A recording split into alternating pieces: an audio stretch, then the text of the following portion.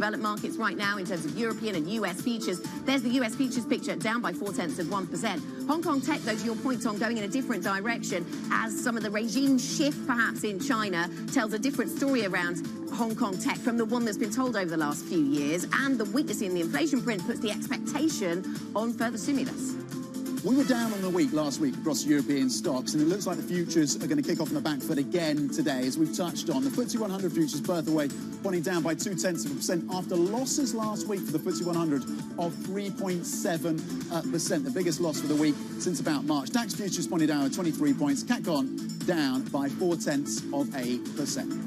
Okay, so the futures picture suggesting we'll be weaker at the start of trade. The US futures picture also weaker. We showed the S&P there down 0.4% or so. Maybe a continuation of the themes of last week where we saw higher yields, particularly that steepening, particularly the long end. What is that telling us about where the US economy goes next?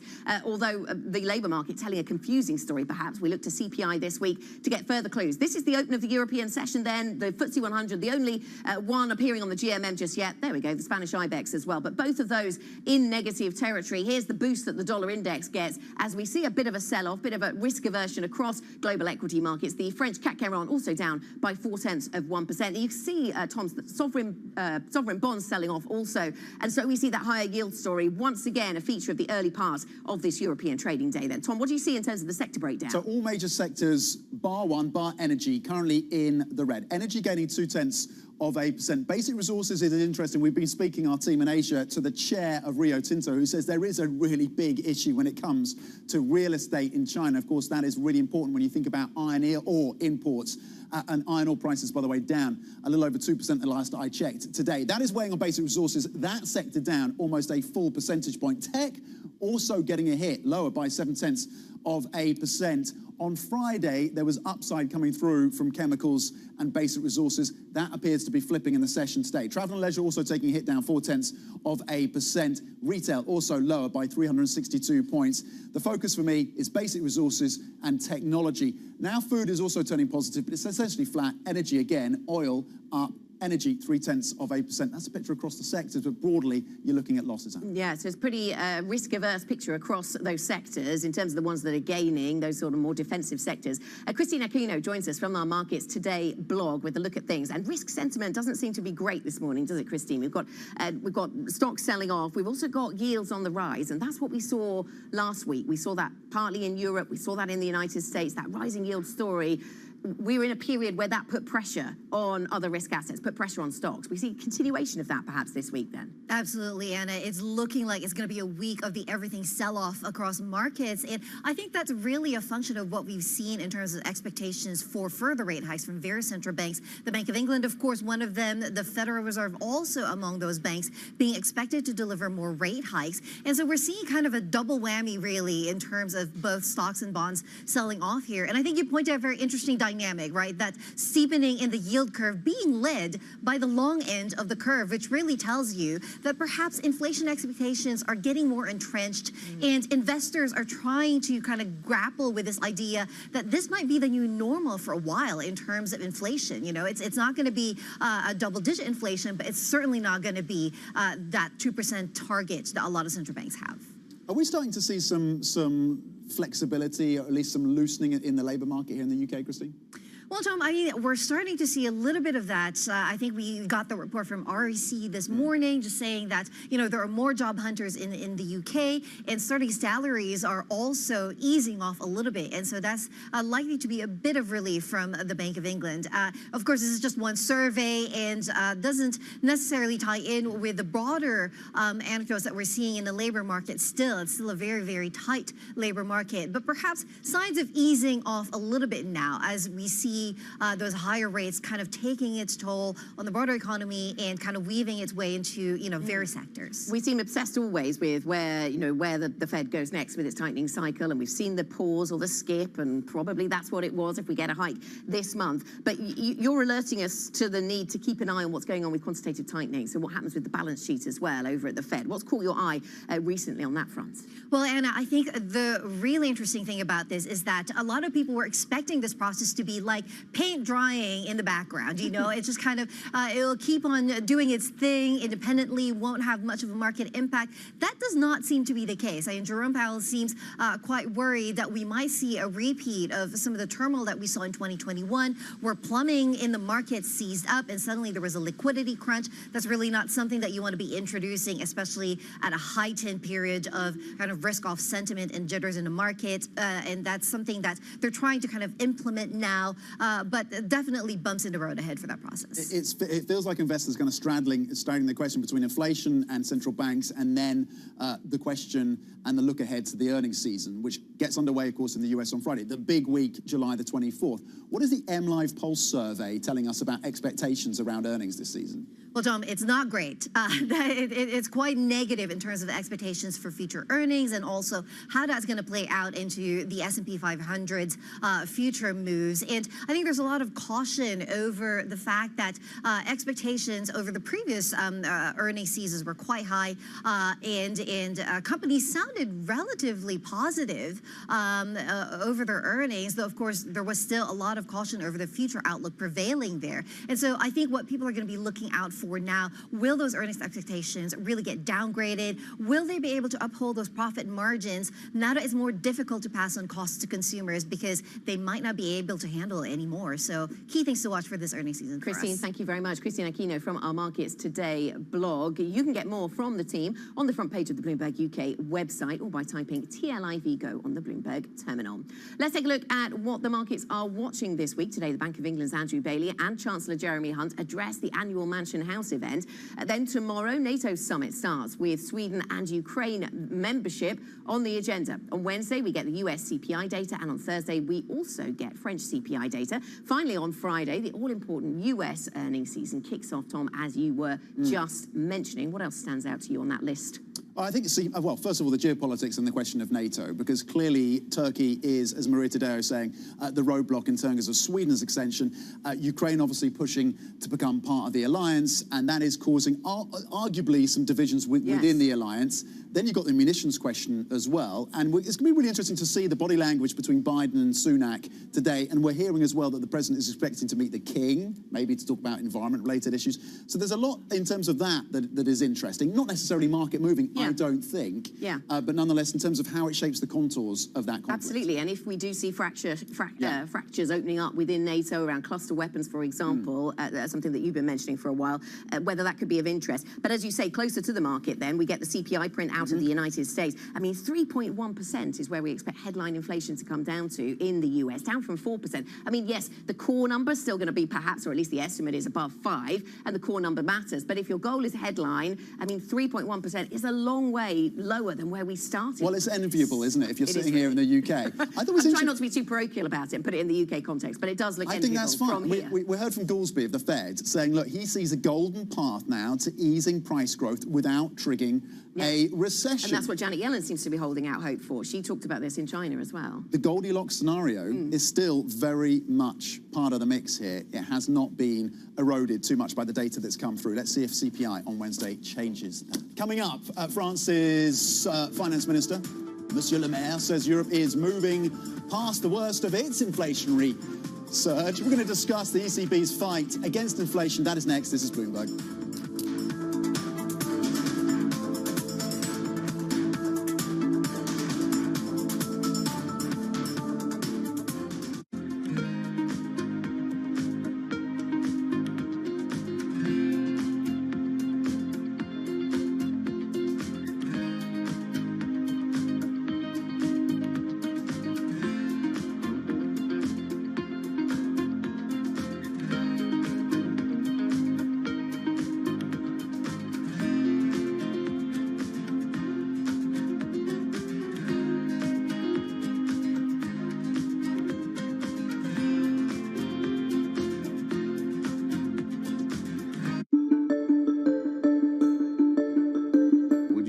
race relations in the United States are much better than when you were growing up in Mississippi, or do you think we've made less progress than you think we should have made?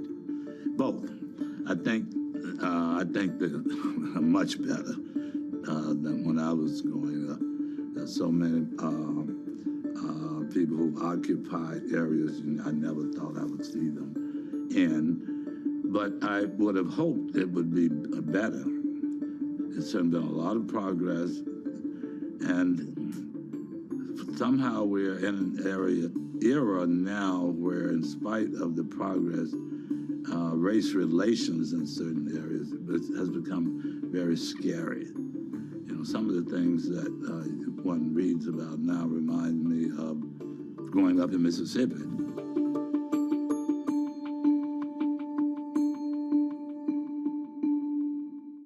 July 11th, Bloomberg is live in Lithuania for the NATO Leaders Summit. Support for Ukraine, expanding partnerships, broad security challenges. We're bringing you news from the meetings and what they mean for the markets. At the summit, we'll actually make important decisions to address our two main threats, Russia's aggressive actions in our efforts to fight terrorism. It all starts July 11th. Bloomberg, your global business authority. Welcome back to Bloomberg Daybreak Europe. Good morning, good morning. This is Bloomberg Surveillance. Welcome to Bloomberg Markets, trying to open. This is Bloomberg Technology. And welcome to Balance of Power. This is Bloomberg.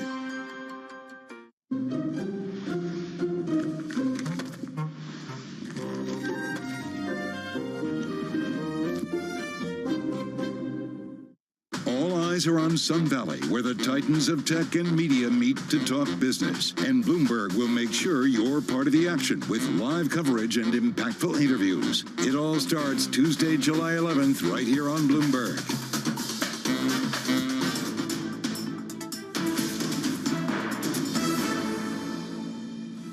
I think that, considering the very last figures, we are going away from the wave of inflation, and this should have, of course, consequences on the policies that are currently implemented. We should have a better situation by the next autumn 2023, and we should go definitely away from the inflation by 2024. And that was Bruno Le Maire, the French finance minister, on his hopes for European inflation.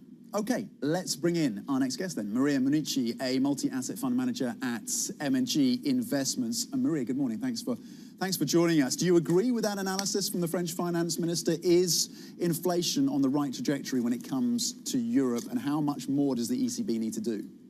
Well, I think we're definitely seeing some encouraging numbers, overall inflation coming down, but not as fast as maybe some investors have hoped for. I think some signals that we're observing that are particularly interesting are, on the one hand, the inversion of curves, not only in Europe, but also obviously in the US and in the UK, in the context of quite a resilient equity market overall year to date. And those two indicators make me think that actually investors are quite set on this possibility of inflation coming down and actually, growth remaining quite resilient. So this narrow path of, things going actually pretty well in the next 18 months is what the market has been set on so far year to date. Maria, so you focus more on the inversion, which still exists, of course, across these markets, in these curves, but some are focused on the new steepening that maybe we're seeing in some areas and suggesting that actually it's that. And if you look back in the past, it's been a period of inversion followed by rapid steepening that's actually suggested the recession is here. Does that mean anything to you? Well, I think is an absolutely crucial element to focus on and look. And I think last Friday we've seen some very interesting movements after the payroll numbers. We've seen a first hint of those curves starting to steepen quite significantly. And there is a danger, from the current situation where we are, which is this narrow path to sort of a Goldilocks scenario, what we can call, to the two scenarios that are more complicated for investors, which is in one end, recession and growth weakening, but also on the other end, inflation potentially remaining more stubborn and a different approach to monetary policy being needed. So these situations make me think quite cautious in terms of how manage multi-asset portfolios today. Fertile ground for an abrupt change in market sentiment is how you phrased it in your notes to us. How do you start to position for that potential outcome? Well, I think overall it's having a cautious stance, so overall neutrality in equity, but with quite a strong focus on selection within the different markets that are available to us. We've seen year to date, for example, one of the key differentiators in equity markets behavior has been the sectors that those markets have been in rather than the geography, probably with the exception of Japan there. And also within fixed income, again, maintaining quite a diversified approach, being nimble about the positions that we're taking. And given some of the volatility we're still seeing on the fixed income market, being able to take advantage of this and of the potential change in perception that investors have. So sectors have mattered more than geography, with some, as you say, notable exceptions, and one of them is Japan. Interesting to ask questions about that Japanese rally that we saw for the first half of this year, so popular with international investors. Has it run its course then? Have you adjusted your portfolio after that big run up? Well, what we've seen has been quite exceptional this year, backed strongly by fundamentals being positive. So we've seen very strong earnings coming from Japanese equities. There is also a story around governance improvement that has been going on actually for quite a few years, and maybe, this is the time of reckoning of that. But there is also the macro component, I believe, of that. Japan has seen obviously inflation, but not the same type of inflation we've seen in other markets. Monetary policy has remained quite benign, and this, in my opinion, has fueled some of these views on the market. So although there continues to be potential over the long term for some of the stocks in this market to do very well, at a portfolio level, I have been taking some risk off in this space, given the strong performance. Yeah, and of course, for many, the call is still there that benign environment from the Central Bank of Japan will change at some point this year. That, of course, remains in focus. When it comes to the UK, gilts selling off again today, 5.43 on the 2-year, 4.66 on the 10-year. Are gilts looking like a bargain, or is this about trying to catch a falling knife? Well, there's always risks, obviously, embedded with the volatility we're seeing in these equity markets, and gilts is no exception. What we're seeing is quite differentiated environments across different countries. UK, Japan, US.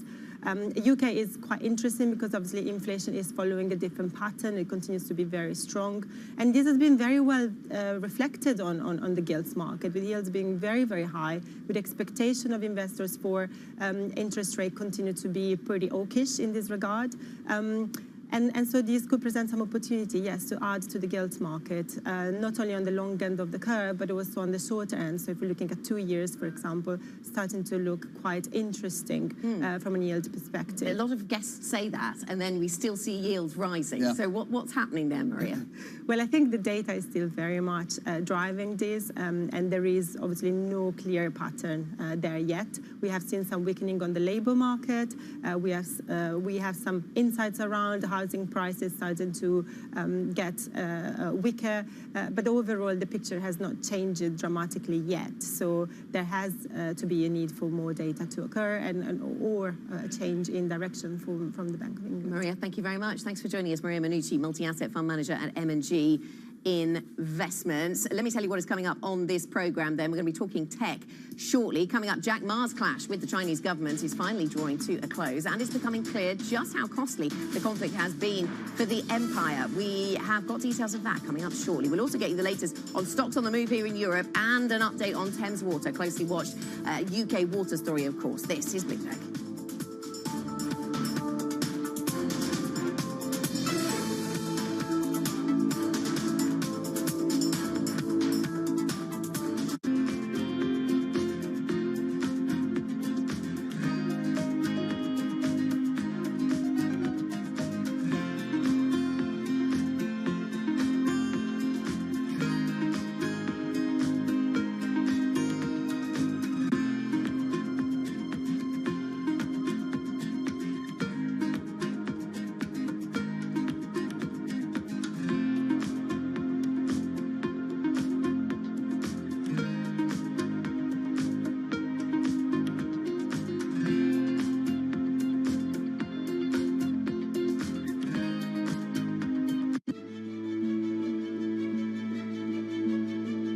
I don't think we can replicate Tesla. Tesla is a unique because when they founded and then the personality behind it, The product is beautiful, technologically very, very strong. So in many areas, Tesla is Tesla, but XPeng is XPeng. We want to focus on what we think is important for our customers.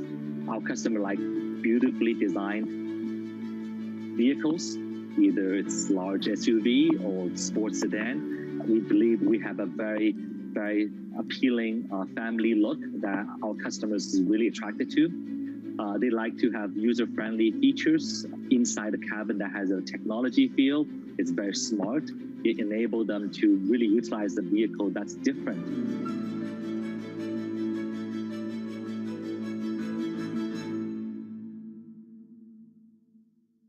Our studios in New York and San Francisco, our expert hosts of the data and analysis about the companies you know and the startups to watch, plus the interviews you don't want to miss. Watch Caroline Hyde and Ed Ludlow on Bloomberg Technology, the only daily business show dedicated to tech, right in the middle of the trading action. 12 p.m. on the East Coast, 9 a.m. in the West, only on Bloomberg Television, your global business authority.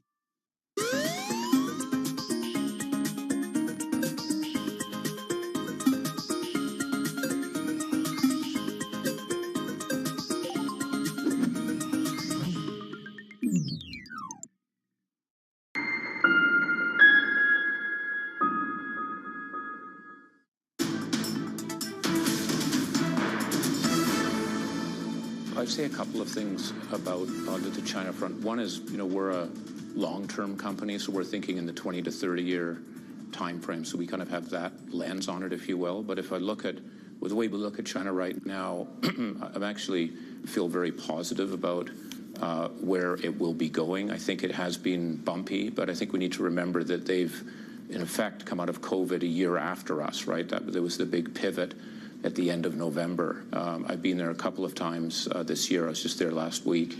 And it very much looks like it did, in New York and London, a year before it is now, if you will. So there's the COVID kind of coming out period.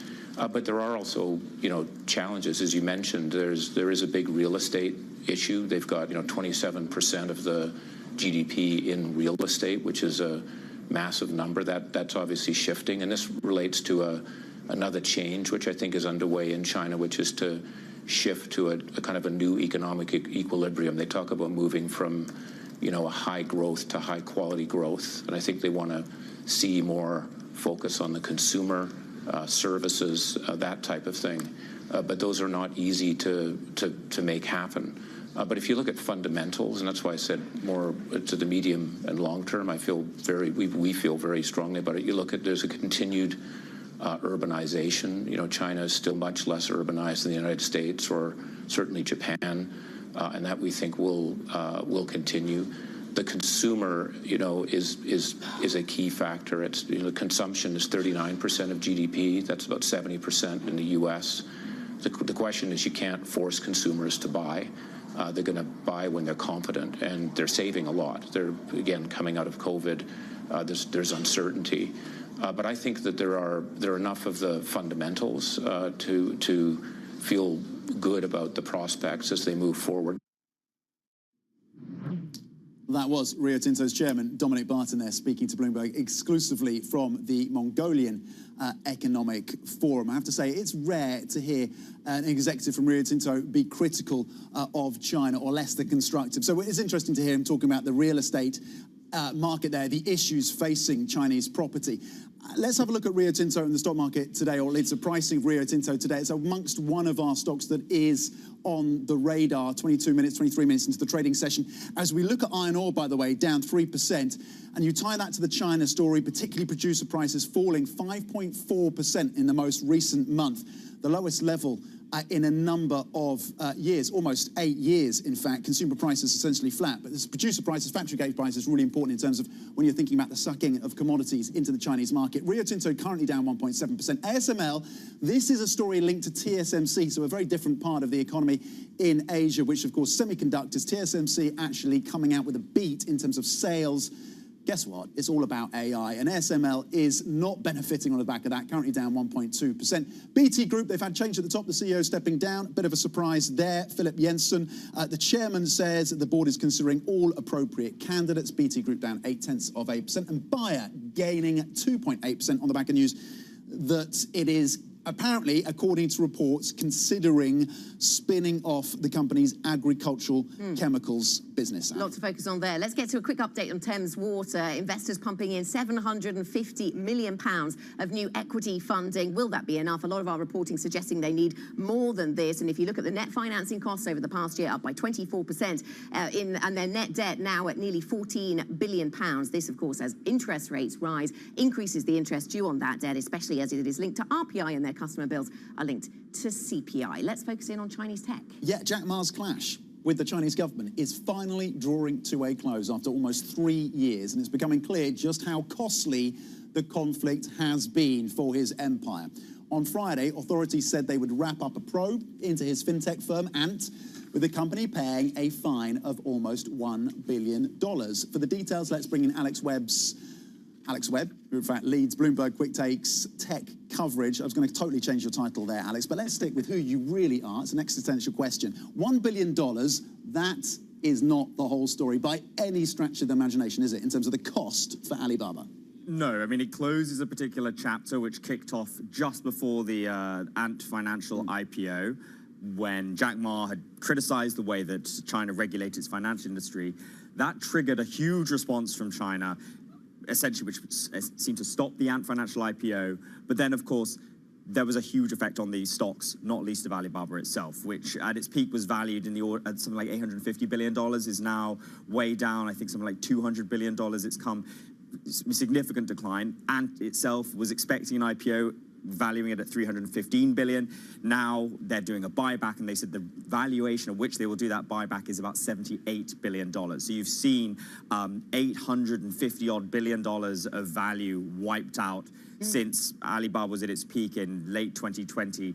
It has lost 72% of its market capitalization. Right, absolutely. So if you're thinking about in the context, as you say, Tom, $1 billion doesn't seem like all that much in that context.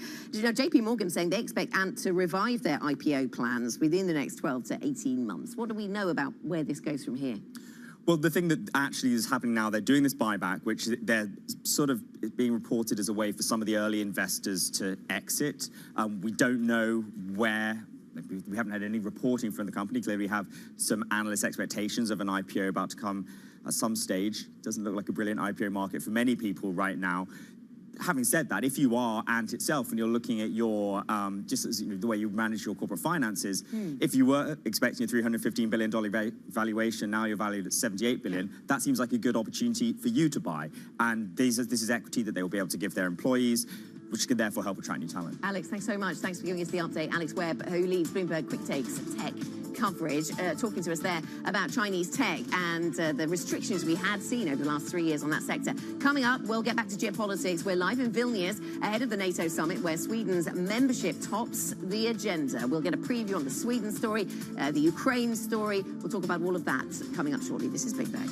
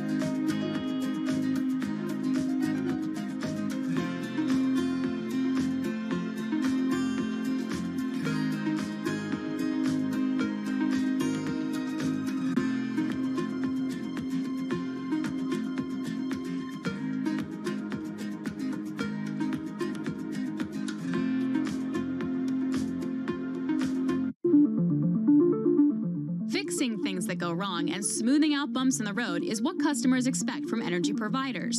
And For Duke's renewable assets, that process is overseen from one room in an office building in Charlotte, North Carolina.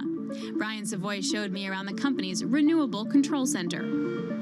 This is where our operators are monitoring and managing over 5,000 megawatts of renewables across the United States. How would this differ from like a conventional asset monitoring center? Yeah, so assets, historically, they would have the monitoring center on site. So you might have an operator with screens, but at the site. Whereas this, we could do 90 sites. There's offshore wind, onshore wind, solar, and they're looking for the smallest change in output because every megawatt hour is money. When one of these assets isn't producing full capacity, we're putting another resource on, and we're having to toggle this on a consistent basis. And this, as clouds come, this is by the minute. This is not, or the hour it's off. No, it's by the minute, and it'll fall, come back, and we have assets that follow this digitally as well, so that we can keep a consistent flow of electrons on the grid.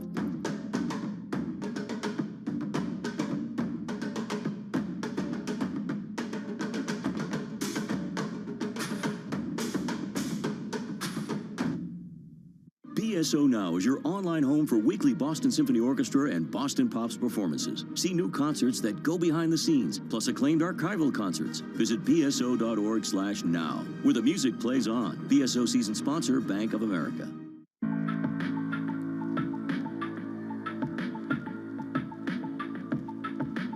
This is Bloomberg.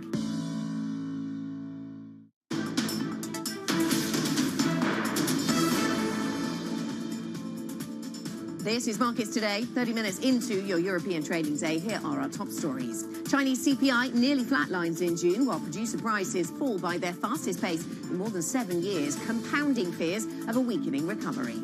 Treasury Secretary Janet Yellen declares U.S.-China ties are on a surer footing, saying Washington's message has been heard in Beijing following her 4-day visits.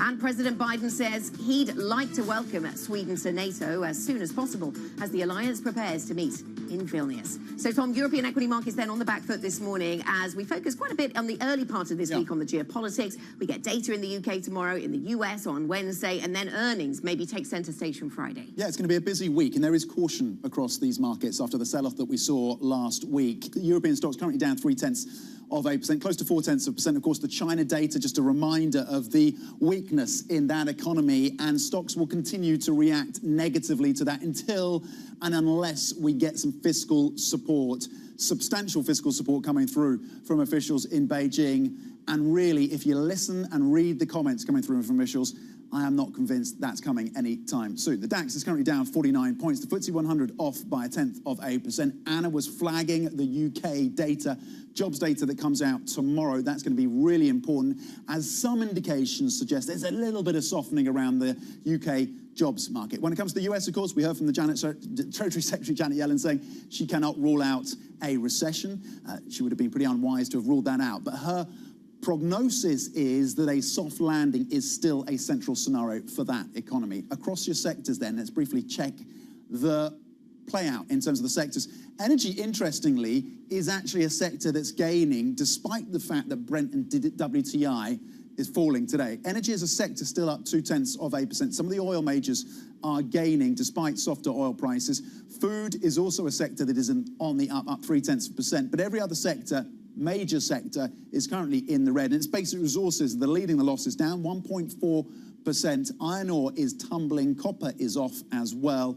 And of course, the weaker China data is a big part of what's happening in basic resources. We heard as well, Anna, of course, from the chairman of Rio Tinto saying that there is a concern there about real estate in China. Anna. Okay, from weakness across European stocks, let's get to some geopolitics. Over to the NATO meeting, which is going to be taking place this week. Leaders are beginning to gather in Vilnius for a 2-day summit, which kicks off tomorrow.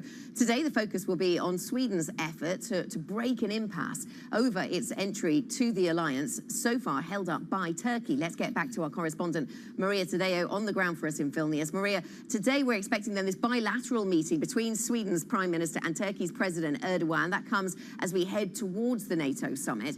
But this is going to be important, isn't it? Because NATO's NATO future for Sweden is being held up by Turkey at this point.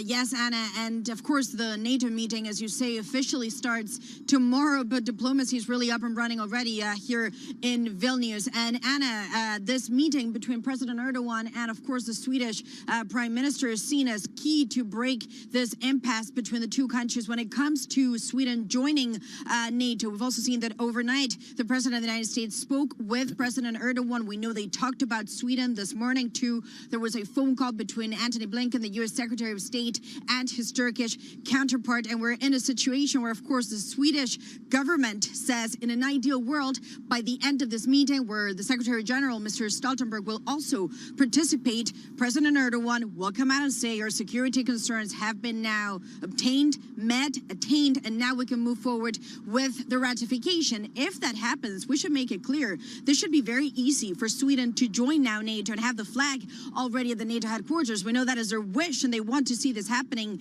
even potentially before the end of the month. The problem is that when you look at the signals that are coming out from the Turkish side of this equation, they're not very positive. President Erdogan continues to say he's not yet satisfied. He had some very tough language on the Friday. He said that in Sweden, this is a country where terrorists roam free on the streets. Of course, the Swedish government would disagree. And then we also know that that incident, that burning of the Quran, really, again, kick-started tensions between the two. But the Swedish repeat and they insist a breakthrough needs to happen today. Something's got to give. This is now about their national security. So the Swedes need Erdogan to move out of the way. When it comes to Ukraine, is the US going to move out of the way in terms of its bid? Surely, if Biden doesn't want Ukraine to be a member of NATO, at least for now, it's not going to happen.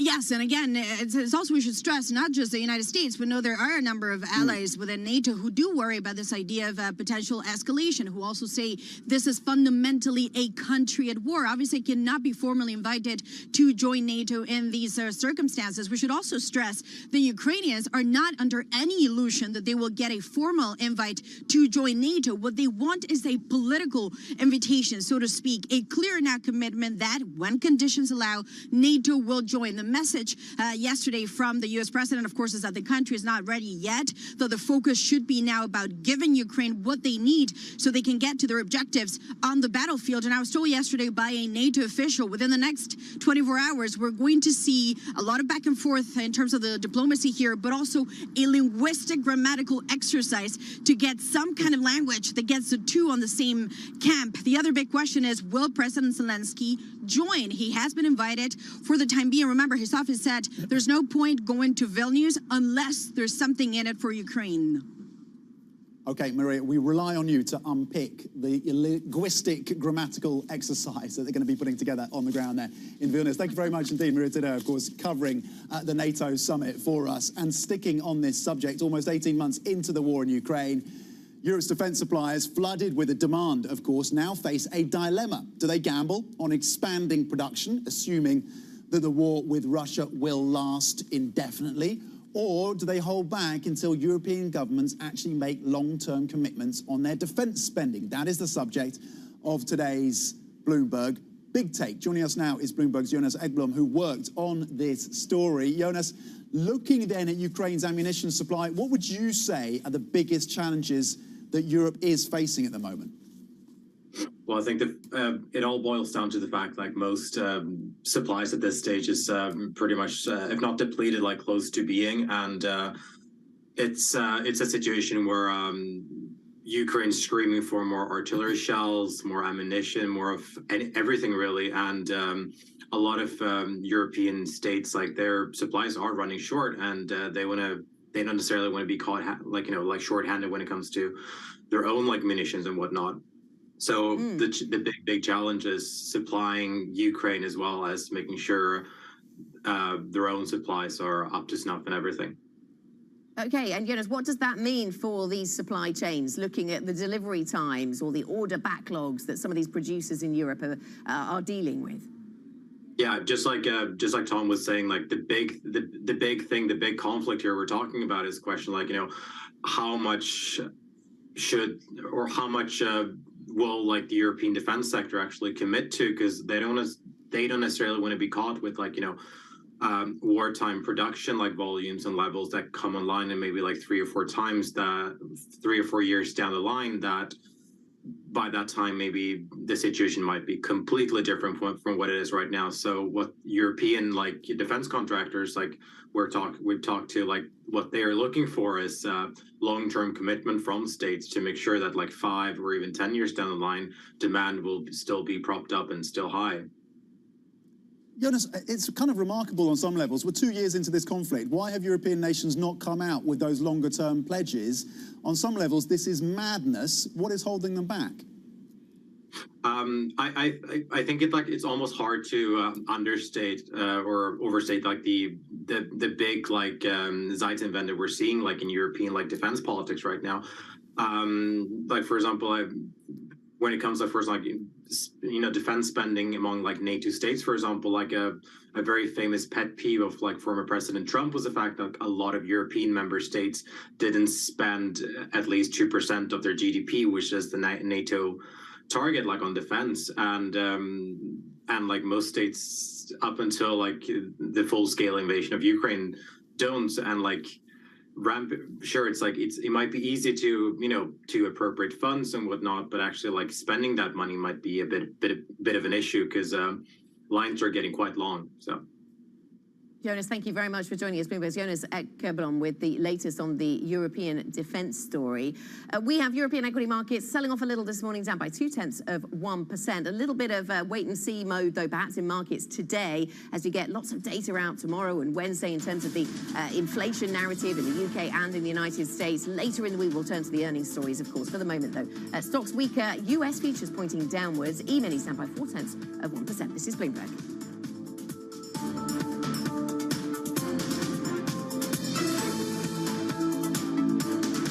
Connection lost.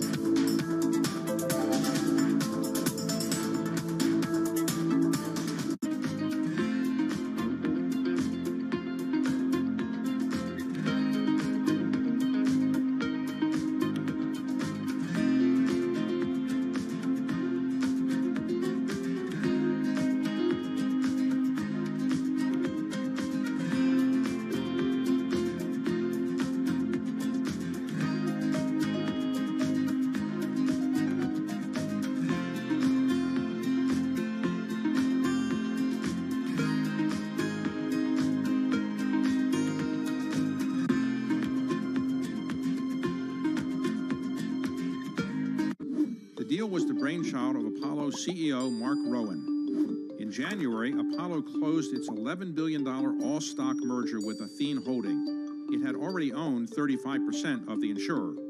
Here's what Apollo gets out of the deal.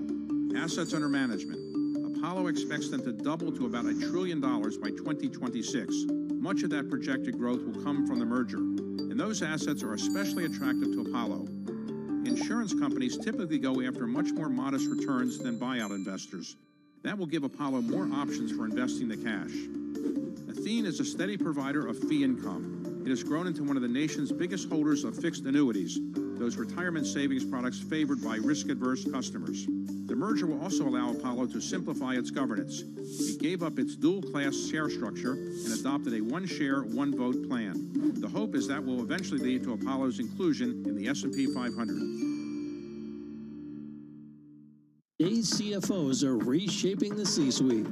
Bloomberg's Chief Future Officer shines a spotlight on these dynamic leaders. Fenway Sports Group has become a $10 billion global powerhouse. CFO Julie Swinehart tells Tom Keene how she's helping the company raise its game. Winning's at the core of everything we do here, and the balance sheet is so important to the success of the team. Watch Chief Future Officer Wednesday on Bloomberg. Markets countdown in Europe from the financial centers of the world. Bloomberg Markets European Close with Guy Johnson in London and Alex Steele in New York. Real-time numbers, real-time analysis. Weekdays.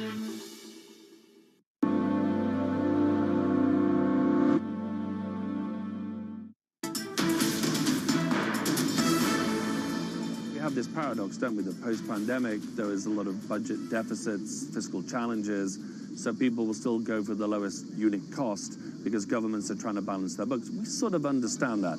But in healthcare, you have to take a long-term view. And healthcare perhaps has not been a priority for the EU, at least not in terms of what it creates in terms of population health and inward investment. And it's something really for everybody to think about. So I think, yes, sadly, there will be a desire to go much lower cost again, and that will lead to having to repatriate at a later stage. However, I think some long-term thinking, some clear-mindedness to try and make sure that at least a percentage of essential medicines is made in Europe, which means you have some flexibility. Perhaps it's not all. Maybe it's 40% or 50%. But if you can think about resiliency post-pandemic, there's the sort of things you need to do. Do you fear a deep recession in Europe going forward? Are we misunderstanding the fact that there is a delay between monetary policy and transmission to the real economy, and perhaps we're not out of the woods yet when it comes to recession? I think you said it beautifully. The delay between policy and sort of impact outcome is there for all to see. I think we perhaps have to hold our nerve a little bit. One of the reasons I come to forums like this is to really listen to experts and to add to our own, knowledge, and to try and decide where do we think we're going. What I can say to you really clearly is that we're perhaps one of the few, if not the only industry that will never increase its prices in markets such as France and Europe. And so when there is challenges in the economy and inflationary pricing pressures on things we need to make our medicines, we don't put our prices up. And I think people fail to understand that. The Sanofi CEO there, Paul Hudson, speaking to us exclusively. The sound of cicadas in Aix-en-Provence, quite provocative. Lovely. Be there this summer. Okay, yes, making us all feel more summery. Right, let's talk about what's happening with the UK utility space this morning. Investors in the troubled UK utility Thames Water have agreed to put in an extra £750 million. That's equity funding to help stave off a temporary takeover by the government. Joining us now from our European energy team is Priscilla Azevedo-Rocha. Priscilla, you previously worked in the credit team here at Bloomberg, so excellent insights, no doubt, into what's happening here. Is this 750 million of equity funding going to be enough? Because, of course, this is a business that has had a debt problem and has been facing increasing interest rates. Hi, Anna. Good morning. So the market seems to be perceiving the 750 million as enough for now to plug in the hole in Thames Water's finances. But moving forward to the next investment period, the company still needs 2.5 billion pounds to make ends meet. So this is yet to be seen. So investors are questioning the long-term trajectory. But the initial equity investment seems enough for now to make the company, to help the company muddle through for the time being. And does that mean that a government takeover is off the table then, at least for now? At least for now, it looks like it. So the government takeover is the last resort, right? So if you have some commitment from equity investors saying, okay, hi, we're here, we're able to provide some support for the short term that might help the company and will keep the government away from nationalizing Thames Water for the time being. Let me ask you about what this means for the wider sector then, Priscilla, because we've seen, of course, Thames Water has been much talked about how the debt load here was perhaps worse than others in the water sector, but there are others in the water sector and maybe even broader utilities which also have debt issues. We're actually seeing some other water companies that have listed share prices that we can look at on the rise today, as if there is some relief for the sector as a whole. Perhaps the message here then that equity investors are willing to put more money into these businesses. Yes, that's right, Anna. The message from what we've seen this morning is slightly positive for the sector, but it still remains a problem. Most of the debt of these companies are linked to inflation. As we have seen, inflation in the UK has been persistent, and they have taken on a lot of debt during the times of low interest rates over the past 5 years or so, and now this has put them in this fragile position. Okay, Priscilla Azevedo-Rocha from our European energy team on the latest when it comes to Thames Water and that equity raise of £750 million. And as Anna mentioned, some of those listed water companies, utility companies here in the UK, are rising on the back of this news. So some sense of relief, it seems, being reflected in the share prices, at least for Severn Trent and United Utilities, up between 1.6 and 1.8%. This is a story that continues to evolve. Coming up, we're going to look ahead at what is coming up this week, coming up, including the Fed's Beige Book, US CPI and UK labour market data. We're going to bring you the schedule. That is next. This is Bloomberg.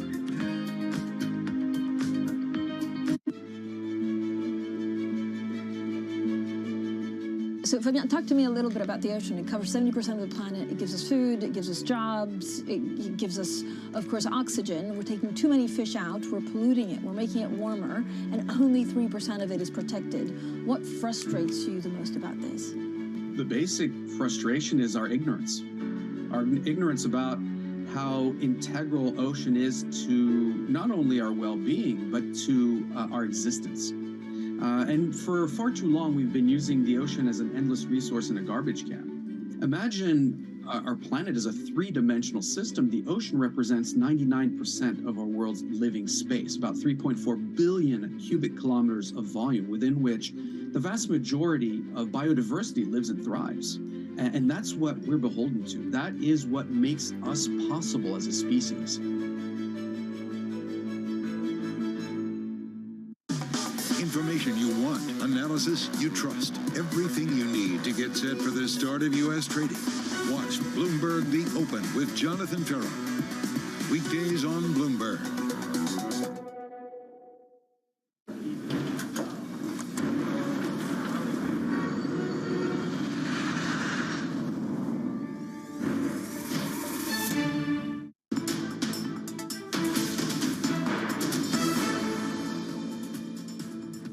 Welcome back to Markets Today. We are 50 minutes into the first trading day of the week here for European equities, and we see a little bit of movement actually back towards the flat line in European stocks. So we had started in negative territory, and we are now down, but down 0.1%. The FTSE is a little stronger, up by 0.1%. The CAC 40 also in Paris, just above the flat line. Looking at the sectors, only a third of them in positive territory, but energy, food, beverage, and tobacco leaders. Basic resources, the weakest performing sector, so leading the laggards, that is down by 0.9%. And basic resources may be weighed down by weak expectations about what's going on in China, Tom, and that, I know, links to your morning must-read story. Yeah, we just had another reminder, didn't we, of just the gradual slowdown that we're seeing in China, the fact that the data is not coming through to paint a picture of a robust economy, with producer prices, again, falling, contracting about 5.4%, the most in a long time, since about 7 or 8 years. Look, I'm bringing to attention Xu Li Ren's opinion piece on Bloomberg Opinion. You can go to the website, you can go onto the terminal, of course, to read it. She does lean into my bias, which is that I don't think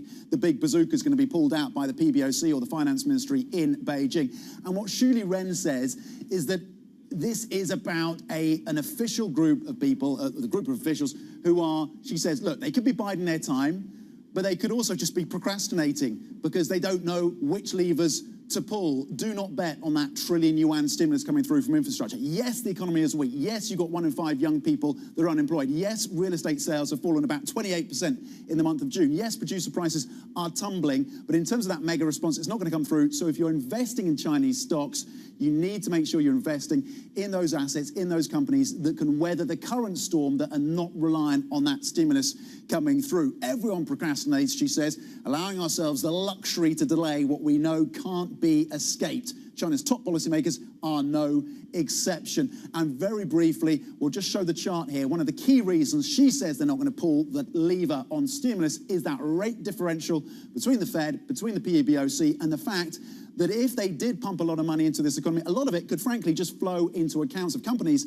and households and individuals and be parked in US dollars, something, of course, China does not want to see. This is the differential between the 1 year and the China 1 year in terms of that dollar rate, the interest rate, and that is a concern for officials, so pick your companies wisely. Yeah, pick your companies wisely is the advice of Xu Li Ren. Really interesting, thinking about what is driving that hesitancy and where certain global central banks and governments are able to go against the global narrative and where they're not. And if it does just encourage money into dollars, then perhaps lessening the urgency with which Chinese policymakers will approach that effort. Let us talk about what's happening in markets then. 53 minutes into our trading day here in Europe. Eddie van der Veld joins us from our Markets Live team. And Eddie, let's start on China, because it did seem to be the sort of dominant theme coming through from the Asia session.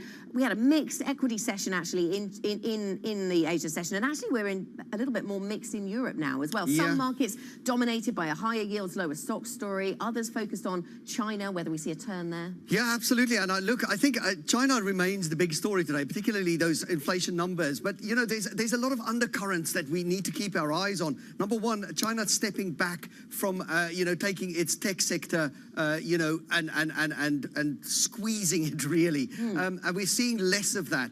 At the same time, a little bit of a deflationary number from China maybe feeds through positively into the rest of the world and means that you don't need that extreme, higher rates across the globe. So it's a very mixed picture, and it depends on exactly where your focus is. When you think about, so we're talking about inflation there, Chinese inflation. When you think about US inflation and the CPI print out on Wednesday, do we just assume that July is a done deal from the Fed and this is all about the steer to September? Yeah, but I don't think it because of China or because of what happens in CPI. I think those kind of numbers are interesting, but I don't think they are the key one. I think the key one for me was the wage inflation that we got out of the US on Friday, and the wage inflation remains above target, and it actually increased. And I think that for that reason, it's starting to show that inflation is becoming entrenched. And remember, in the US, the core number hasn't really come down anything like the headline figure has been coming down, and that is a worry for the Fed. And I don't think, the Fed's paused once already. I don't think 2 in a row is something that they would even consider it. Okay, so not skipping another one. So that's the expectation around July. Now, sometimes we don't wait with great anticipation for the beige book because it can be a bit beige. Other days it's pretty exciting. So what are you expecting this time? Oh, I love the beige book, and I think it will be very exciting, and I think it is a key focus this week as well, because that anecdotal data, when you've got this much uncertainty, that's where you want to look at. You want to see what people are saying and what people, when people on the ground, people at the coal face, when they look forward to the next few months, are they hiring? What are they seeing in wage pressure? Are they getting enough workers coming through? And what are their input costs? Those are the sorts of things that you can't very easily capture in data, and that you want to look to the beige book for. Eddie van der Velde bringing the beige book to life, at least a preview. Okay, I'm excited about it now. Thank you, Eddie. Job done. Job done. Eddie van der Velde from our Markets Live team, who's hyped about the beige book. Remember, you can get up-to-date analysis and insight from Eddie.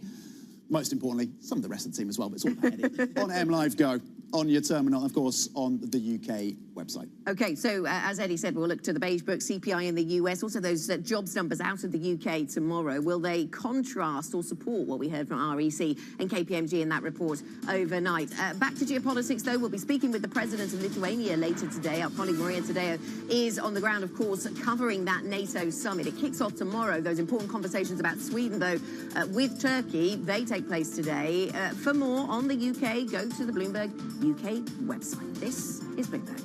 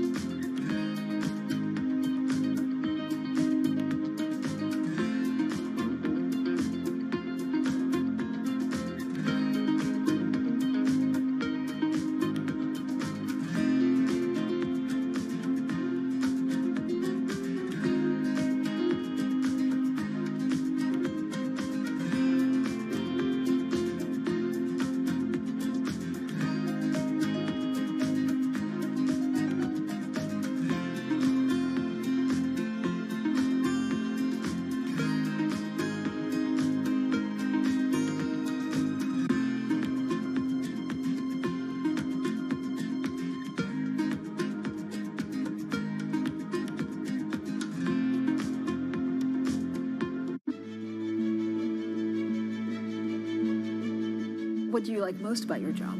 I think the people. I mean, ultimately, we're a people business. A lot of what my job is as CEO of the company is to give those people sort of motivation, to tell them where we're going, to encourage them to come up and do their best work, to encourage them to collaborate. Sometimes you sort of think you're almost a psychologist, as you are a business leader, I think, sometimes. And so what's your best piece of advice? I love pitches. I love being sort of leading from the front, if you like, and spending times with teams. I love to see the work that we're doing. When we pitch for a piece of new business, often when we come together. So I guess I try and put myself in the seat of the client. What's the client going to think when they see this work? Are they going to be excited? Is it going to turn their brand around? How's it going to resonate with their consumers? So as much as possible, I think probably I try and play that role.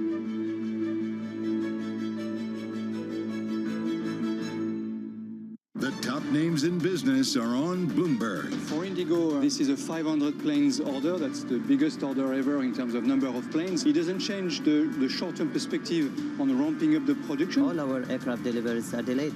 The supply chain that was really decimated during COVID. It's a real challenge for all the OEMs at the moment, but we absolutely have to have those aircraft delivered on time. Nobody covers business like Bloomberg, your global business authority.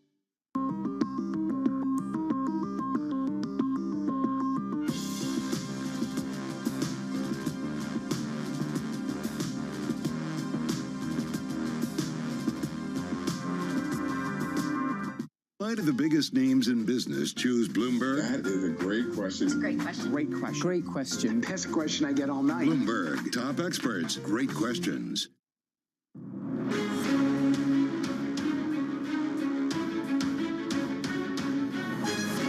Newsmakers and market movers. This is The Pulse with Francine Lacqua.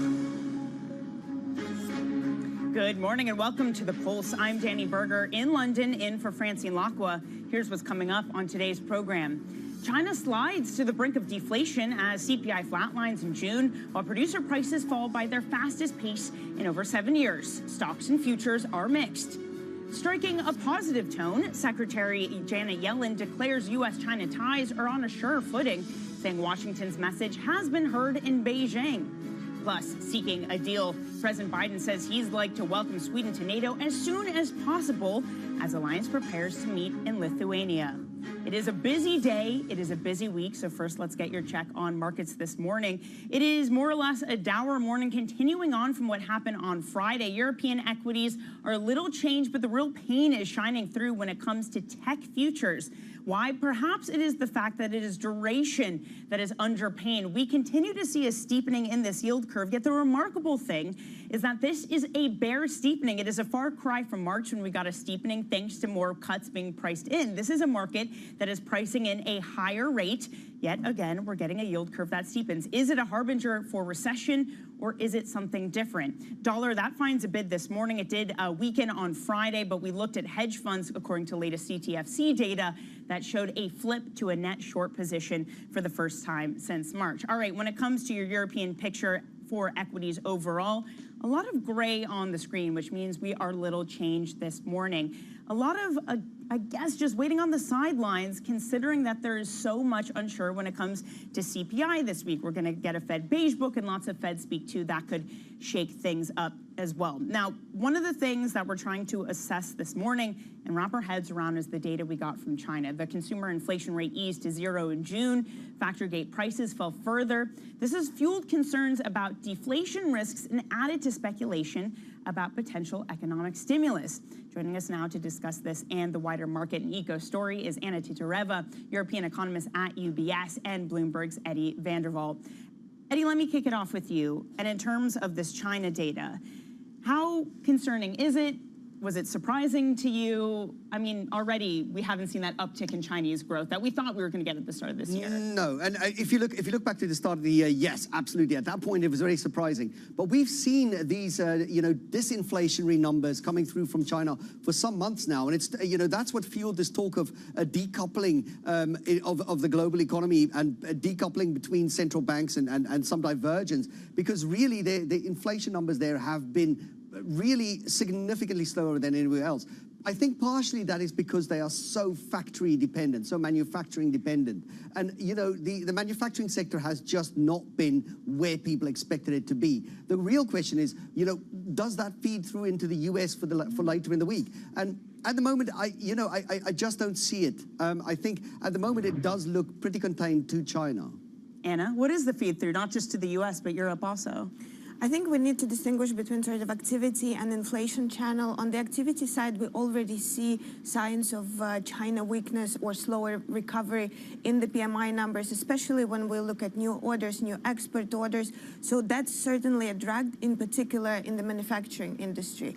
When we look at the inflation channel, we've seen for a number of months in Europe and in the UK producer prices are slowing. However, it does take some time to fit into slower consumer prices, especially on the goods side. But in any case, inflation problem in Europe still persists, and it's largely coming from services sector. So this, China story might not help us as much to bring inflation lower in Europe. What happens if there's stimulus in China, Anna, that ramps things up again? How does that change your assumptions? So first channel would be likely activity channel, and we've run some long-term historical sensitivities, and we estimated that 1 percentage point stronger growth in China adds about 15 basis points to Eurozone growth. So in that sense, there should be some moderately positive impact, but nothing major on the activity side.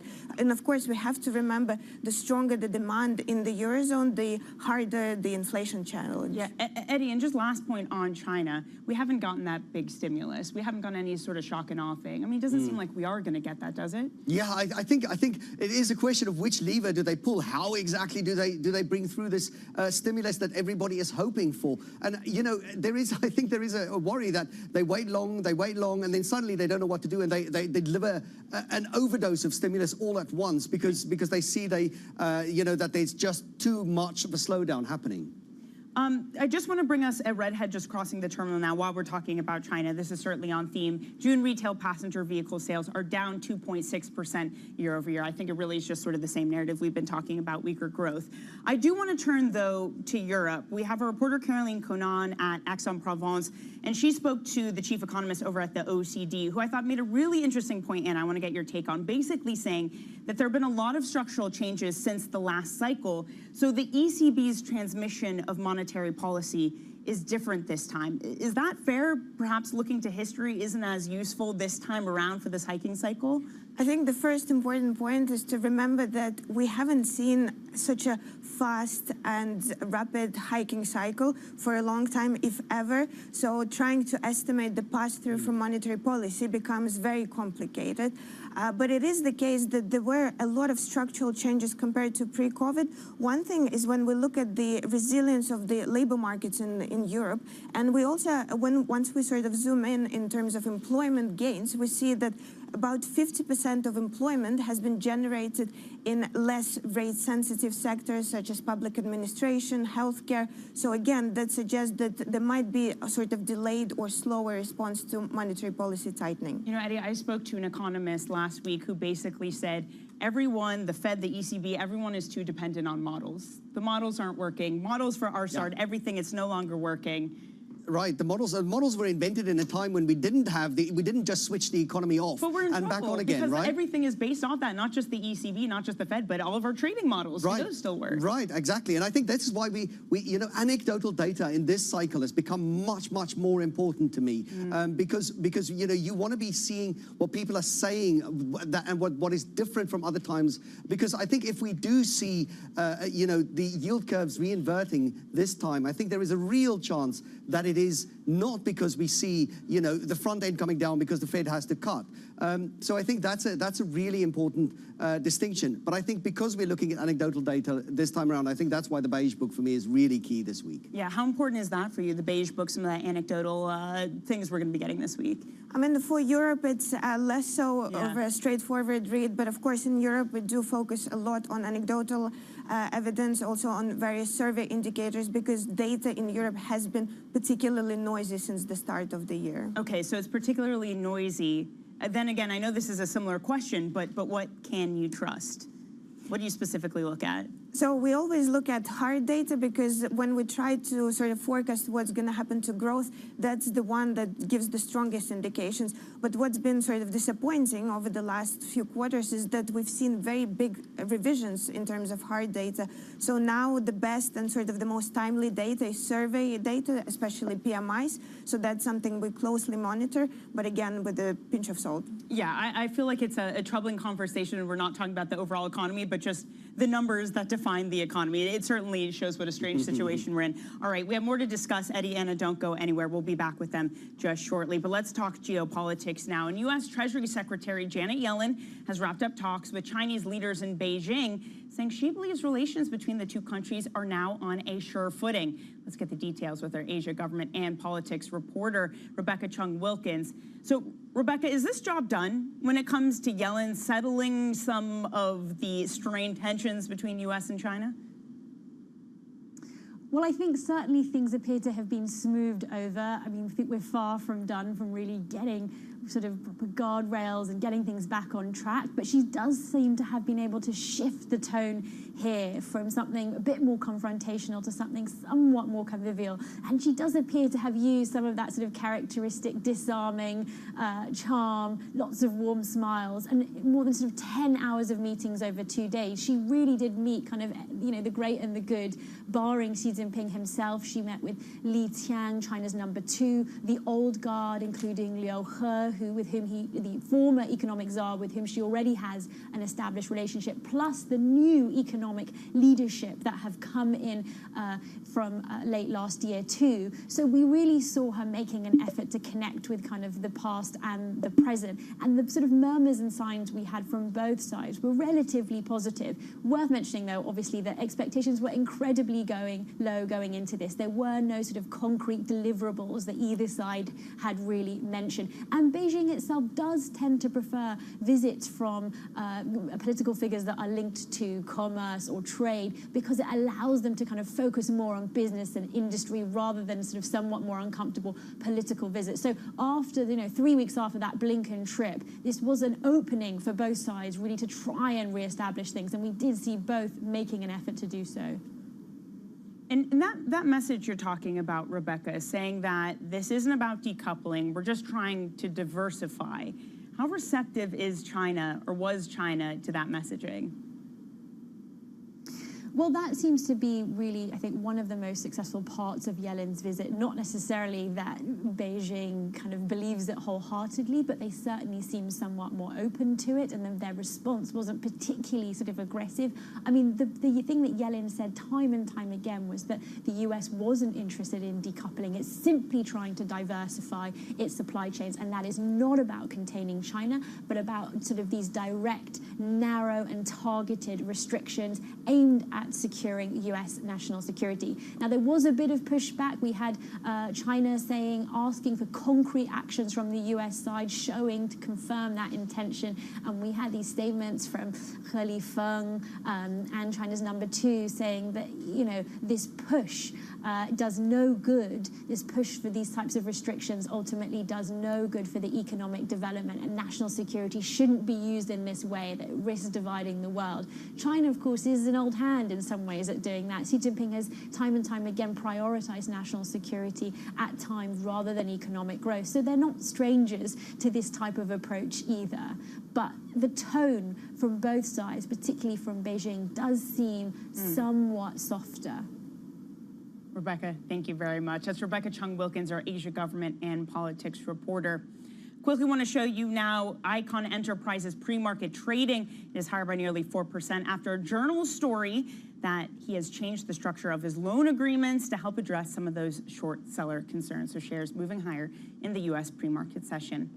Okay, coming up on the program, the number of job candidates in the UK has risen at the fastest pace in 2.5 years, providing a welcome boost to the BOE's fight against inflation. We'll discuss that next on Bloomberg.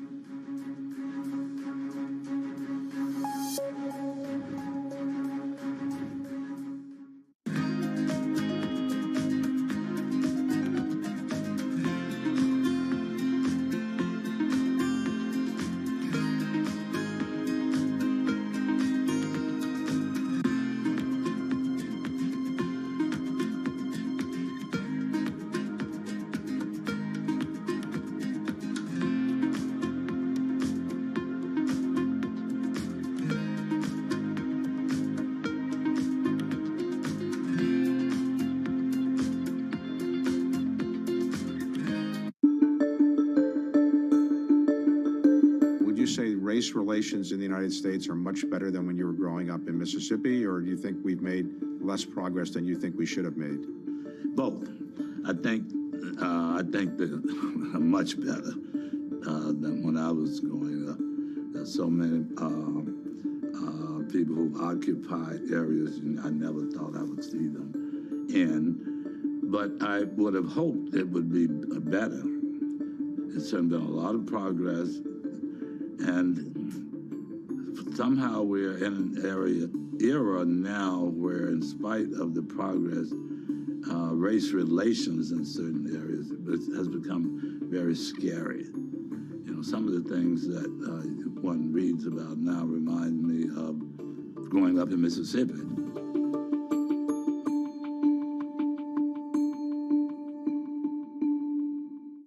The top names in global leadership are on Bloomberg. We have reformed the whole ecosystem around attracting foreign direct investment. To get everybody to the table was the most difficult thing. Now we're here. The next is consummation. The commitment is there. Now what we need to see is the actions. Nobody covers the top global leaders like Bloomberg Television and Radio, your global business authority.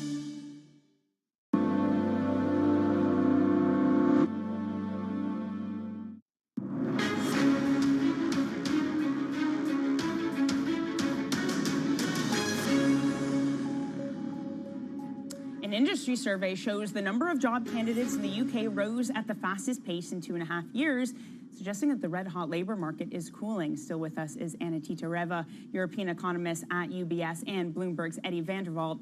Eddie, on that labor numbers, assuming that data holds up with other figures we get, does this give the BOE some breathing room? Well, the BOE certainly needs some breathing room, right? Inflation in the UK remains significantly higher than in any of its peers. We're still flirting with kind of double-digit numbers for the headline inflation. And you know, the UK had this double whammy of both Brexit and then the COVID impact, which has amplified the trouble really in the UK economy. Now, we're going to hear from Bailey later on, but he really needs to, you know, make that call. And I think at the moment, the Bank of England still very much want to err on the side of pushing rates significantly higher. I mean, in the past, and I mean, in the recent past, Anna, Bailey has sort of wanted a get out of the hiking cycle card. He had hoped that inflation had turned a corner. Does this give him that excuse, maybe, not to take things as far as this market is pricing? So I think if we look back at the last BOE surprise decision to hike by 50 basis points, what we see is that BOE is trying to gain back some of lost credibility.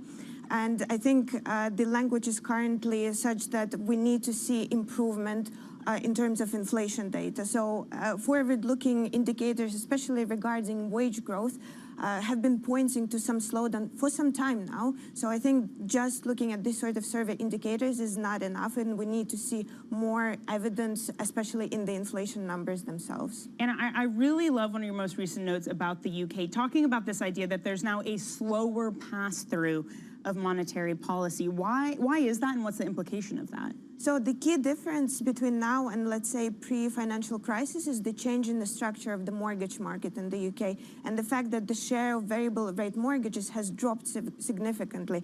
The latest data suggests that it's only about 12% of total outstanding stock of mortgages, which means that sort of the immediate impact from monetary policy tightening is much smaller than it used to be.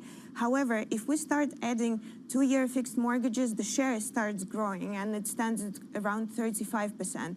So on the back of this data and taking into account that there was sort of a surge in mortgage lending in summer 2020, we are expecting this wave of remortgaging to take place this year. And that's why our view is that the impact of tighter monetary policy is going to kick in more substantially, especially in the second half of this year. Oh, that's interesting. That also goes to what we were talking about during the commercial break, the Bloomberg intelligence view that housing prices need to come down further. Maybe this is the catalyst for that. Yeah, I think so. I think that's exactly right. We're seeing a slow transmission mechanism in the UK, but we're seeing it all backloaded and it's all coming through at once, right? And if you see, you know, just walking around in the UK, you are having a lot of conversations these days about house prices. You're having a lot of conversations with people about their mortgage rates in particular. A lot of people that, you know, just speak to you about mortgage rates going up. It's really significant.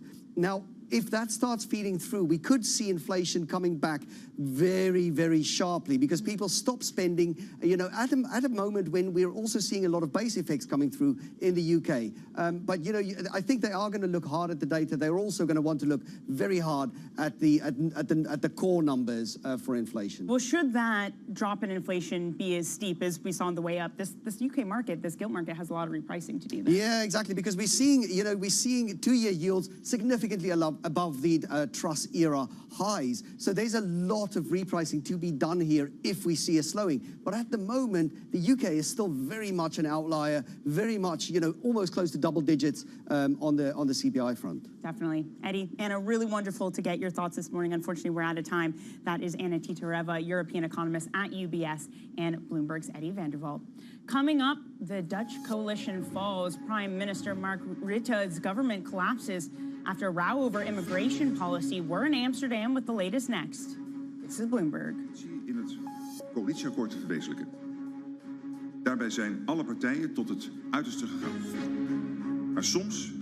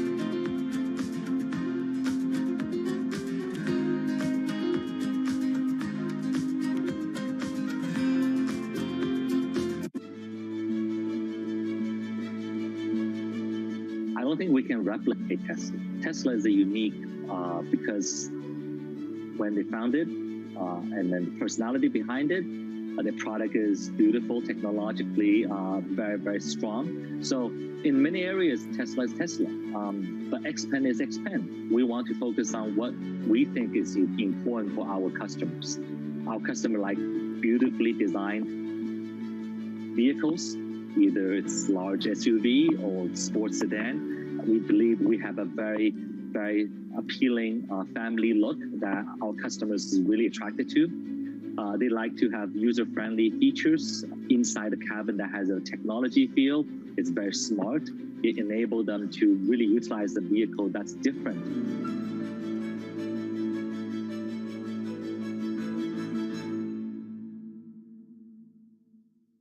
Three prime ministers, 4 chancellors, an energy crisis and the soaring cost of living. It's been a hard year for startups, but even in the toughest times, some of the best ideas are born here in the UK. Bloomberg UK's Startups to Watch will profile the brightest companies under 10 years old, with the winners unveiled at the Bloomberg Technology Summit in London in October. Get your entry in by the 7th of August for the chance to have your company profiled and to attend unique networking events. Good luck, and we hope to see you there. This month, Bloomberg brings you the latest from China's 14th Annual National People's Congress, including China's COVID recovery, economic outlook, and geopolitical tensions. Continuing coverage this week on Bloomberg.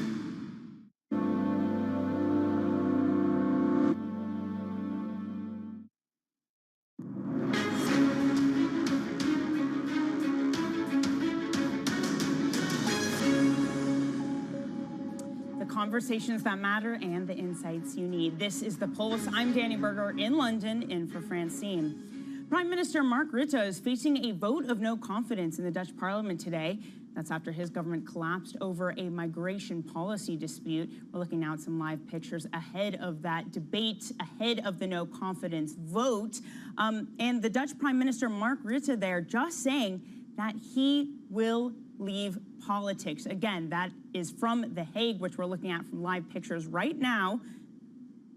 Again, live debate ahead of a no confidence vote where the Dutch Prime Minister Mark Rutte says that he will leave politics. As we're monitoring these headlines, let's get over to our Bloomberg's April Roach in Amsterdam. April, I want to start with this hothead just crossing the terminal now with the Prime Minister saying he will leave politics.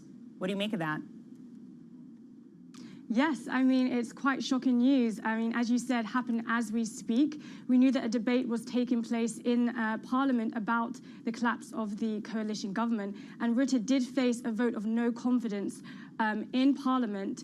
And yeah, so we had not expected that he was going to announce he would leave politics coming in live now, but that is the news that we're hearing.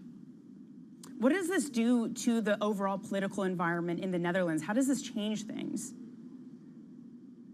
So the coalition government was made up of 4 parties, Mark Rutte's VVD party, the Christian Democrats, the Christian Union, and the D66 party. And despite the collapse of the coalition, Rutte's party was still said to have quite broad support. And we know that there's going to be a vote expected in mid-November on the election. So with Rutte potentially leaving politics, as has just been announced, this means that a new leader could be announced for the VVD party as they go into the elections in mid-November. But it is yet still unclear which party would then take victory at the election later on this year. April, can we rewind a little bit and just discuss how we got here? What was the migration dispute that again ended with just moments ago learning that the Prime Minister, the Dutch Prime Minister, will leave politics? Yes, so Mark Rutte had given his coalition partners an ultimatum to limit the right for family reunions for refugees from war zones, and that would set the limit at 200 people per month for a period of up to 2 years. And according to people familiar with the matter, Mark Rutte had put himself in a position that could have only ended in one way, the collapse of his 4-party coalition agreement. The coalition partners were said to be nearing an agreement last week, at the start of the week, and then abruptly on Wednesday, Rutte introduced non-negotiable demands, and the talks then later failed and ended due to irreconcilable differences. And this brings an end to Rutte's 4th coalition government after he came to lead the Netherlands in 2010. He's currently the country's longest-serving Prime Minister. Okay, April, thank you very much. As Bloomberg's April Roach in Amsterdam, as we take you out on live pictures of The Hague after the Prime Minister said he will leave politics.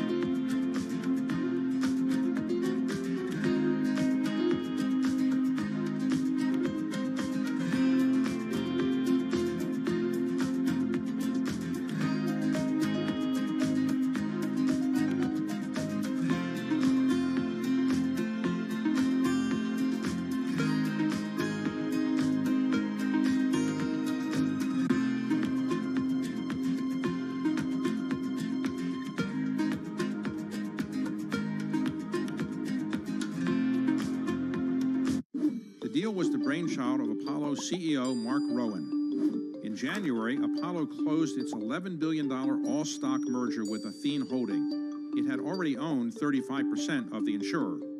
Here's what Apollo gets out of the deal. Assets under management. Apollo expects them to double to about $1 trillion by 2026. Much of that projected growth will come from the merger, and those assets are especially attractive to Apollo. Insurance companies typically go after much more modest returns than buyout investors. That will give Apollo more options for investing the cash. Athene is a steady provider of fee income. It has grown into one of the nation's biggest holders of fixed annuities, those retirement savings products favored by risk-averse customers. The merger will also allow Apollo to simplify its governance. It gave up its dual-class share structure and adopted a one-share, one-vote plan. The hope is that will eventually lead to Apollo's inclusion in the S&P 500. July 11th, Bloomberg is live in Lithuania for the NATO Leaders Summit. Support for Ukraine, expanding partnerships, broad security challenges. We're bringing you news from the meetings and what they mean for the markets. At the summit, we'll actually make important decisions to address our two main threats, Russia's aggressive actions in our efforts to fight terrorism. It all starts July 11th. Bloomberg, your global business authority. In a multi-trillion-dollar industry, there's a lot of ground to cover. We indeed have a rally. We're talking a lot of dividends. We're talking income. We'll show you what's happening in ETFs like no one else. Bloomberg ETF IQ, Monday on Bloomberg.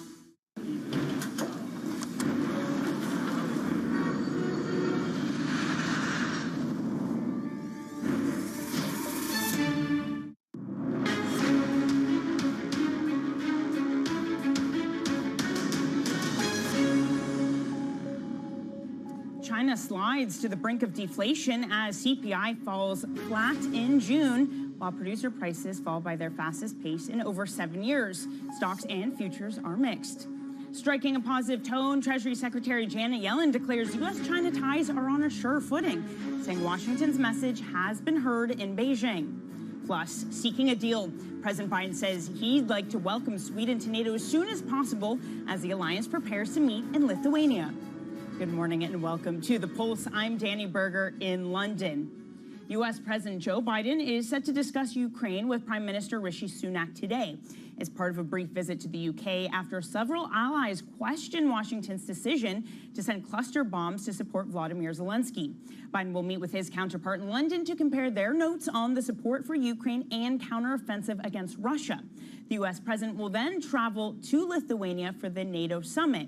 Now, on that point, it is a two-day meeting for NATO in Vilnius. It starts tomorrow, and among the big topics will be Sweden's application to join the military alliance, which so far has been held up by Turkey. So on this, let's get to our correspondent, Maria Tadeo, who's currently in Vilnius. Maria, are we expecting a bilateral meeting between Sweden's Prime Minister and President Erdogan from Turkey? Yes, we are, and we're expecting that meeting to happen today. And Danny, just a very quick word on the cluster munition, because we still see this debate continues. Now, NATO has said it doesn't have a position on it. Some allies have signed, as you know, international conventions against it because of some of the repercussions and the kind of controversy that surrounds that kind of munition, but others have not. And again, the NATO Secretary General repeating that this is, quote, the brutality of war. Russia has used it on Ukraine. Ukraine probably has also used it on Russia, and this is what happens at war. The only difference, according to the NATO Secretary General, is that Russia invaded and Ukraine is defending itself. Now, when it comes to Sweden, yes, it's a big topic of the day. We have seen a lot of diplomacy already happening over the past 24 hours. That call between President Biden and President Erdogan. We also know the U.S. Secretary of State Antony Blinken also spoke on the phone with his Turkish counterpart, and a Swedish delegation was in D.C. last week. Remember, this is part of that attempt to inject some momentum into this bid. Now, in an ideal world for the Swedish government, this meeting today will end with President Erdogan saying, okay, our national security risks have now been satisfied. Sweden has attended to our concerns, and now we can move forward with the ratification. The flip side, however, and this is a real risk, is that Erdogan will say, no, not for the time being. We need to see more from Sweden. And at that point, that is a real political headache for the Swedish government, which has repeated and manifested many times. They do not want to be stuck in this gray area ad infinitum. They need something out of this meeting. Something's got to happen. Something's got to give. Well, okay, so we have President Biden supporting Sweden's bid, but Maria, he's also said that Ukraine is not yet ready to join NATO. What does that mean for them? What does that mean for their aspirations?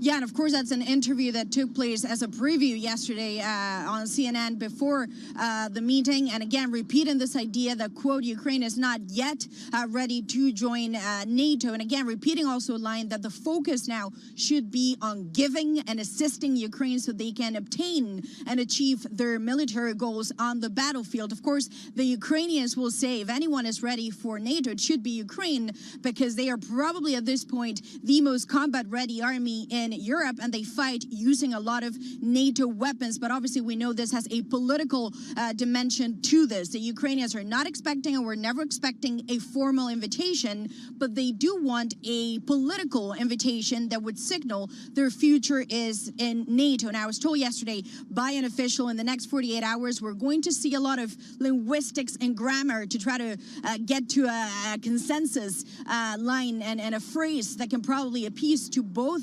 sides. I was also told not just focus on the language, but really the content of a package that may be approved for Ukraine. And then the other big question is, will President Zelensky get to Vilnius? Will he be here in Vilnius? He has been obviously invited by NATO. The Ukrainians said they didn't really see a point of coming to Vilnius unless there was a real breakthrough. But of course, there's a lot of speculation that in fact we may see or could see President Zelensky here in the next few hours. Maria, thank you very much. Looking forward to your coverage of that summit throughout the rest of the week. And Maria is going to be speaking to the president of Lithuania later today as the nation hosts its first NATO summit. Stay with us for that. Now, in other news, when it comes to European politics, a headline crossing the terminal, the Dutch parliament has canceled the debate on the collapse of the coalition. That debate canceled likely because the Dutch prime minister, as we broke to you just moments ago, Mark Rutte, has said he will step down from politics. So now the Dutch parliament, you can already see it there at The Hague, looking like it's cleared out to some degree, is now canceling the debate on the collapse of the coalition. We'll bring you any more headlines as they cross. Coming up, we'll talk the ECB and its inflation fight. We're going to hear from Governing Council member and Bank of Portugal Governor Mario Centeno next on Bloomberg.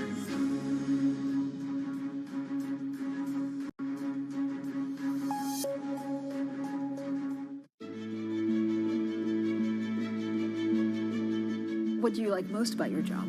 I think the people. I mean, ultimately, we're a people business. A lot of what my job is as CEO of the company is to give those people sort of motivation, to tell them where we're going, to encourage them to come up and do their best work, to encourage them to collaborate. Sometimes you sort of think you're almost a psychologist, as you are a business leader, I think, sometimes. And so what's your best piece of advice? I love pitches. I love being sort of leading from the front, if you like, and spending times with teams. I love to see the work that we're doing. When we pitch for a piece of new business, often when we come together. So I guess I try and put myself in the seat of the client. And what's the client going to think when they see this work? Are they going to be excited? Is it going to turn their brand around? How's it going to resonate with their consumers? So as much as possible, I think probably I try and play that role.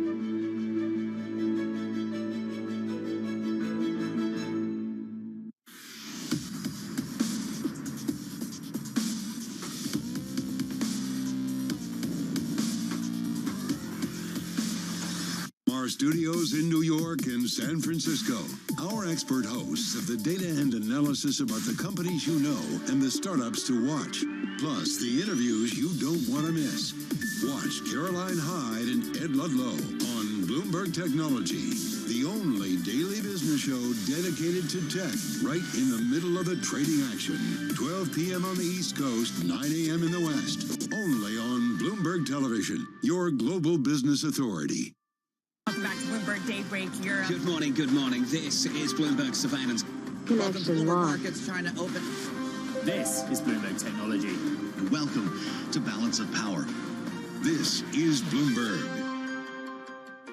Get your fixed income fix. Watch Bloomberg Real Yield every Friday at 1 p.m. Eastern, right here on Bloomberg, your global business authority.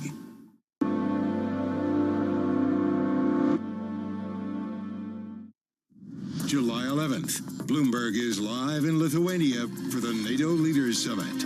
Support for Ukraine, expanding partnerships, broad security challenges. We're bringing you news from the meetings and what they mean for the markets. At the summit, we'll actually make important decisions to address our two main threats, Russia's aggressive actions in our efforts to fight terrorism. It all starts July 11th. Bloomberg, your global business authority.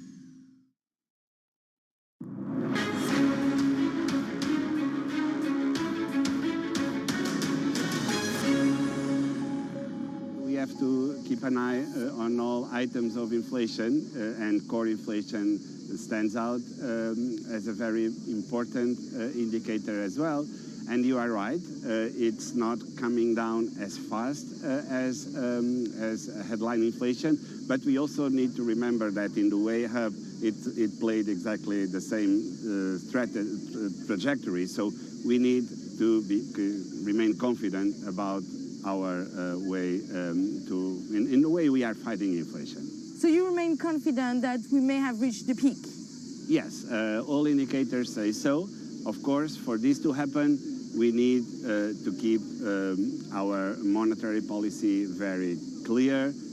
We have increased interest rates for 400 basis points in a very short period of time. It was the shortest period in which we hiked that much. There's a monetary policy lag. We all know that. It takes time to build because of the way interest rates are set in the market. Very many loans are on fixed interest rates, so it takes time for this to be transmitted to the economy. But we are confident that the transmission mechanism is at work. A rate hike in July seems pretty much a done deal. What about September? Well, you know, I am really sticking all the time to the meeting by meeting and data dependent. We will have the meeting in July and we will discuss all indicators available. You know, PMIs, IFO numbers for Germany were not very good a couple of weeks ago. The economy is slowing down. Inflation is coming down. Again, let me remind you, faster than the way up. This is very important to bear in mind. And of course, we will discuss in July what to do. It's very clear that the message must stand. We are here to fight inflation. September, we'll have a lot more of information coming up. We will be more confident on this process in September. That's my feeling. Let's hope that I'm right, and we will see in September. One thing that we have to achieve, and again, it's a collective aim, is to become more predictable in terms of monetary policy, because this will reduce uncertainty, build on confidence for investors, for consumers. The ECB Governing Council member and Portugal's Central Bank Governor Maria Centeno on the inflation fight.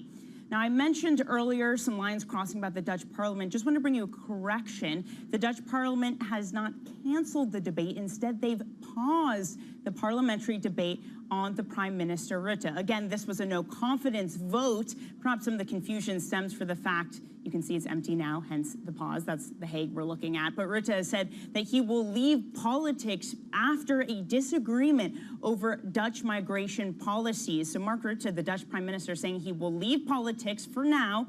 They have paused the debate over no-confidence vote at The Hague. All right, let's talk about the world of metals, of commodities. Rio Tinto remains optimistic about China's recovery, even as the economy struggles in the months following its exit from COVID pandemic restrictions. Chairman Dominic Barton spoke to us exclusively at the Mongolian Economic Forum.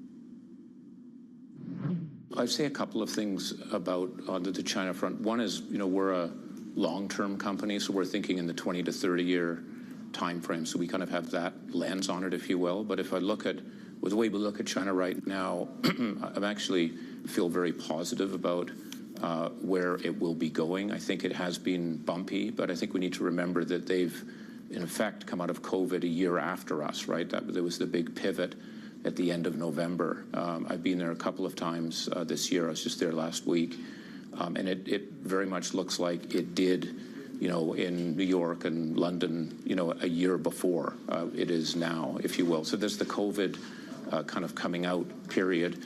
But there are also, you know, challenges. As you mentioned, there is a big real estate issue. They've got, you know, 27% of the GDP in real estate, which is a massive number. That's obviously shifting. And this relates to another change, which I think is underway in China, which is to shift to a kind of a new economic equilibrium. They talk about moving from, you know, a high growth to high quality growth. And I think they want to see more focus on the consumer, services, that type of thing.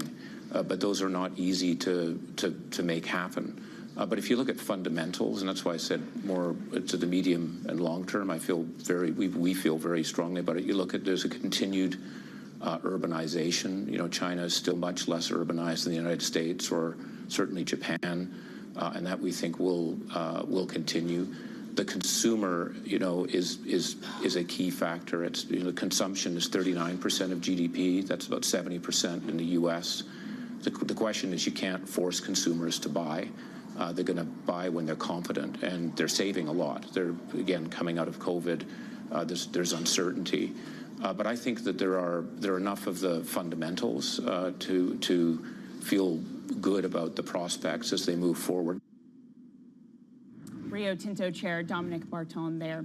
Now, elsewhere in China, tech stocks listed in Hong Kong rallied during the session after authorities signaled an end to years-long crackdown on big tech in China. Alibaba, the parent of the fintech giant Ant, led the gains in Asia, with Tencent also rising. This is off the back of the ADRs in the U.S. on Friday, rallying some 10% on Alibaba. So far, the pre-market session for that ADR, it is moving lower, but again, it did rally a whole heck of a lot on Friday. Again, some 8% during that session, with the Hong Kong session for these tech stocks playing catch up too.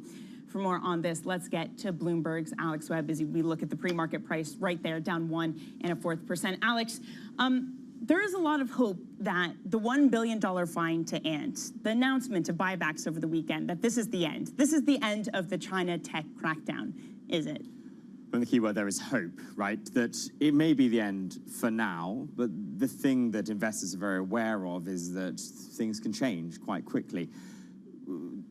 Alibaba is still down about 70% from its peak in 2020. That's when this stuff really kicked off. Ant was preparing for an IPO. Jack Ma, the then head of Alibaba, made some critical comments about the way that the financial industry was regulated in China. Before you know it, the Ant IPO had been essentially pulled, and we started to see a huge crackdown on the power, really, of some of these big Chinese tech companies. That prompted this huge destruction of value, in a sense. And between Alibaba and Ant, they've lost perhaps $850 billion in valuation. Ant was going to be valued, they hoped for a valuation of $315 billion. Subsequent to this announcement of the fine, they have announced plans for a buyback, which will value the company at about $78 billion. So you can see a massive destruction of value. China now needs this value, these companies to become value generators again as part of its economic recovery plan. Investors remain skeptical. Yeah, the timing is interesting. As you say, there's some issues with the Chinese economy. We've got PPI and CPI numbers today. Look, when it comes on, again, just to the value loss, but the power of these companies, if our concern is we don't want these individual companies, these single entities to have so much power, has that changed at all? Is their power, again, as a giant tech ecosystem that swallows everything up, has that changed? So what we've seen Alibaba do is announce plans essentially to break the company up into 6 different constituent parts. That is partly about reducing a conglomerate discount, but it's also partly about reducing the perceived threat that they, or the power that they have. Threat's probably too strong a word. The power that they have in the Chinese economy. Even with that, Alibaba has about $133 billion in revenue last year. It's going to spin off, its international commerce division, its cloud business, its media entertainment, local consumer services, logistics. The remaining core asset of e-commerce will still be a $92 billion business. So they're hiving off about $40 billion worth. The lion's share will still remain there. So it's a smaller company with its finger in fewer pies. It will nonetheless remain quite a substantial contributor. And again, this goes back, my question goes back to your earlier comment about the hope. Is it likely, I know shares are rallying today, they rallied on Thursday, but are we likely to just see a lot of investor skepticism around this? Again, as we're not really sure, we hope this is the bookend, but we don't know if this is the bookend. I mean, probably the best proxy for this is to look at the 12-month target price, right? And the shares are currently, the ADRs, are currently at $91. The 12-month target price is at $137. So if you look at that, you can infer that, yeah, clearly some upside, nowhere near the place it was, 2.5 years ago, when it was, right up there with the company getting a sort of $700–800 billion valuation. So it's better news. It's not. It still remains the case that China can intervene whenever it wants if it sees a need to. Yeah, man, you are quick on the terminal. That was good pulling up those analyst recommendations. Very impressive, Alex. As always, Bloomberg's Alex Webb there on the latest when it comes to China tech. Coming up on the program, the defense dilemma. Do arm manufacturers risk a supply glut or wait for long-term government commitments? That's the subject of today's Big Take. It looks into ammunition production as Russia's invasion nears 18 months. This is Bloomberg.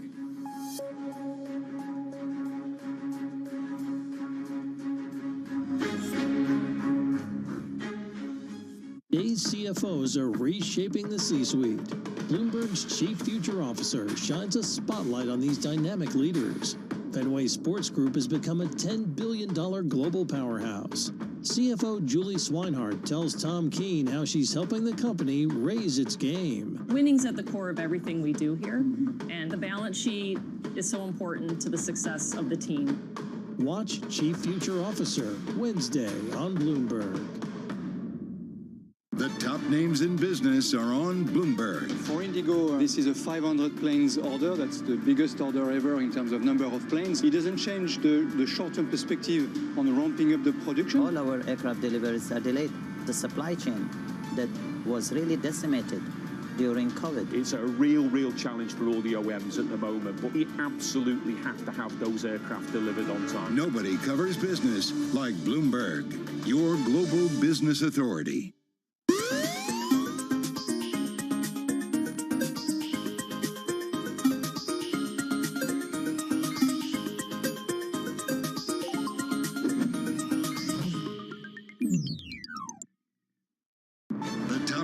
And global leadership are on Bloomberg. We have reformed the whole ecosystem around attracting foreign direct investment. To get everybody to the table was the most difficult thing. Now we're here. The next is consummation. The commitment is there. Now what we need to see is the actions. Nobody covers the top global leaders like Bloomberg Television and Radio, your global business authority. 3 prime ministers, 4 chancellors, an energy crisis, and the soaring cost of living. It's been a hard year for startups, but even in the toughest times, some of the best ideas are born here in the UK. Bloomberg UK's Startups to Watch will profile the brightest companies under 10 years old, with the winners unveiled at the Bloomberg Technology Summit in London in October. Get your entry in by the 7th of August for the chance to have your company profiled and to attend unique networking events. Good luck, and we hope to see you there. July 11th, Bloomberg is live in Lithuania for the NATO Leaders Summit. Support for Ukraine, expanding partnerships, broad security challenges. We're bringing you news from the meetings and what they mean for the markets. At the summit, we'll actually make important decisions to address our 2 main threats, Russia's aggressive actions in our efforts to fight terrorism. It all starts July 11th. Bloomberg, your global business authority.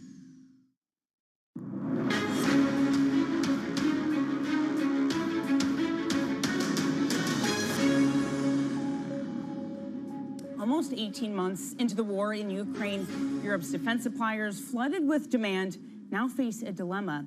Do they gamble on expanding production, assuming that the war with Russia will last indefinitely, or hold back until European governments make long-term commitments on their defense spending? That's the subject of today's Bloomberg Big Take, which you can read by going NI Big Take on your terminal. Joining us now is Bloomberg's Jonas Ekblom, who worked on the story. Jonas, what are the big challenges, as I mentioned, facing Europe at this moment? I think the big thing is like the European defense industry is being burned at both ends right now because you get an immense outflows and like immense like demand of munitions and like just equipment in general, like from the front lines in Ukraine. But then you also got the fact that a lot of European states, like their defense supplies and like their defense stocks are running extremely low at the moment. And with that comes the big challenge of like how does like European states keep up with their own demands and like requirements of like stockpiles, and also require everything that Ukraine is rooming for at the moment. So that increased demand, How does it actually impact the industry? What are the changes on the ground when you have that? Yeah, so like we talked to like plenty defense contractors from Saab to BAE to Rheinmetall, and they make everything from you know, combat vehicles to artillery shells. And for example, they're talking about like, you know, hundreds of thousands, if not millions of like, for example, artillery shells being used in Ukraine, like, you know, by the day almost. And European like production of that right now is like in the range of like a couple 100,000 per year. So like demand is skyrocketing and production volumes are not keeping up. And like take combat vehicles, for example, we talked to BAE Systems, like their CV90 combat vehicles, like they're when it came to like delivery time for that, like it skyrocketed to like double or even triple that up before the war. What products are most in demand at the moment? Yeah, I think the aforementioned like artillery shells is a great example, because right now like we're looking at like almost like a World War I situation like in Ukraine, and artillery is proving to be a big deciding factor on the front line. Is something the Ukraine is demanding a lot as well. So, and the big problem there is like the fact like there might be production capacity like at some factories, but then there comes a question for something like, you know, propellant and like gunpowder, which again, like there's only a couple of factories in Europe that makes that. And I think that's the big thing. Like Europe is a peacetime industry and peacetime production, and it's tough to change to going to like a more wartime situation. Right, yeah, and what will the lasting impacts be of that impulse to buff up their defenses? Hey, Jonas, thank you so much for joining us. A fantastic big take. That's Bloomberg's Jonas Ekblom. Again, you can read that by going to NI Big Take on your terminal or on the web. Now, I want to recap what we've seen from the Dutch Parliament. Earlier in the hour, the Prime Minister, Mark Rutte, announcing that he would step down from politics after the next election. We don't necessarily know the date for that. There has been a pause in this debate over no confidence vote. The Dutch Parliament has said that the debate coalition collapse, that debate rather over the coalition collapse, would now happen at 11:30 a.m. local time. That's according to an outlet there. That's 10:30 UK time. Meanwhile, it does seem that had he faced that vote, according to people familiar, people from his own government, his own party, might vote to oust him. Now, just quickly, want to run through what we're looking at today. The BOE's Andrew Bailey and Jeremy Hunt, the Chancellor, will address the annual Mansion House event tomorrow. It's NATO summit. It starts with Sweden and Ukraine membership on the agenda. Wednesday, it's US CPI. Thursday, French CPI. And on Friday, earnings season kicks off with the banks. Up next, it's Bloomberg Surveillance Early Edition. This is Bloomberg.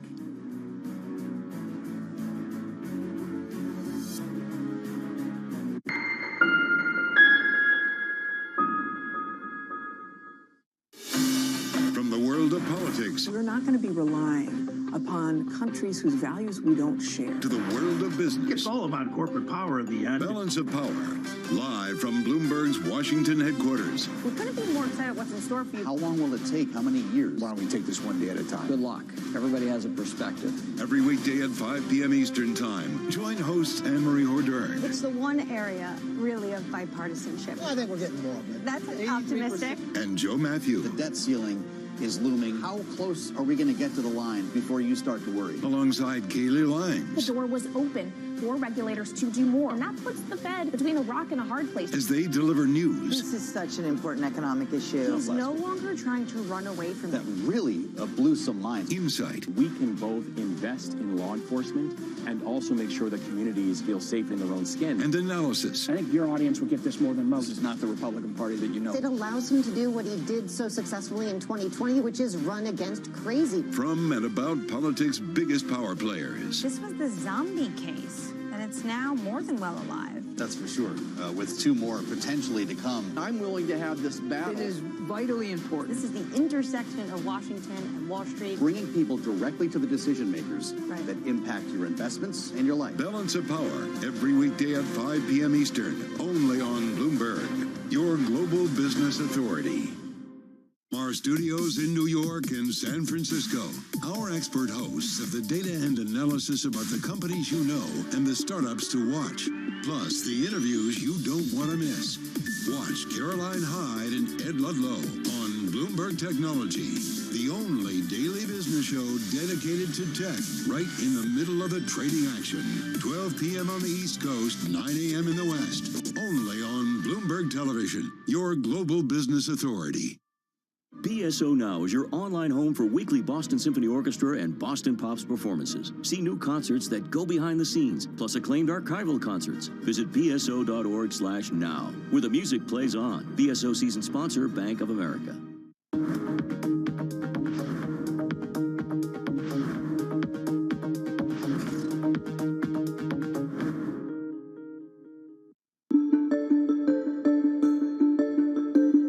Say race relations in the United States are much better than when you were growing up in Mississippi, or do you think we've made less progress than you think we should have made? Both. I think that much better than when I was growing up. There's so many people who occupy areas and I never thought I would see them in. But I would have hoped it would be better. It's been a lot of progress. And somehow we're in an era now where, in spite of the progress, race relations in certain areas has become very scary. You know, some of the things that one reads about now remind me of growing up in Mississippi.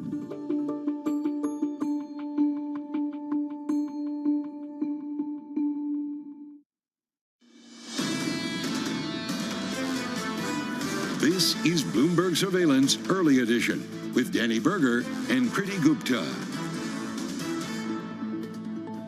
It's 10 a.m. in London, 5 a.m. in New York, and 5 p.m. in Hong Kong. Our top stories today. On the brink of deflation, the latest data out of China shows the inflation rate unchanged in June compared to a year earlier. That's the weakest since Feb 2021. World leaders head to Lithuania to kick off the NATO summit on Tuesday as the alliance seeks to bolster Kyiv with fresh munitions. Russia's war in Ukraine is nearing 18 months. And President Biden in London. The president is scheduled to meet with Prime Minister Sunak in less than an hour. The two leaders will discuss Ukraine just ahead of the NATO summit. Good morning and welcome to Bloomberg Surveillance Early Edition. I'm Danny Berger in London. Kriti Gupta is in New York. Kriti, it is such a busy week from CPI to the Beige Book to you, Mitch. So it really feels like we're just gearing up for that. Yeah, and it's going to be putting a lot of emphasis when it comes to the bond market, the FX market, and of course, all the Fed speak that's going to come with it. Danny, what we're not going to hear from is a lot of earnings until the Friday story, which I think just makes that eco-macro story all the more important. Perhaps something that the markets are already bracing for, at least when you look at action stateside here. Futures down about 0.2%. Again, no major selling conviction just yet. We're looking at 44.23 on those futures contracts for our radio audience. But I got to say, all the action, it's in the bond market. Remember, we talked about the steepest inversion going all the way back to 1981 last week. Let's check out how that fares here, because the two-year yield really retreating from that 5% level. It was not able to hold it. So technicals really playing a role there. 491, you are seeing a bid into the front end of the curve, down about 3 basis points, but then go further out and you are seeing the round number hold a little bit when it comes to the 10-year yield. 406 is where we are there, unchanged at the moment, but really keep an eye on this, because again, you are starting to see a little bit of steepening. What does that tell us about the macro story? We're going to hit it throughout the show today. But when I think macro, Danny, I also think commodities. And right now, your major players here, oil, copper, gold, all in the red. Brent crude trading with a 77 handle, down about 1%. Kriti, I'm just looking at the map of Europe.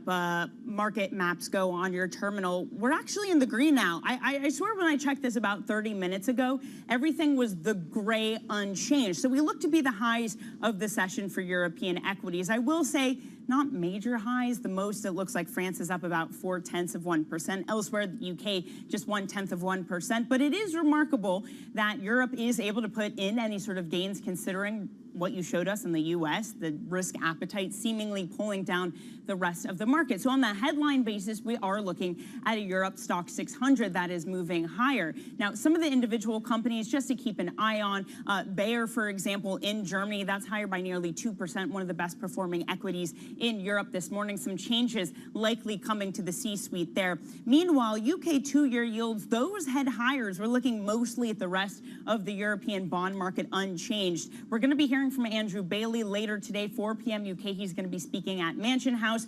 We had some jobs data come through from KPMG that would seem to suggest an easing, but traders really want to price in higher rates here in the UK. And of course, it's that kind of toxic dynamic that we've been talking about for a while now. Critty, you have yields up, yet sterling weaker versus the dollar. But as you pointed out, it has been a stronger dollar story overall, but it just does go to emphasize that those concerns about the UK economy aren't going anywhere. And it becomes a truly global story because how much of the UK story is idiosyncratic versus something as a function of what you're seeing around the world. Because on the opposite end of the spectrum, you have the Chinese story. China data fueling concerns about deflation risks with CPI, the lowest rate in 2 years, and PPI deepening to its worst since 2015. This adds to speculation on what additional stimulus could look like. Joining us now is Bloomberg's Rebecca Chung-Wilkins. Rebecca, we got a deluge of data. Walk us through what we actually learned here. Yeah, absolutely. Well, it's really the deflation risk that is front of mind here.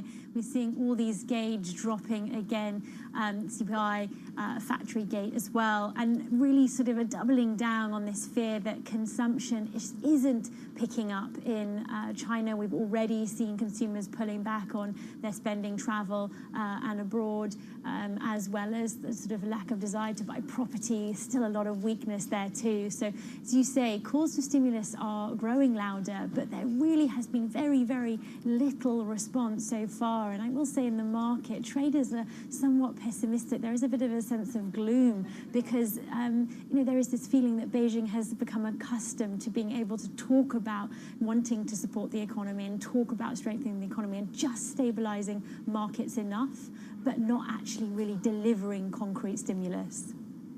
Of course, they might want some support from the U.S. if they're looking for economic strength. Of course, tensions have really been strained, but U.S. Treasury Secretary Janet Yellen did strike a positive but pragmatic tone after completing that high-stakes trip to China. Rebecca, I want us to take a listen at what she said at a press conference this weekend. I believe that my bilateral meetings, which totaled about 10 hours over 2 days, served as a step forward in our effort to put the U.S.-China relationship on a surer footing. So, Rebecca, was it a step forward when it comes to that relationship? I think certainly things have been smoothed over. There does seem to have been a little bit more sort of settlement, a bit of a sort of sigh of relief on both sides now that the trip is over. We did see Yellen, quite a tour de force, meeting with both the old guard and the new guard, everyone really but Xi Jinping himself here. And those important meetings for Janet Yellen with the new economic team that is around Xi Jinping. And importantly, we also saw her sort of emphasize this message that the US restrictions are not about containing China. And time again, she sort of repeated this claim that they're narrow, they're targeted, and they're about sort of protecting US national security. That's somewhat of a familiar argument to Beijing, which has long sort of had this history of prioritizing national security rather than economic growth at times. So an argument that perhaps also is able to resonate a little bit, but it does seem like Yellen's visit has taken the heat out of the relationship. And, when we think about the domestic economic situation that Beijing is facing, it is somewhat of a relief to be able to not have to kind of fight with the US and be navigating this very tense escalation or this spiral and be able to focus a little bit more on trying to manage its economy, get its economy back on its sea legs. It does give Beijing that room and that space to do and get on with that domestic agenda that it needs to focus on now. Yeah, Rebecca, I think that's such a fascinating point that justification sounds eerily similar to what China has said in the past about security over the economy. Bloomberg's Rebecca Chung-Wilkins there. Thank you so much. Now, NATO leaders are heading to Vilnius for a two-day summit that starts tomorrow. Among the big topics will be Sweden's application to join the military alliance, which so far has been held up by Turkey. Let's get over to our correspondent, Maria Tadeo, who is in Vilnius.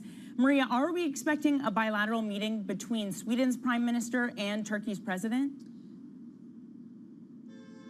Yes, we're expecting this bilateral meeting to take place here in Vilnius later today. We also know that the NATO Secretary General will probably be involved in the talks. Remember, the NATO Secretary General has been a very vocal and outspoken supporter of Sweden joining this alliance, saying that for the Nordic security, for the Baltic security, for NATO essentially, overall, Sweden has to join as soon as possible. They are needed in the alliance. Now, obviously, the question is whether Mr. Erdogan, the Turkish president, will agree with that line of thought. And look, so far in an ideal world, the Swedish, what they would want to hear from President Erdogan today is a positive statement in which he'll say, okay, our national security concerns have now been attended to. We can move on with the ratification, and then things will go on very fast from that point on. We saw it with Finland. You can see a country joining NATO very, very fast. It could be a matter of days, weeks from that ratification. The issue now so far is that President Erdogan has played this very, very hardball tactics, insisting that yes, Sweden has taken some steps, but it is not enough for the time being. And then, of course, we had that incident when a Quran was burned in Stockholm that obviously infuriated the Turkish government too. And now we're stuck in a place where the Swedish say, today we need something. Something's got to give. Something's got to happen in this meeting because it is now becoming a national security risk for us too. We'll get stuck in this gray area. Again, we're expecting this bilateral meeting, but for the time being, not a lot of movement on the Turkish side. Well, speaking of the Turkish side, we also know on the agenda, Erdogan also due to meet President Biden as well. At the same time, over the weekend, President Biden saying Ukraine is not ready yet to join NATO. We know this has been a major agenda item when you talk about NATO talks. Maria, what does this mean for Ukraine specifically? Where do they go from there? Yeah, and some will say it's beyond an agenda item. This is almost an existential question now for Ukraine. And yes, President Biden gave an interview on CNN yesterday repeating, quote, they are not ready to join NATO yet. The focus should be on giving Ukraine what they need so they're able to get to their objectives on the battlefield. Of course, the Ukrainians will say if anyone is ready to join NATO, use NATO weapons, and is ready for combat, is the Ukrainian army. But obviously, we know there's a political dimension to this. There are risks potentially of escalation, some belief. Obviously, this is a country at war. And if you're serious about defending every inch of NATO territory, that could lead to direct confrontation with Russia. And that is a scenario that has to be avoided at all costs. Now, the Ukrainians, of course, are not expecting a formal invitation, but they do want the equivalent of a political invitation that would signal when conditions allow, Ukraine will join. I was told yesterday by a NATO official, obviously expect a lot of diplomacy in the next 48 hours, but also a lot of linguistics in terms of how to frame this and how to portray this. The other big question is, will President Zelensky join? Remember, his office said they didn't really see a point of Zelensky coming here to Vilnius if there was no breakthrough for Ukraine. But there's a lot of speculation that, in fact, he could indeed come to Vilnius in the next few hours. Certainly something we're going to be keeping an eye on. Maria Tadeo on the ground there reporting and will keep us updated throughout Bloomberg Television and radio. In the meantime, Dutch Prime Minister Mark Rutte is saying he will leave politics after the government collapsed due to a migration policy dispute. Bloomberg's April Roche joins us now to discuss what this actually all means. April, walk us through how we got here. Really dumb it down for us for an international audience. Yes, so the Dutch coalition government collapsed on Friday over an ongoing conflict of the country's migration policy. And the Prime Minister had given his coalition partners, the Christian Union, the Christian Democrats and D66 parties, an ultimatum to limit the right to family reunions for refugees from war zones up to 200 people per month for a period of up to 2 years. And according to people familiar with the matter, Mark Rutte had put himself in a position that could have only ended with one outcome, the collapse of his four-party coalition. The partners were said to have been nearing an agreement last week, and then on Wednesday, Mark Rutte apparently introduced non-negotiable demands, which led to two irreconcilable differences, and the government coalition collapsed. And then, as you said, today, this morning, Mark Rutte announced that he will leave politics. And I'm also looking at a headline on the terminal, the Green Party chief saying that the Dutch no-confidence vote for Rutte has been canceled, which I suppose makes sense if he's not going to continue to run for politics. How does this change, or not run, but be in Dutch politics? How does this change Dutch politics to have the Prime Minister step away? Yes, that's right. So Mark Rutte did face a vote of no confidence today in Parliament, which has now been cancelled, I believe. And the Electoral Council has announced that there will be elections, a vote in mid-November. And the Mark Rutte's VVD party apparently still has quite broad success, but now obviously that party will go ahead without Mark Rutte as the leader when it comes to the elections. April, thank you so much for that update. Bloomberg's April Roach over a tumultuous session in the Dutch Parliament. Coming up on the show with Critty and me, after almost 3 years, Jack Ma's clash with the Chinese government draws to a close, but with a hefty price tag. And we'll also be speaking to Christian Kampf, head of fixed income and FX at Union Investment, after a week of some bond market weirdness. What does he see as the outlook? Plus, President Biden heads to this side of the pond to discuss Ukraine with Prime Minister Rishi Sunak after the decision to send cluster bombs. This is Bloomberg.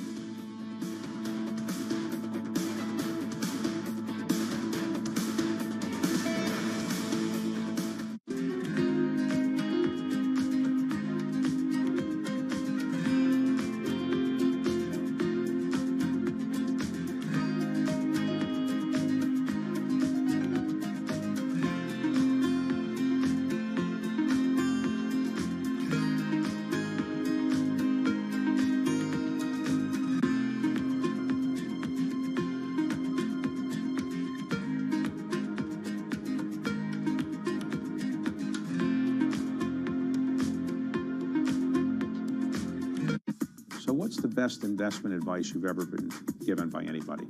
The compound interest, the compounding of returns is an incredible miracle of business, finance, and human existence. Everything you learn is additive every day. Connection if you lost. keep at it and don't quit, it's an incredible miracle. And it's not just interest. It was always said about compound interest returns, compound business returns, compound human returns. They're all very additive because you learn every day. And if you keep at it, it's very, very helpful. In your observation of investors, what do you think is the biggest mistake that average investors make? Selling at the wrong time. And they sell when the prices go down? Yes. Or yes. Not keeping, look, people have conviction, or they invest for if they invest for the right reasons, just keep at it. July 11th, Bloomberg is live in Lithuania for the NATO Leaders Summit. Support for Ukraine, expanding partnerships, broad security challenges. We're bringing you news from the meetings and what they mean for the markets. At the summit, we'll actually make important decisions to address our two main threats: Russia's aggressive actions in our efforts to fight terrorism. It all starts July 11th. Bloomberg, your global business authority.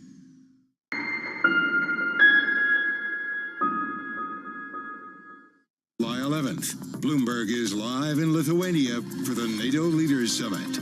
Support for Ukraine, expanding partnerships, broad security challenges. We're bringing you news from the meetings and what they mean for the markets. At the summit, we'll actually make important decisions to address our two main threats: Russia's aggressive actions in our efforts to fight terrorism. It all starts July 11th. Bloomberg, your global business authority.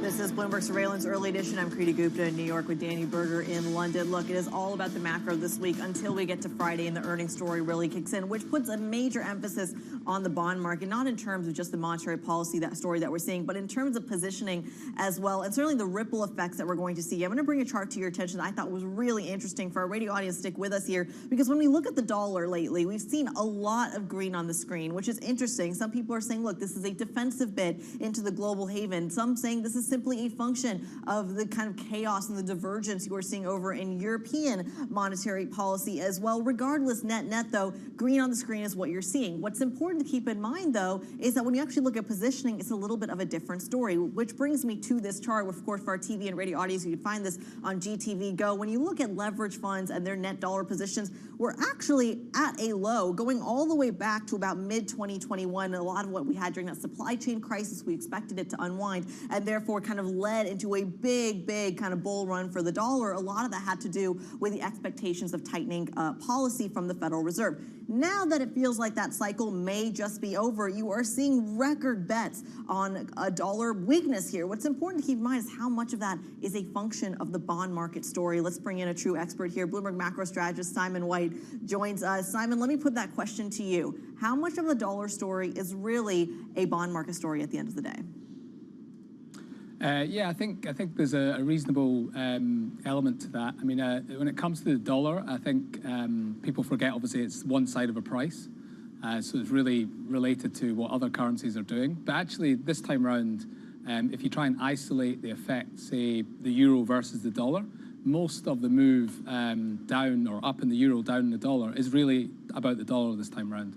And the thing that really indicates why the dollar is selling off, as it has been since last year, is not the yield curve. And that really doesn't have any sort of kind of useful kind of leading attributes to what the dollar does. It's the real yield curve.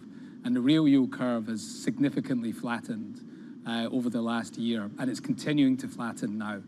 So that's why I think that dollar downwards trend is going to be intact for now.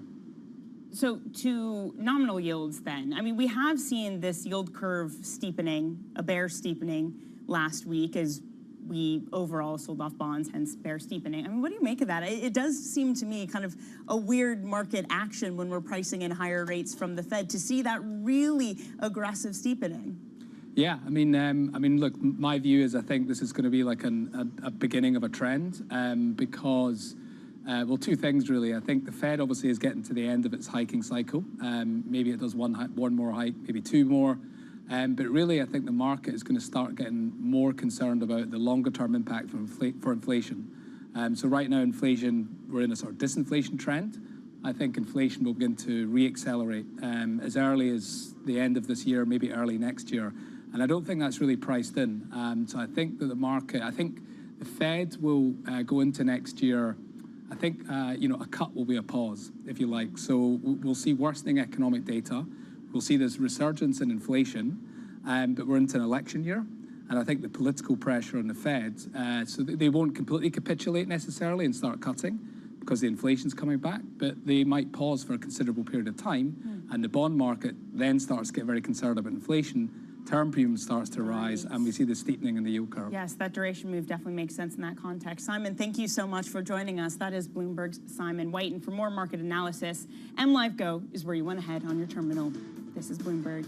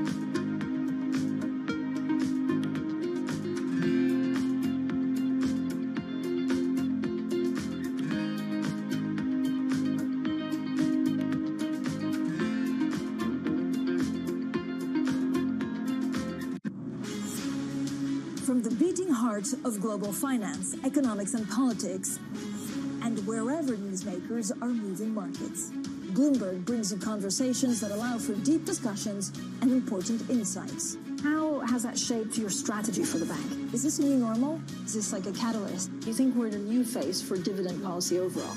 That's a great question. I'm Francine Lacqua, and this is The Pulse, every weekday at 9 a.m. only on Bloomberg. For the first, call it 18 years at Chipotle, this was you come into Chipotle along the line, you interact with the crew, and you customize your meal. We've got this separate make line, and it's digitized, and so the orders come in, and they're really kind of staged so that if you say at noon, I want to come in at 1 o'clock, we hold that order, and we will send it to the crew like maybe 10 to 1. Right. So it's ready right when you pull up your car. how do you manage these kind of two different staffing needs, right? Yes. And making sure you have the right amount of people at the right time. We spend a lot of time projecting sales. A lot of it is, it's part art, part science. We're trying to bring more science and more AI into it. Because if you get the right sales projection, then you know exactly what your staffing needs to be. So if you get the sales right, you can get the entire restaurant staffed perfectly. With just a couple people, our average restaurant now does about over $1 million per restaurant in digital sales. In a multi-trillion-dollar industry, there's a lot of ground to cover. We indeed have a rally. We're talking a lot of dividends. We're talking income. We'll show you what's happening in ETFs like no one else. Bloomberg ETF IQ, Monday on Bloomberg. Access the financial world on demand. Hear from leading economists, policymakers, and industry experts via live and on-demand webinars, only from Bloomberg. Start exploring to see what's moving the markets. Visit Bloomberg.com/webinars.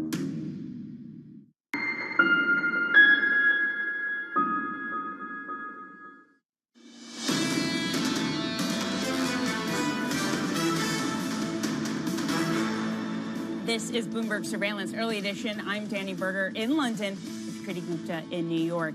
Now to some stories that caught our eye this morning. China just wrapped up its probe into the fintech firm Ant after almost 3 years, and it has been a very costly conflict for Jack Ma. Ant has now proposed to buy back shares at 70% lower valuation than the IPO in an effort to cut stakes for investors ensnared by the government crackdown. Jack Ma's other firm, Alibaba, is considering offering up some of its Ant shares to the buyback. Kriti, the fine for this that China authorities gave, saying that they would wrap up this probe for Ant, was about $1 billion. But there's some really great Bloomberg analysis that the clash with Beijing and Jack Ma overall for Ant and Alibaba cost about $850 billion, considering the valuation come down, all of that. So $1 billion might not look that bad, but again, the overall impact has been difficult. It's been pretty tough, especially when we've had kind of used Alibaba, at least stateside, as some sort of proxy for just how much scrutiny the Chinese government is putting not just on its own tech firms, but tech firms around the world. And really that split between having an e-commerce firm and that financial arm is significant when a lot of folks here are considering making that move. So certainly interesting given a lot of those IPO considerations as well. Yeah, and we know China can kind of step in at any moment, might still give investors some pause, even though the hope is that this is the bookend. All right, some other corporate news we're following this morning, Kriti. Billionaire Carl Icahn is getting some reprieve as he finalized amended agreements Sunday with banks, according to the Journal. It comes months after Hindenburg Research disclosed its short-selling report against Icahn's investment from Icahn Enterprises. Kriti, we're just looking there, those shares up nearly 5%. Finally, a bit of reprieve for Carl Icahn. Yeah, certainly after a lot of that Hindenburg Research chaos. And I think what's interesting here is that it kind of turned on him. Hindenburg, for a very long time, was targeting the Adani Enterprises. You had Carl Icahn very kind of taken with the Illumina story and the Grail, which he did win, by the way, when it comes to that specific activist battle. But at the end of the day, looks like having to make some changes from a lot of public pressure. Yeah, the activist investor sees another active investor, short seller come his way. An interesting saga. All right, coming up, we're going to be speaking with Christian Kampf, head of fixed income and FX at Union Investment. This is Bloomberg.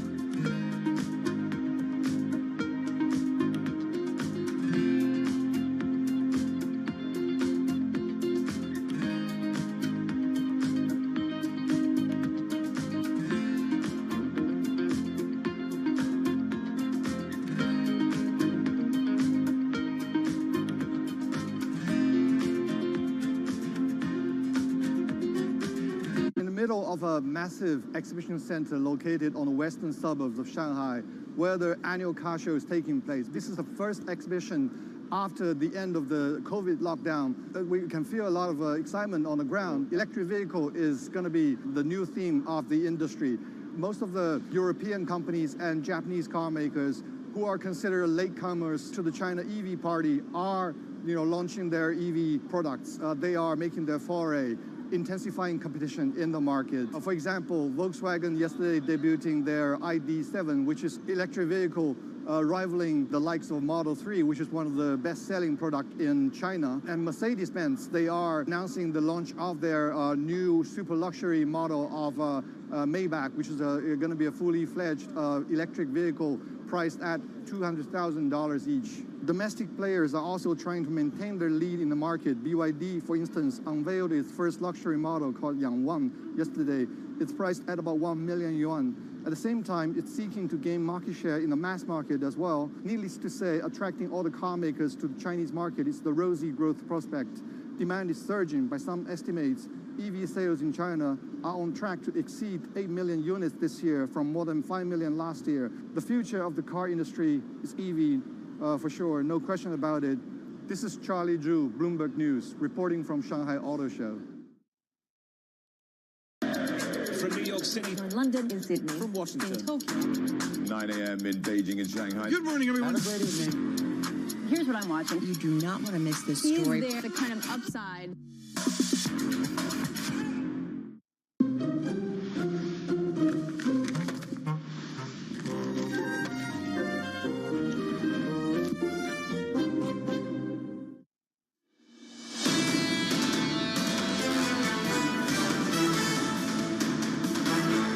This is Bloomberg Surveillance Early Edition. Here's what you need to know. On the brink of deflation, the latest data out of China shows inflation rate has been unchanged in June compared to a year earlier. That's the weakest since February of 2021. World leaders head to Lithuania to kick off the NATO summit on Tuesday as the alliance seeks to bolster Kyiv with fresh munitions. Russia's war in Ukraine is nearing 18 months.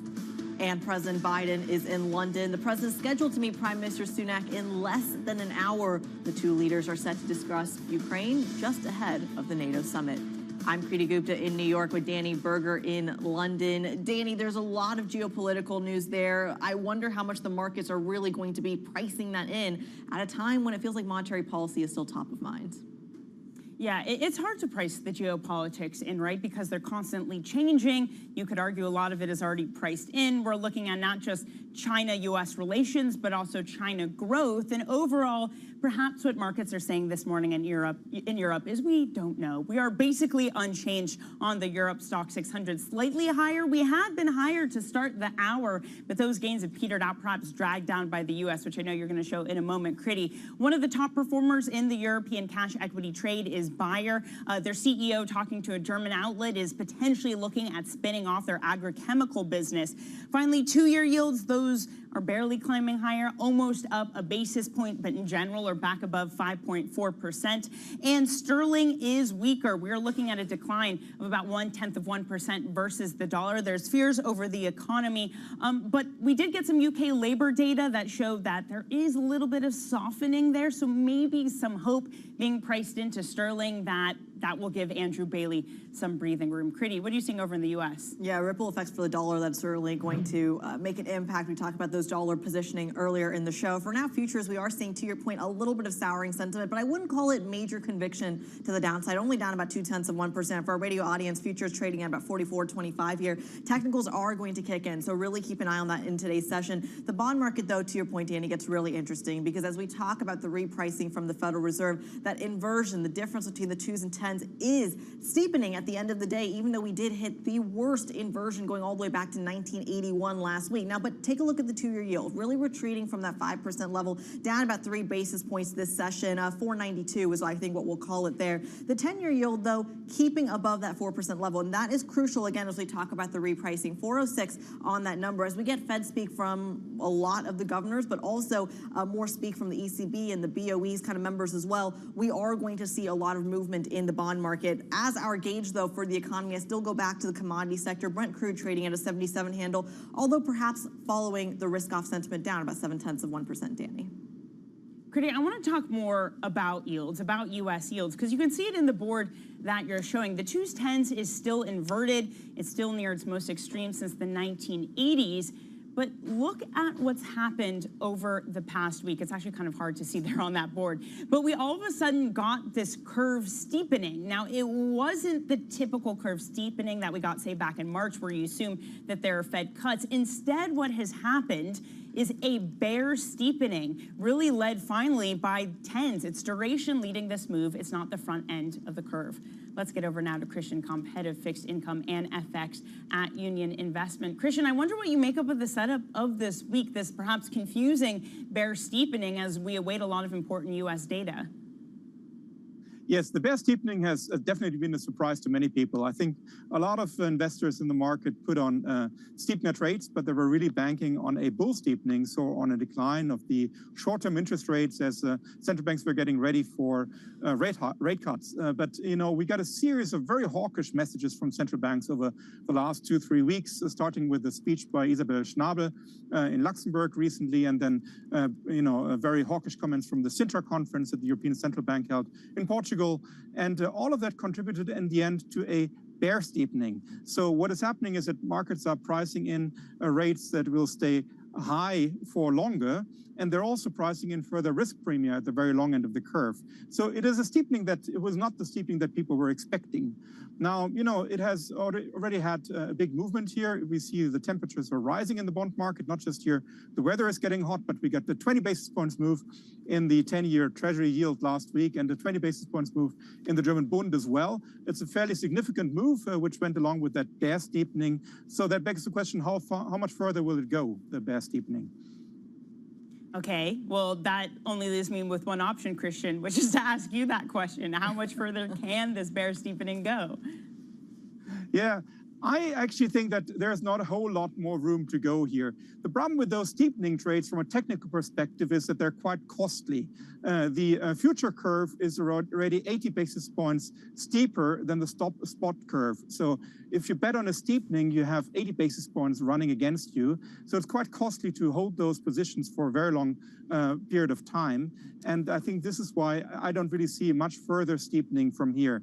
We will eventually see some bull steepening, but that will take time. We need indications that the central banks are getting ready to cut rates, and that is really not in sight for the time being. So if you bet on a bear steepening, you're really betting on an increase in risk premia, in term premium that is built into the curve. And that I think there's little scope for that happening in the euro area or in the United States. There may be some scope for further bear steepening in the UK because we really see a rise in risk premia in the UK government bond curve. Christian, talk to us a little bit about liquidity here. We know that in the past couple of years, Treasury liquidity has been a very big issue, especially when it comes to kind of the digestion involved with issuance. But talk to us about whether or not these massive moves you're seeing in the bond market are, at the end of the day, a function of lack of liquidity. Well, that's a fair point. I think liquidity is dwindling here. That said, remember we had the debt ceiling debate, and after the debt ceiling problem was resolved, there was a fair amount of issuance at the front end of the US yield curve, you know, close to 500 billion. And this did not lead to any repercussions on the yield curve. So the market has been able to digest that supply, in the US at least, quite well, in the euro area as well. In the UK, we had a difficult 2-year auction last week. So I think there may be liquidity issues coming up in the UK that may explain some of the movement. But I think that for the US and for the euro area, liquidity conditions are still relatively benign. Well, then talk to us again about coming back to the inversion story. If you are seeing kind of liquidity not being an issue, I have to bring it back to a very existential question. Does this inversion even matter, given we have been inverted, I want to say, for years now? Yes, so I think that there's a good chance we will actually remain inverted for quite some time. If we look at the late 1970s, you know, there was a long period where the US yield curve remained inverted. There was a big movement interim from month to month, but overall, the curve remained inverted. Now, I think that we may get geopolitical events, we may get banking sector crisis and whatever, that will briefly drive the curve much steeper as we've seen in March. But chances are that we could actually remain at this very inverted level for quite some time, because really the Fed is not getting ready to cut rates, nor is the ECB. And as long as rates remain where they are, we've got a good case for curve inversion. You've got, a sort of captured demand here at the long end of the curve, pension funds with long-term liabilities that need to buy long-term assets, even though the yields are lower. And you've got the central banks holding up the front end of the curve, and that just leads to a structural inversion of the curve, which I think may persist for quite some time. And you mentioned the UK, the fact that we do have this likely persistent rise in term premia. Christian, talk to me about what that means in terms of confidence in the UK, not just the economy, though, but of policy, of Andrew Bailey, of the BOE itself. Yes, that, Danny, I think is a very good point. So we have done a little bit of an analysis here of the yield curve. And what we've done is we decompose the 10-year rate into the expected short-term rate over that 10-year period and a term premium which compensates investors for the interest rate risk they're taking. Now, the term premium has been relatively well behaved in most advanced economies throughout the past couple of years, with the exception of the UK. In the UK, we do see an increase in term premium, while actually term premium has been falling in the US and in the euro area. So why is the term premium in the UK rising? Why is the yield on the 10-year UK gilt rising more than the future rate hikes would imply? I think this is a signal of a loss of confidence of the market in the UK's fiscal and monetary policy. There's just too much turmoil there. We've got an inflation overshoot. It's unclear how the Bank of England will react to it. There's a debate about helping out households with large mortgages, which would have repercussions on the fiscal accounts in the UK. Remember, we had a change in government last year, which was also a little bit dramatic, yeah? So all of this is leading to more skepticism of the international investors in the UK gilt market, and it leads to a situation where we do see term premium being priced into the curve, something that we do not observe in the US or in the euro area. A lot to digest, very differing situations coming from some of these major developed economies. Christian Koff of Union Investment, a pleasure as always to have you on the show. Coming up, President Biden meeting Prime Minister Rishi Sunak any moment now in London. More on that coming up next. Stick with us. This is Bloomberg.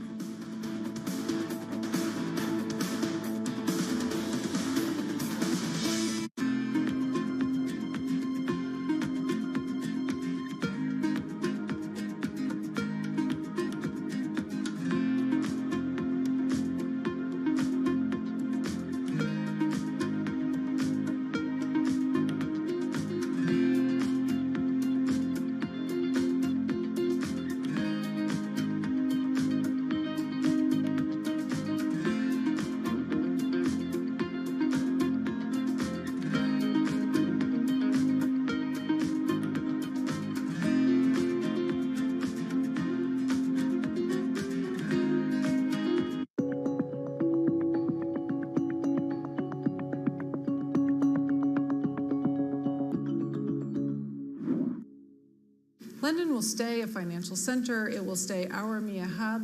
We'll just have a rebalancing onto the continent. And actually, the numbers of who has moved across aren't that big. So it's sort of in the 200 level. And if you think about 15,000 people, that's sort of not that material. And so I do think both will basically continue to grow and continue to be very relevant. What will change, though, and the big thing that's changing, is actually the risk-taking is what's going to move. And so we've historically had risk-taking in the UK. That risk-taking and the assets that go with it, not the people alone, but the assets that go with it, that's the next phase of what we're now moving into. And that will be a material change.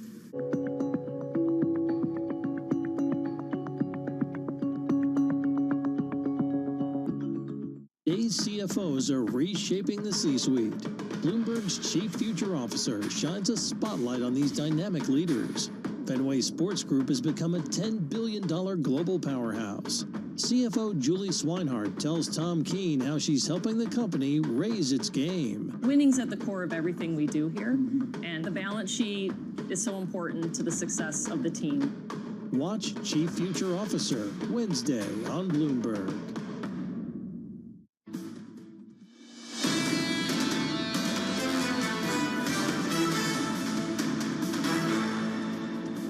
This is Bloomberg Surveillance Early Edition. I'm Danny Berger in London. Kriti Gupta is in New York. Just moments ago, U.S. President Joe Biden kicked off his meeting with UK Prime Minister Rishi Sunak in Downing Street ahead of the NATO summit. We tried to catch them on camera. They were outside for literally a minute and then head inside. But our UK correspondent Lizzie Burden is keeping track of the meeting. Lizzie, I know it just started, so we can't ask what they're going to talk about or what they have talked about, but what are we expecting between them? Well, so this is the fifth meeting between the Prime Minister and the President in the past 5 months. So it looks like the chemistry is improving between them. And what you can expect is, because this is a stop-off on the way to Lithuania, as you say, for the NATO summit, so they'll probably talk about some of the issues that will come up there as well. Ukraine, for example, the UK doesn't back the US decision to send cluster bombs to Kyiv because, of course, there's this danger to civilians from unexploded bomblets. They might also talk about brokering a deal with Turkey, which, of course, has blocked Sweden from joining NATO. They'll probably talk about the Atlantic Declaration, this potential trade pact that was the outcome of Sunak's visit to Washington. And while they're speaking about trade, they'll probably talk about post-Brexit trade in Northern Ireland because, of course, power sharing hasn't yet been restored at Stormont. But the most high-profile part of this visit will be when Joe Biden meets the King, King Charles, at Windsor Castle. A long-standing passion of his has been the climate, so you can expect that to be top of that agenda. It's certainly something I'm curious about. I wonder if the president has to bow to the king. Very, very curious about that etiquette. But Lizzie, in the meantime, I want to really harp in on something you mentioned here, which is the trade negotiations, especially when it comes to the tech space. We know Rishi Sunak has been very vocal about bringing tech to London. How does that kind of fare when the U.S. is already kind of a major tech player? Well, look, Rishi Sunak and his ministers have been really careful not to ramp up the language when it comes to a trade war. But if you look at the sums that are being devoted to AI and to tech, they're pretty meagre on the UK's side because, of course, the UK is so fiscally constrained. But it's going to be interesting to see where they come in terms of shaping up with the rest of the world, China's push into tech as well. But that, as well as the military conversation ahead of this NATO summit, Kriti. Can I just say those live pictures we were just looking at Downing Street were actually cracking me up of that car trying to turn around. Lizzie, that is me as a driver doing like a 10-point turn trying to turn around. Having stood there for many, many mornings, kettled at Downing Street, I can tell you, it is tiny. Okay, see, that's good because the pictures make it look bigger. So whoever is driving that car, Lizzie Burden has got your back. Lizzie, elsewhere in London, we're expecting Andrew Bailey to be speaking at Mansion House, just literally across the street from here at Bloomberg. What are we expecting from him? Well, it's going to be interesting to see how he follows up on those comments that he made at French Davos, Aix-en-Provence over the weekend, really talking about the inflation target. So he does not see a need to shift the goalposts or move it upwards from 2%, even though it's been so many months that the Bank of England's come above its 2% target. That's because he says it would kind of undermine the credibility of the Bank of England, which, of course, has kind of already been tarnished given he insisted for so long that inflation would be transitory. But those remarks, echoing those of François Villeroy de Gallo as well from the Bank of France, that it isn't the time to move the target. It's actually time to focus on just bringing down inflation.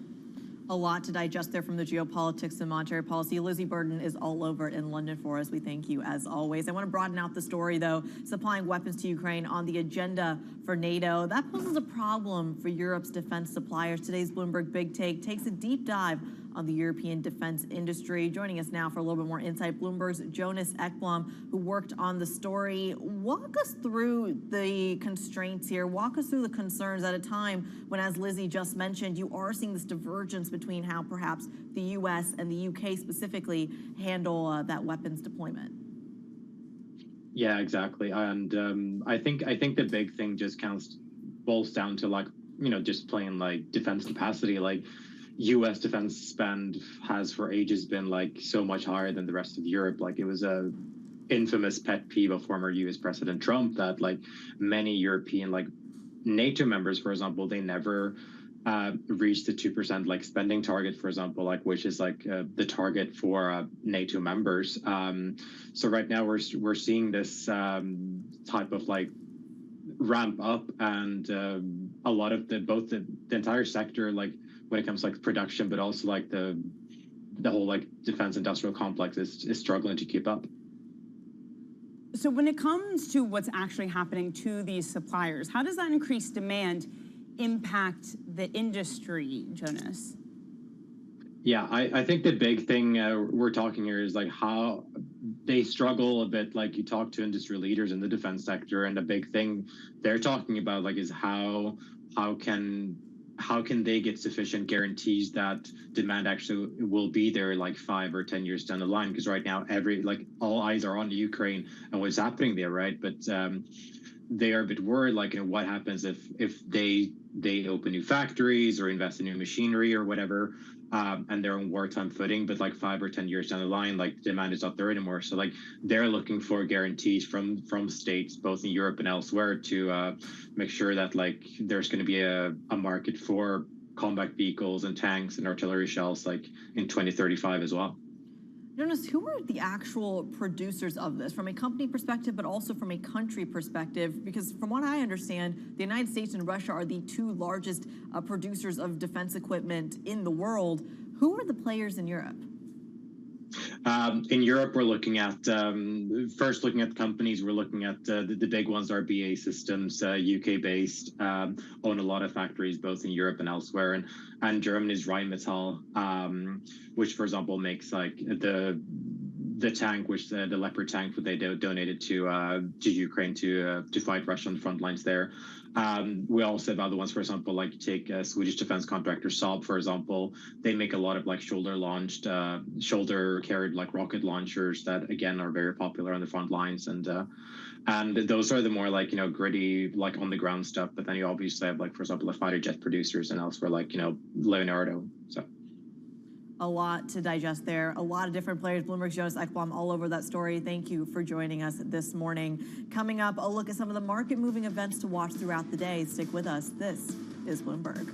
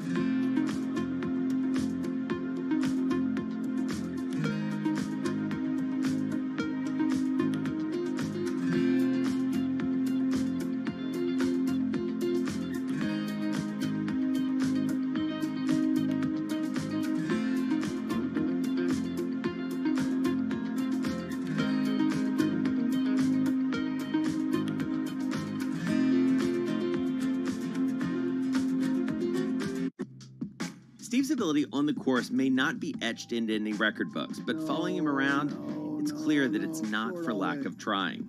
Jeez. We were constantly hustling behind him as he caught up with executives in the portfolio companies and reminisced with former and current players. He was a day trader. He taught himself, self-made day trader. Yes. And so he's on the bus after a game in New England, and he's day trading on the bus, and Bill Belichick sees him and cuts him on the spot. In many ways, it's a convention, right, of the people that I don't see maybe once a year. And so it's kind of all come together. My firm, our charity, fundraising efforts, and then the friends that are around. My dad and my brother, it all happens right there as a confluence of all these parts of my life that have found its common center.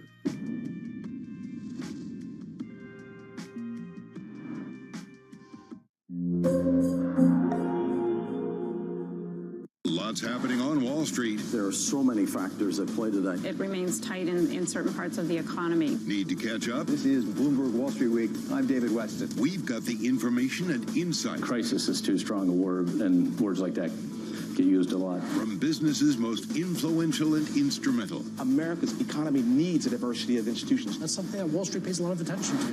Bloomberg Wall Street Week, live tonight with replays all weekend on Bloomberg Television and Radio.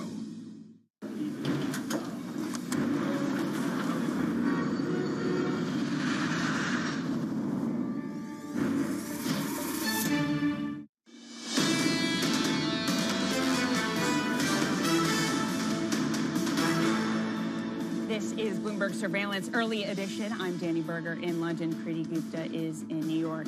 Let's get you set up for the week because a whole lot is ahead. That includes a slew of Fed speakers, Daly, Messer, Bostic, all on deck today. We're also going to hear from Michael Barr, the Fed vice chair, for some of those issues around capital requirements, banking, all of that good stuff. Plus, Governor Bailey is going to be speaking at 11 a.m. Eastern Time, just down the street from the Bloomberg offices here in London. That will be followed by a host of CPI data out of the Eurozone, the U.S. throughout the week. Then NATO summit kicks off on Tuesday with Sweden and Ukraine's membership on the agenda. And finally, U.S. earnings season begins with J.P. Morgan, Wells, and Citi on Friday. Kriti, there's a whole lot to choose from, a lot of potential for volatility.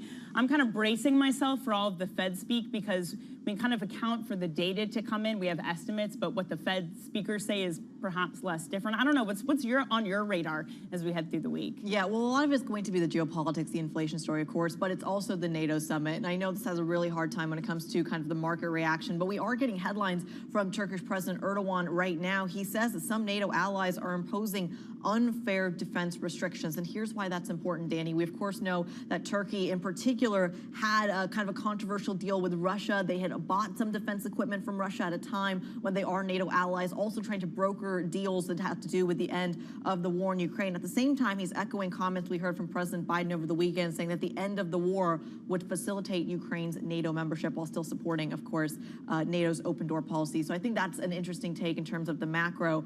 He is also saying that he's going to meet the NATO chief and the Sweden prime minister later today. So we know that was something that we are going to be watching on the macro front. But I want to get to the micro front, Danny, because there is a lot going on as well, specifically in the technology space. TSMC, of course, the major manufacturer of the most chip supply in the world, beating sales estimates over the weekend. What's important here to note is that although that is on the surface a positive thing, the stock is actually dropping and taking with it the entire chips complex. And the idea here is simply that the entire second quarter is not necessarily indicative of what you're going to get in the second half. There is still a lot of concern about kind of this lack of tailwinds from the smartphone sector, and therefore you just might not see the revenue that you would expect off of a sales beat. Yeah, and I mean, when we look at new developments from Apple, for example, some of their headgear, their virtual reality, they're going to slow down the production of that too. It also comes off the back of stocks like NVIDIA. I mean, I don't need to remind anyone what that stock has done this year. It's rallied so much that it's not unusual to be really, really careful when it comes to the price action, to have investors maybe digging through every little aspect to see whether it's overvalued. Yeah, and it's a really good point. I mean, it's not just a function, of smartphones. It's a function of the EV story as well, because of course we know EVs take more chips than a regular vehicle does as well, which brings us, by the way, to the EV story. You mentioned NVIDIA. I'll talk about Tesla as kind of the one that's had that winning streak lately. What it's having an effect on in terms of the EV space is a little bit of a pullback, and you're seeing that in the likes of General Motors, Ford as well, GM cutting some of their electrical vehicle pricing by about $8,300 in China as well. At the same time, Ford's EV sales falling short as well, that coming from a factory slowdown, again, in China at a time when, Danny, just last week, Tesla, with a lot of EV makers, Chinese EV makers, had signed on to no price war in that part of the world. GM, Ford, not a part of that agreement. Elon Musk himself said that the media narrative of him starting a price war wasn't correct. Look, whether he meant to do it or not, as you point out, that is indeed what we're starting to see. Can they keep up with those Tesla sales, which have been very strong? All right, that's it for Early Edition. More surveillance is ahead. They'll be speaking to Lori Calvasina of RBC Capital Markets, along with many others. This is Bloomberg.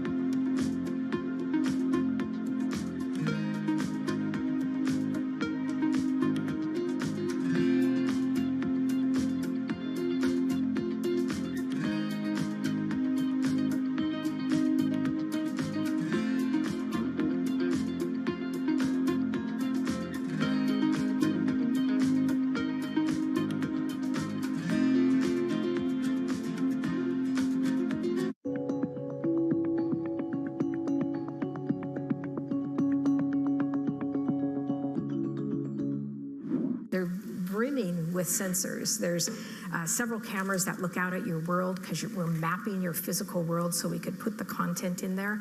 There's several cameras looking at your eyes so we know where you're looking in your physical world. And that's a lot of data. That's a lot of very personal data. There's a number of other sensors on the device that are needed to make it work in the way it does. So we feel strongly that, first of all, people should know what these devices can do. And since we're at the beginning of the curve, let's work on the right guidelines and put those guardrails in place now versus letting it out of the bag and trying to rein it in, several years from now. So what rules would you put in place, and who should make up and enforce the rules? I think it's definitely a public-private discussion, but it's a very complex technology. So I actually spend quite a bit of time in DC talking to folks, saying, just educating them on what it could do. But I think first and foremost, the data that it collects, there needs to be an understanding, the user needs to understand the level of data that it's collecting and then be the one who says where that data goes. DOJ or other authorities could face bigger challenges next. It was going to keep Rain World Cup. This is a 3. As the economic picture does. Is it the OK's getting ready to make this decision?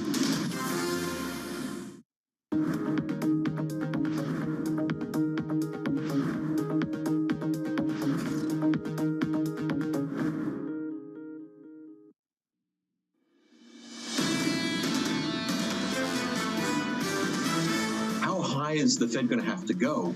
Because the Fed's not going to quit until the labor market quits. The data clearly suggests that the Fed needs to continue to tighten. Depending on what we see from the inflation data, we could see another rate increase. There's still a long way to go in terms of bringing inflation back down to the Fed's target. Things are moving in the right direction, but gosh, we really want to go faster.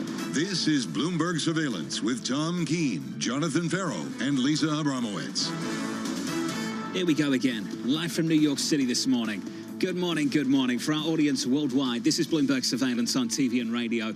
Alongside Tom Keene and Lisa Abramowitz, I'm Jonathan Farrow. Your equity market, equity futures just a little bit softer going into CPI later this week. And earnings season, TK earnings season kicking off on Friday. JP Morgan, Citi, Wells Fargo, just around the corner. And as we said here, and John, particularly when you were away, Lisa and I really focused on this, and Lisa really decided she was going to dive into it. This time is different. I think that after CPI Wednesday to start earnings Friday is a huge mystery, and we'll be a little bit smarter, 2.5, 3 weeks from now. Is CPI Wednesday catching on? CPI Wednesday. Just ahead of PPI Thursday. Brought to you by Bloomberg Surveillance. Welcome back. All the data coming up after payrolls, and payrolls for most people. Disappointing relative, not to the estimate, but relative to the ADP report, leaving the door open for another hike at the Fed later this month. What happened? I go on vacation and ADP matters tremendously. All of a sudden, that's the most important number. That's going to shake up markets. And then people look at the actual data from the U.S. government and say, who's wrong? We're not sure. And the angst arises.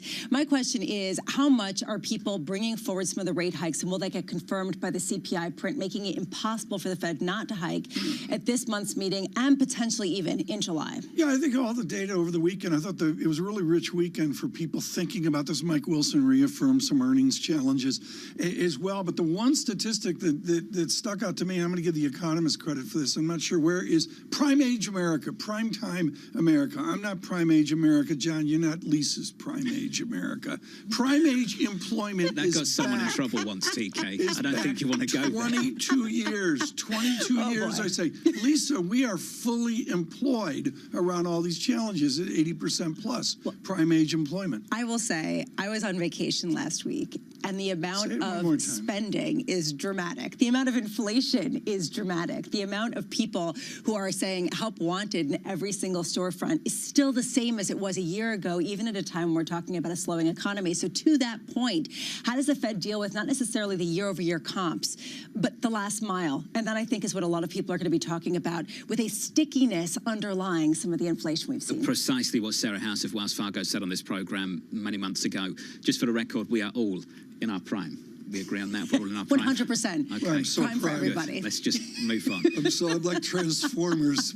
Futures on the S&P. Oh, boy. Negative 0.2%. Just trying to save you. 3-day losing streak on the S&P 500 and on the NASDAQ as well. Let's see if that goes into day 4. In the bond market, yields just a little bit higher. Let's call it unchanged on a 10-year, north of 4%. Earlier today, inflation data out of China. Seemingly the takeaway from that, Lisa, just opening the door, leaving the door open to stimulus out of China if they want to. Deflation, outright deflation, now a concern, which is just kind of shocking, given the fact that everywhere else is worried about combating inflation. We're looking at today, President Biden is meeting right now with UK Prime Minister Rishi Sunak. This is ahead of course, going to the NATO meeting that starts tomorrow in Lithuania. Very curious to hear what kind of consensus they can get on allowing Ukraine into NATO at a time when NATO doesn't want to be in an active war with Russia. I mean, that's sort of one of the key questions here as they debate this. Today, Fed speak galore. Fed Vice Chair Michael Barr at 10 a.m. San Francisco's Mary Daly at 10:30 a.m. Cleveland Fed President Loretta Mester at 11 a.m. Atlanta Fed President Raphael Bostic at noon. Are they going to say anything that's going to be useful? Let's stop here. This is important. What's the so what here, John? What are we gonna know at 4 p.m. this afternoon? Remains closing the markets. What are we gonna know from these 4 we didn't know before? Well, what we know so far is there's some division on the FOMC, captured by the most recent minutes, and we're going to find out who's who wanted to make a move in June but didn't because they want to wait until July. And I would say take July out of the debate. Bramo, this is about September and beyond.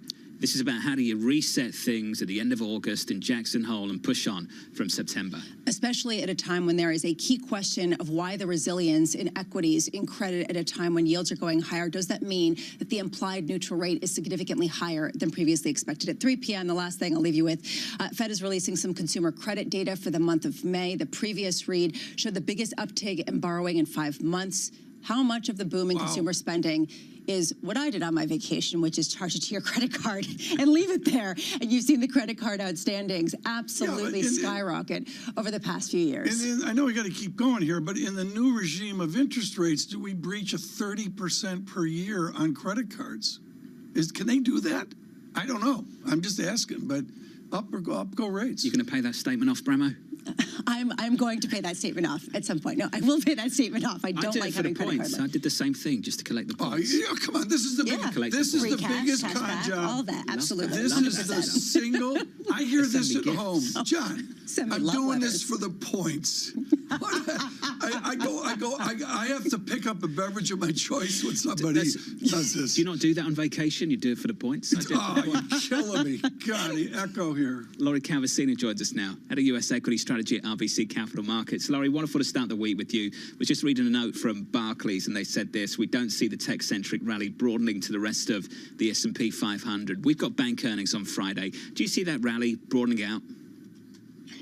Well, thanks for having me as always. And look, I think this market wants to broaden out. We've seen the small cap part of the market make several attempts to fight back. We have looked at financials, earnings revisions as well in particular, and we're seeing that they're generally in negative territory, but they've been getting a little bit less negative. Same thing on energy. When we look across the S&P, most sectors are in recovery mode in terms of earnings sentiment, which means their rate of upward revisions has either flipped from negative to positive, or they are starting to get less negative. So I think this is a market that has really done well on the backs of the tech sector, kind of the broader TIMT space so far this year for good reasons. But I do think that especially from the earnings perspective, there are some healthy undercurrents going on in other parts of the market as well. Laurie, I'm looking over the weekend. I thought there's a lot of really good equity zeitgeist as we get ready for the roulette wheel starting Friday with JP Morgan. And the answer I see is a massive strategist bet that's pretty darn negative. Is that what you observe out there? There's a pretty gloomy strategist tone forward? I think so, and we've talked about this before. My target is 4250 on the S&P. I've pointed to potential upside to 4400, 4600. 3 of our models are bearish, 3 of our models are bullish. The 4250 is splitting the difference. But even in that context, Tom, and I tell people, I personally feel pretty neutral. I don't feel like the market's been crazy. I do see the potential for some upside, but this is a December 31st game, so any incremental upside, you might get some profit taking. All of that, Tom, people keep telling me I'm one of the big bulls out there on the street, and I just kind of laugh. But I think the reality is that there's been this view that the earnings expectations are too high, need to come down, pummel markets.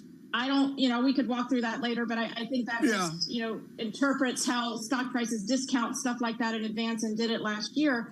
But I also think that this is a unique moment in history. And so if we do have a recession, I think, you know, we were all talking about it last year as technical in nature. I do think the market has the ability to focus on the bigger picture and might not be as damaged by that as some assume. Give us two attributes when you screen for quality in mid-cap, small-cap. I get it. I can screen for quality in the world of Apple. But how do you screen for quality in mid-caps?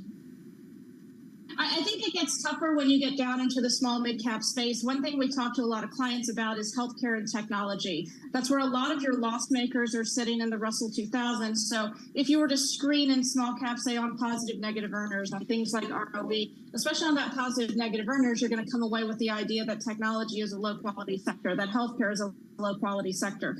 Sometimes, you know, we see that investors are like, okay, fine, that's just what the data is. We like these factors over time. Let's just let that work in the filter. But right now, there's a more nuanced discussion happening in the small cap space, which is that if we're going to have sort of a subpar economic recovery, and next year the GDP stats, and even for 2025, are both comfortably below 2%, which is the long-term trend.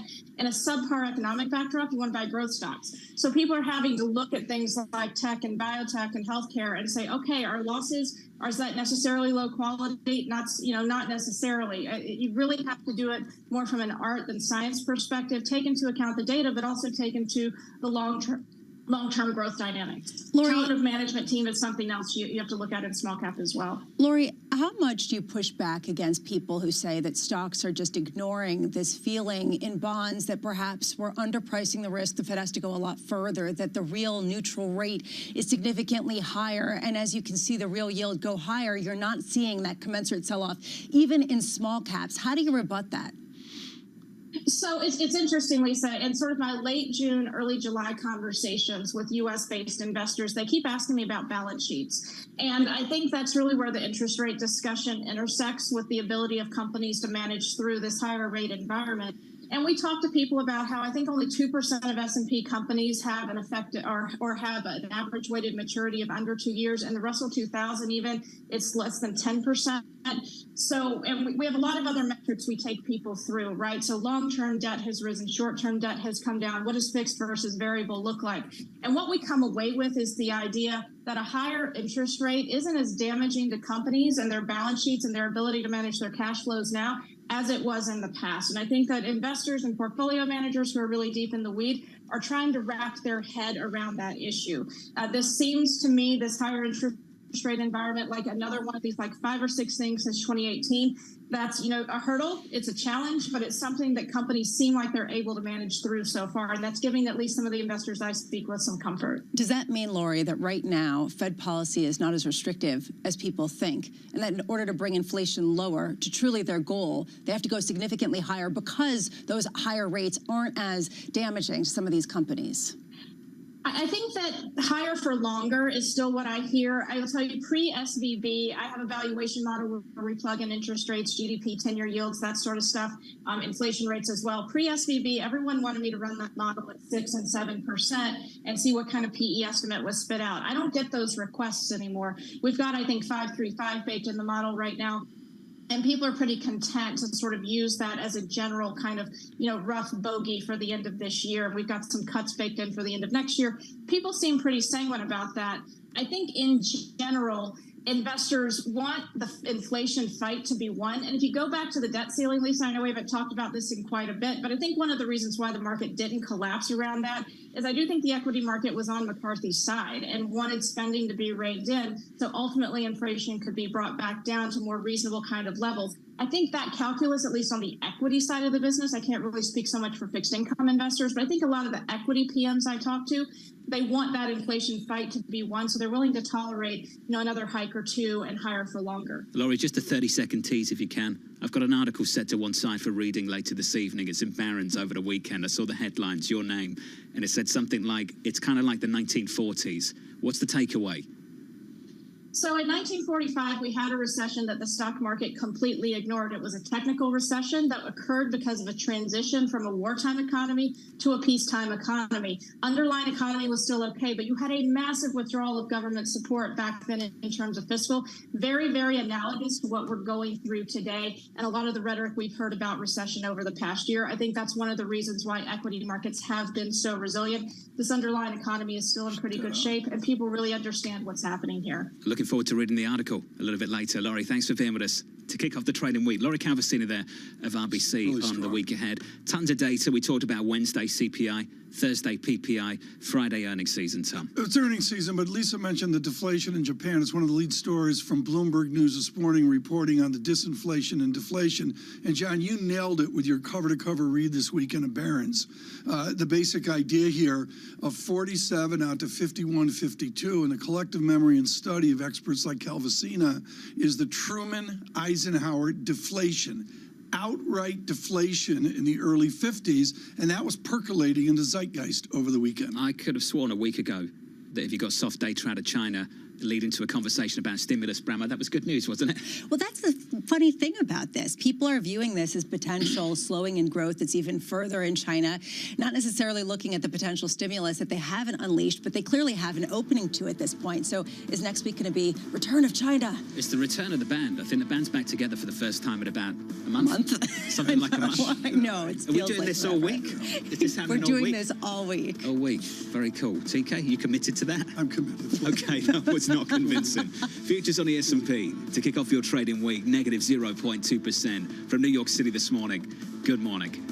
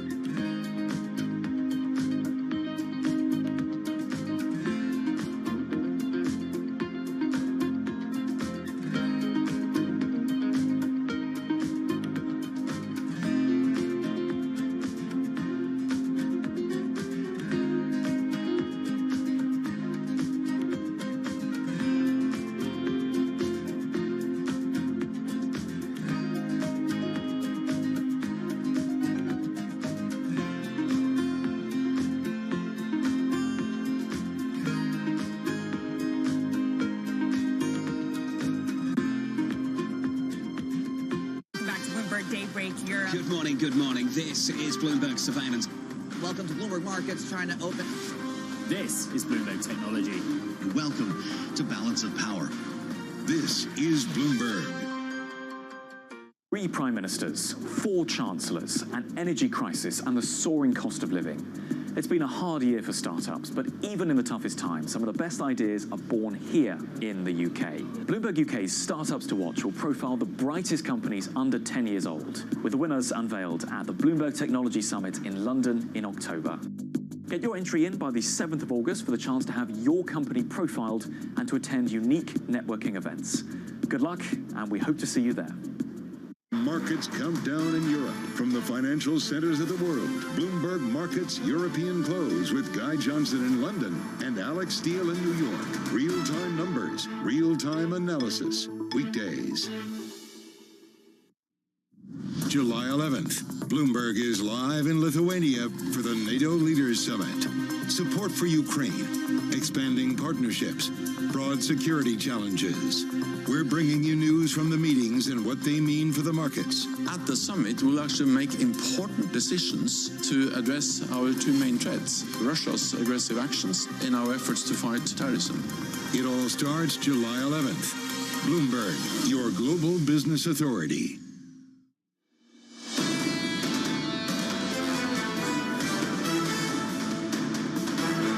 Is the risk of recession completely off the table from your point of view? I mean, where do you put the odds? It's not completely off the table, but we would expect, with the job market as strong as it is now, to see a slower pace of ongoing job gains. Janet Yellen on tour over the last week, the US Treasury Secretary, speaking on CBS on the risks of a recession, following a slight bit of controversy over the last couple of days, bowing in China. Well, I was confused Friday. You're talking diversity or something with her? Diversify. There's a new word. So they've been trying to draw a distinction between not de-risking, Tom, not decoupling. It's now diversify. Right. Bramo, what's the difference between decoupling, sounds really dramatic, de-risking, and diversifying? I mean, I took a look at her own words over the weekend. De-risking involves attention to clearly articulated and narrowly targeted national security concerns, as well as broader concern with diversifying our supply chains, basically anything we want it to mean. And that, I think, is this key distinction at a time when the U.S. is going to possibly ban exports of chips and China is going to possibly ban the exports of the raw materials needed to make said chips. That's where we are. I'm going to go back to Michael Rosenberg, the giant in foreign exchange. His textbook is treasured, worth a fortune on Amazon, and also the work of the academic Catherine Mann, now holding court at the Bank of England. And Rosenberg, and particularly Professor Mann, codified the psyche of this, the codependency of this. Maybe Yellen's over there in therapy or giving therapy, I'm not sure. But the answer here, I mean, everyone's vulnerable right now. Baloney. It's a codependency of Beijing and Washington. I tell you what, management must be so thankful Bramo's back.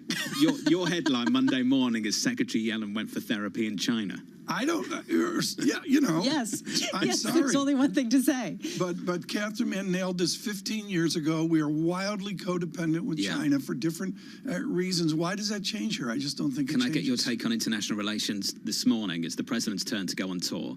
He lands in London. He meets with the Prime Minister, Rishi Sunak. The Ukrainians want some new weapons.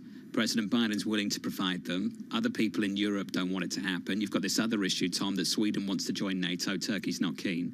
The president's got some work to do over the next couple of days. It's a stew in the backdrop here. We'll get to this with Maria today, I'm told, at some point. And the backdrop here is a new conservatism that we see across Europe, and maybe it redounds and accentuates in America as well. We could talk about Rutte of Netherlands out as well. But the big problem I see with Europe is, and this is true of every president, they end up loving to go abroad.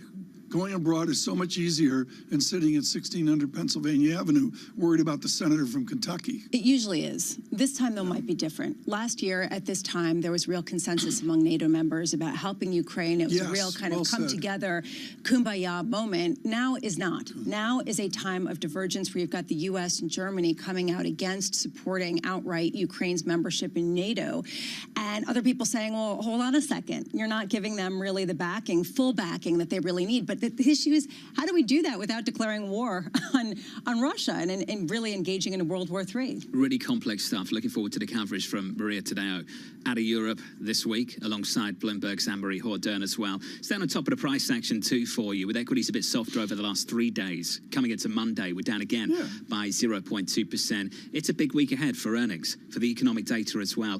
And if you go through the latest from Barclays, it's the takeaway at the moment. They've raised their price target to 41.50. It was as low as 37.25.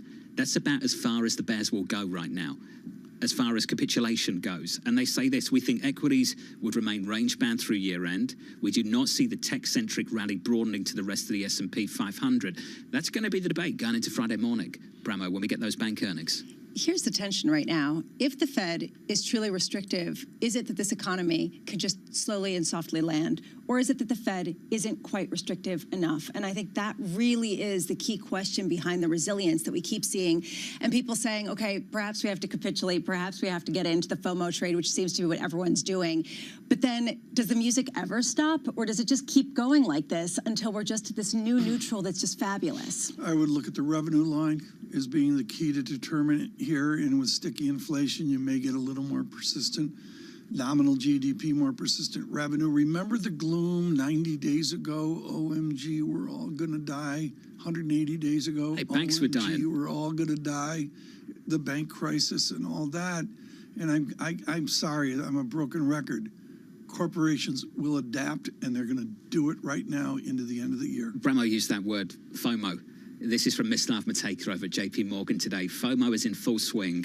There is complacency being built into stocks with the VIX at the lows of its range. Mislav goes on to say, if the activity momentum does weaken in the second half relative to the current projections of no and or soft landing, Lisa, stocks are unlikely to shrug it off. And members from his analytics team point out that you've seen a complete piling in and capitulation with asset managers and hedge funds and individual investors piling into a more overweight position in some of the tech names, et cetera, going back months and months. So this nearly 18 months they had. So here we have a situation where people are piling in, creating maybe a dynamic where there needs to be some sort of It cuts both ways. To me, the most important chart of the week, and I think Bar Chart out on Twitter had this, is not on Threads, on Twitter. That's a whole other topic. Who's Bar Chart? Is that a handle? It's like a handle. Yeah, it's very valuable. These guys, these are smart value add. The strategists, Wicked Lori Calvasina, are wicked negative. They're like wicked Is that negative. a real handle? That's not true. She actually came on and she said that she wasn't that negative. Carry on, Bar Chart. No, but I like your point Is that Bar somebody. Chart real? I'm going to search it right now to be sure I have that right. Bar Chat or Bar Chart? Bar Chart, not Bar Chat. On Twitter. On Twitter. Why would you Threads? think I would have a fee? Yeah, Bar Chart. Just wanted to be clear about this. Okay. Bar Chat Go would be more out popular, on Twitter and look at Bar Chat. Just want to make sure, Tom. And what's on Bar Chart on Twitter? Smart charts, and particularly showing that strategists, like Lisa mentions, are negative, where the negative crew, they're not adjusting to bulls. Your point's taken. 3,800 up to 4,100 is all we can get. But the low for some of the bears is getting less low because they're looking around and they're saying, hey, maybe Tom Keene is right and companies adapt and adjust. We should just keep repeating that in our heads and then we'll be just fine. And that seems to be where we are with these upgrades that we get from bears. And again, I'm going to go off the October lows. I just did it with the total return. We'll do bonds later. But the bottom line here is October was the low. We had a surprise OMG bull market. Fine. Now what? That's where we are. It's the now what earnings season. We had a guest lined up and they've gone. So hopefully they'll come back soon. And we apologise that we never got to you. That was kind of you. On a bit of a tangent. Let's go on a tangent about the Federal Reserve. Andrew Hollenhorst of Citi thinks we go again in July in a few weeks' time. We go again in September. Morgan Stanley's Ellen Zentner was on the programme on Friday ahead of payrolls. She agrees we're going to go in July, does not agree about September. The incoming data will not meet the bar for the Fed to deliver a hike in September. The labour market remains strong. There is continued evidence of slowing that we expect to persist over the next two jobs reports ahead of the September FOMC meeting. July debate is done with. I think everyone's moving on unless you get something dramatic later this week from CPI, PPI, and or a big surprise from elsewhere. It comes down to what happens after August into September, Tom. And you got September 20, not like September 5 after Jackson Hole, 10 days. No, it's a good amount of data after Jackson Hole. And again, it goes to the idiocy of CPI Wednesday, and, we'll have that data. But I do agree strongly that we've way moved beyond July 26th. Do you want to finish on a bit of sport? Silverstone, yesterday, Formula 1 weekend. Fun. Do you enjoy that? Enjoyed it immensely. High-speed corners, beautiful track. Where is it? Is it like where you grew up? Is it near? North of London, south of where I grew up, somewhere in between. Yeah, I just thought it was great. There's a lot of it I still don't understand.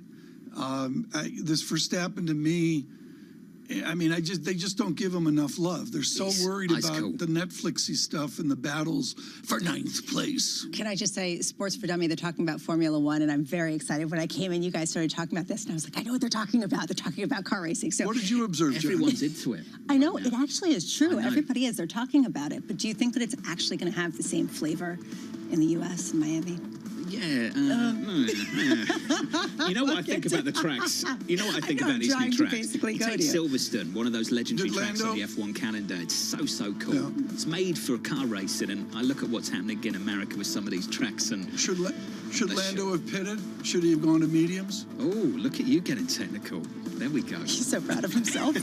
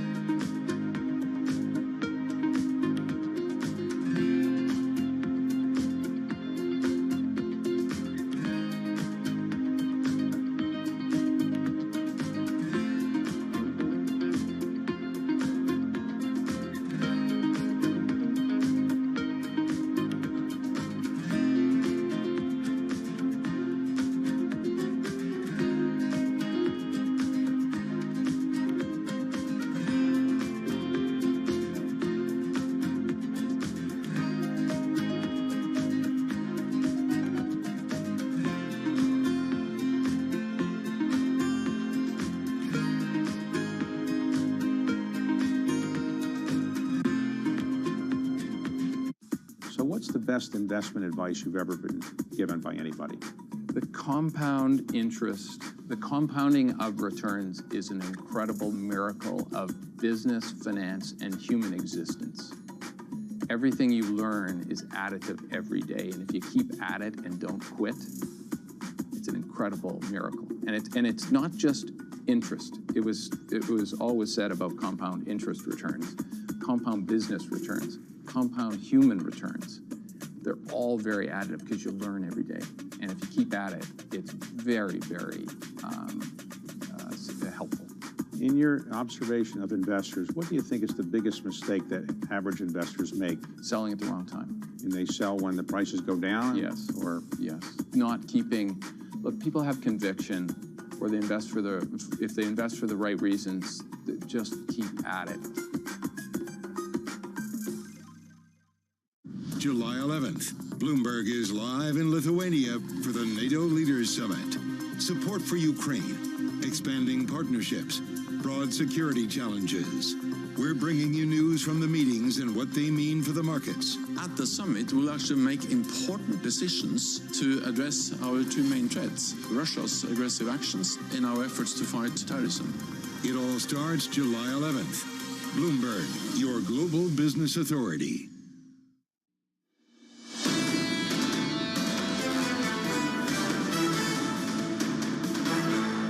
Did the work in the break so you don't have to. Bar chart is real. And on Twitter. Follows me, so I'm following back. Great charts, Tom. Thanks for that. Some love. At Bar Chat. You know, we've been working here this morning. We're celebrating Bramwell back. And I just got to say, folks, if you want to send in your emails or tweets or whatever on we're doing it for the points. That's the biggest thing we've learned this morning here on economics, finance, and investment. If I get 5,000 more points, I'll become platinum. Yeah, I had kids for the points. Some controversy about that. That's brilliant. Let's hope the kids aren't listening. I'm just kidding. They don't wake up Love at 6:30, do they? Yeah. No, that's the good news. Okay. Equities shaping up as follows on the S&P 500, softer by 0.2%. Three-day losing streak on both the S&P 500 and on the Nasdaq, the longest losing streak of the month so far. If you switch on the board and get to the bond market, 2-year, 10-year, 30-year, 2-year yields higher for 5 consecutive weeks. Not by much last week, though. I think you have to look at the 10-year for the major move. Up by more than 20 basis points last week on the 10-year. So we had that deep inversion. A bit of steepening, actually. Bit of steepening through last week, Tom. Haven't talked about this. This is really, really serious. And I was sitting there Sunday going, what am I going to do? Is first thing look at the terminal Monday morning. And this is Bramwell's World, the Bloomberg Total Return Index, the Lehman Barclays series at Bloomberg picked up. Really, really informative, John, just about what you're talking about. The worst was negative 18% down in price, a glorious major bond bear market. Well, we've recovered, but no, we haven't. We've rolled over in the last couple of weeks, as you say, higher yield. And the answer is now it's negative 13% from the peak in bonds. Have we broken through to new gloom? No, but we're there. Bit of a potential pain trade emerging there, given that people were starting to lean into duration, taking on the 10-year, believing yields would drop the back of this recession debate. But the data's been pretty decent relative to expectations. Even if you have a look at a payrolls report on Friday, I mean, let's face it, if you take out the ADP report, that was still pretty solid to see payrolls where they were and unemployment as low as it was. Let's finish on foreign exchange. The euro looks a little something like this. No drama, pretty much unchanged. Just south of 110, 109.59 on the euro against the dollar. Plenty of data this week, plenty of Fed speak too. A slew of Fed speak on the way today from Barr, Mester, Bostic, Daly. Ahead of CPI on Wednesday. JP Morgan's Bruce Kasman writing the following. We should see global core goods inflation fall sharply in the second half as the disinflationary impulses propagate. More broadly, the decline in global core inflation through the third quarter should not be extrapolated as robust labor markets, strong wage inflation, and elevated near-term inflation expectations hold core inflation above central bank comfort zones, Tom, well into next year. A smart insight here on the dynamics of price change. And to review here, there is inflation, there is disinflation, which is a lesser inflation. There is outright price decline, the great fear of, say, middle 20th century England, deflation. And there's this cosmic thing, which is only understood at Columbia University, reflation. Bruce Kasman, first in his class on reflation at Columbia a few years ago, joins us right now. Bruce, it's a question out of the time of Greenspan, but here we are. people will go, OMG, China, deflation. Can we import deflation? Can we import deflation from China or on a global slowdown basis? I think we can definitely import deflation in goods pricing, and I think there is definitely a force at work, which is related to China downshifting, the yuan going down, and perhaps more powerfully, simply the unwind of goods price pressures in a world in which manufacturing has been contracting. So I think goods pricing not going to deflate, but there's a deflationary impulse. I think the problem is that other things are going to be blunting that downward movement and keeping core inflation on an underlying basis probably around 3%, perhaps a little higher in the U.S. and globally as well. Are we beyond the pandemic? I think we are hopefully beyond the pandemic from the point of view of its impact on behavior, but there is reverberations from this which are powerful and profound. I think what you're seeing in the U.S., for example, right now is in the employment report, a moderation in some of the post-pandemic recovery sectors, leisure and hospitality perhaps being the most notable. But I don't think that transition and that decline in growth of jobs is a sign of shifting from strength to weakness. I think it's a sign of shifting from strength to more normalization. I think it'd be a mistake to use the normal business cycle dynamics and try to attribute that to the move towards an early start of a U.S. recession. One consistent aspect of both the ADP and the jobs report was the strength in the wage figure that was far beyond what the Fed would like to see. And this comes on the heels of people worried not about the year-over-year comps, which I do see coming down because of rents and because of used cars and things of that nature, but because there is this wage pressure underlying some of this strength and some of this ongoing inflation. How much are you factoring that into how high real rates, neutral rates truly are? So I would be a little bit hesitant to put a lot of weight on the swings at average hourly earnings, which went down sharply earlier this year and have bounced back up. But I do think wage inflation in the U.S. is running above 4% on an annualized basis. That's too high to be consistent with getting inflation down into the mid-twos. I would not argue that wage inflation is the primary driver of U.S. inflation, though. I think there's an issue here of tight labor markets. There's an issue here of psychology having shifted. And I think the interaction of those things in the absence of a slide into recession or something like that is just going to blunt some of these unwinds that are happening here. And we shouldn't ignore that as well. We were running inflation at the core 5% this year. I think we're going to slide below 4, but I don't think we're going to slide on a sustained basis below 3. How long is it going to take to get there, below 3? I think it's going to take a recession to get there. I think you have to hit pricing power pretty hard. I think it's a mistake to think that the primary thing you need to do is create unemployment. What you need to do is hit pricing power. Unfortunately, when you do that, you change labor market behavior and the unemployment rate will go up alongside it. Are rates restrictive enough right now where they are to induce some sort of recession? I don't know. Might be. I don't think the Fed's going to wait around, though. And I think in our forecast of the Fed boiling the frog, they don't wait. They continue leaning against this. They tighten again in July and possibly more later this year. And by the time they're done, rates will be high enough with a lag to create a recession, probably sometime in 24. Is your study, Dr. Kasman, that the modern Fed will react to higher interest rates? Do they actually, if we breach through and we start talking a 6% level for early ages, whatever it is, if we get a higher interest rate structure, does a central bank respond? Well, I think when you look at the move up in 10-year yields we've been seeing in the last month or 8 weeks, I think some of that is a tightening in financial conditions as we reprice the Fed, but some of it is also taking out recession risk. And you can see more broadly financial conditions moving up.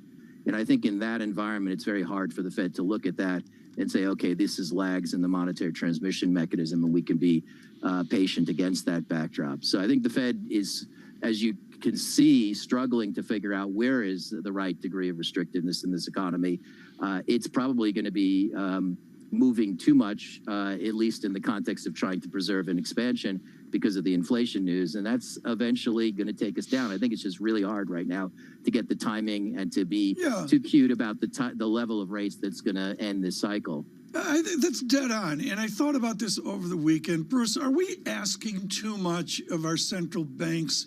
By definition, they don't get the timing right. I think this is this absurdity that they're going to nail plus or minus 14 days a turn in the macro climate is absurd. Well, I think we're in a really difficult macro environment in terms of getting right the inflation dynamics, the appropriate level of what rates are. But I think the fundamentals here are relatively straightforward. This economy is resilient. It has elevated inflation. And I think the chances of delivering a soft landing here are pretty small. So there's every reason for the Fed to try to calibrate and try to deliver that kind of outcome. But ultimately, I don't think it's going to be successful. And ultimately, I do think we're going to need a recession. It's a question of getting the timing right, getting the rate path right, which I think everybody should realize is hard. People are forecasting recession starting this quarter. People have been very confident about forecasting recession. Forecasting a break in the economy like that is just not that easy to do. There's also a we question. should understand that. There's also a question, Bruce, about what the trigger could be of some sort of recession. And I was thinking a lot about geopolitics over the weekend with Yellen in China. How closely are you watching the price of rare metals, of some of these sort of tit-for-tat focused areas of chips and the instruments, the commodities required to supply said chips? I think it's very unlikely that that dynamic specifically will be the catalyst for recession. But I think your point is really important, which is recessions are about the Fed. Recessions are about the vulnerabilities of the U.S. private sector. And recessions are about shocks. Oftentimes those shocks are in the commodity space and energy specifically. And I think it's quite reasonable to say that the next recession will not only be about the Fed hiking rates, but it'll be about some shock that hits us. Again, shocks are not easy to anticipate, both in terms of when they hit and exactly where they hit. How do you measure the vulnerability then of a financial system to a potential shock? Because that really is the key to how deep the recession may be. So I think vulnerability is broad. It's vulnerability in the financial sector. And as we well know, we've got banking sector stress and credit tightening that's going on. We're not seeing that spill over to the broader financial space. And I think that's important. But vulnerability is also about where the private sector is. And this is one of the reverberations of the pandemic, is how healthy the U.S. and global private sector is, both on the household and business sector side. That doesn't mean they're going to be a strong engine for growth, but what I think they're going to be are buffers against the potential for a break, at least for the near term. Bruce, love catching up with you, sir. Good to hear from you, as always. Bruce Kassman there of JP Morgan. Just a little distracted here by Max Kenneman over at HSBC. What's he Bullish and right in the first half. Let's put it that way. This is what he got to say in the second half. Contrary to expectations, the first half proved to be a good half for risk assets, and we see little reason to change our risk on stance. He goes on to say, for the second half, we see risks around macro data running too hot, far from recessionary expectations. Bramo, that's Max pushing back once again. He's been correct. He's coming back. The idea of a positivity from what we've seen in the past from HSBC, which has usually been quite negative, highlights how much people are really changing their tune. We see risks around macro data running too hot, from recession, far from recessionary expectations. Again, does this mean the Fed has to counter it? Does this mean it's okay? Does this mean just bulls can keep on running? Max Kettner, HSBC TK, staying bullish, it seems. Yeah, well, I think there's a lot of different opinions out there. Mike, again, as I've said, I believe in the resiliency of what's going on. And, you know, we're going to get it Friday with JP Morgan. We're going to launch into the week following. Maybe 10 days out from there, we'll have a lot better handle on, you know, the gloom that's out there. I go to the bar chart from bar chart that says there's a lot of gloom out there. The strategists are really cautious. You love this bar chart, don't you? No, I just like the chart. It says what Calvasina, Wilson, all the other Costin, all the other, you know, Gina Martin Adams, sure, what they're all saying, and they're all really there's the bulls are a lonely group right now. Getting lonelier based on a price action. I think Bruce did a great job, by the way, in the last 10 minutes, really putting his hand on the tension on the FOMC at the moment. The point of division amongst participants. Do you believe in the long and variable lags, the amount of tightening of the pipeline of the last 12 months and change, Elisa, or do you think we've got to do more? And that's the debate they're going to be having, right? Beyond July and through the rest of this summer. And what we're seeing right now in terms of expectations in the market is a peak Fed funds rate of 5.4% and staying there for a couple of months, and that coming around November. So again, people are saying, yes, they've got to do more. but do we misunderstand the vulnerability of this economy to rates, or perhaps just the sort of immunity of it? I mean, no, I'm saying the resilience of it. I think we have to get away from this binary recessionary debate. If you look at manufacturing right now, there is a recession. You look at services, there isn't one. If you look at good prices, they're rolling over. You look at services prices, you've just been away, sticky and robust. It's ridiculous. And look, it depends where you look. And I've had a lot of people write into me, particularly over the weekend, talking about these rolling recessions popping up here, there, and everywhere. And if you just have this singular approach, which is recession, yes or no, and that's your debate, and you take it from there, I think you're missing a lot that's going on in this economy at the moment. I agree. What I really noticed is Greifeld couldn't tie Bramo's shoelaces. Greifeld tried to do the gloom crew. Did she have a go when Bramo was out? Yeah, she had a go at it. She tried. She didn't get to the edge of toxic brew, but did you give Katie that feedback? Oh yeah, I gave her that feedback. You got to be more gloomy. It works. It's so showbiz. Is that the requirement for anyone that sits in Bramo's seat? I'll sit there and just tell her about. She looked to her right and said, "What's this?" I said, "It's a Bramo cam." Hey, good, he's a bit softer. From New York, this is Bloomberg. For the first, call it 18 years at Chipotle, this was you come into Chipotle along the line, you interact with the crew, and you customize your meal. We've got this separate make line, and it's digitized, and so the orders come in, and they're really kind of staged so that if you say at noon, I want to come in at 1 o'clock, we hold that order, and we will send it to the crew like maybe 10 to 1, right. So it's ready right when you pull up your car. How do you manage these kind of two different staffing needs, right? Yes. And making sure you have the right amount of people at the right time. We spend a lot of time projecting sales. A lot of it is, it's part art, part science. We're trying to bring more science and more AI into it. Because if you get the right sales projection, then you know exactly what your staffing needs to be. So if you get the sales right, you can get the entire restaurant staffed perfectly. With just a couple people, our average restaurant now does about over $1 million per restaurant in digital sales. From the beating heart of global finance, economics, and politics, and wherever newsmakers are moving markets, Bloomberg brings you conversations that allow for deep discussions and important insights. How has that shaped your strategy for the bank? Is this a new normal? Is this like a catalyst? Do you think we're in a new phase for dividend policy overall? That's a great question. I'm Francine Lacqua, and this is The Pulse, every weekday at 9 a.m. only on Bloomberg. On the David Rubenstein Show, peer-to-peer conversations, I uncover the untold stories of the world's most successful leaders. Watch Wednesdays on Bloomberg Television.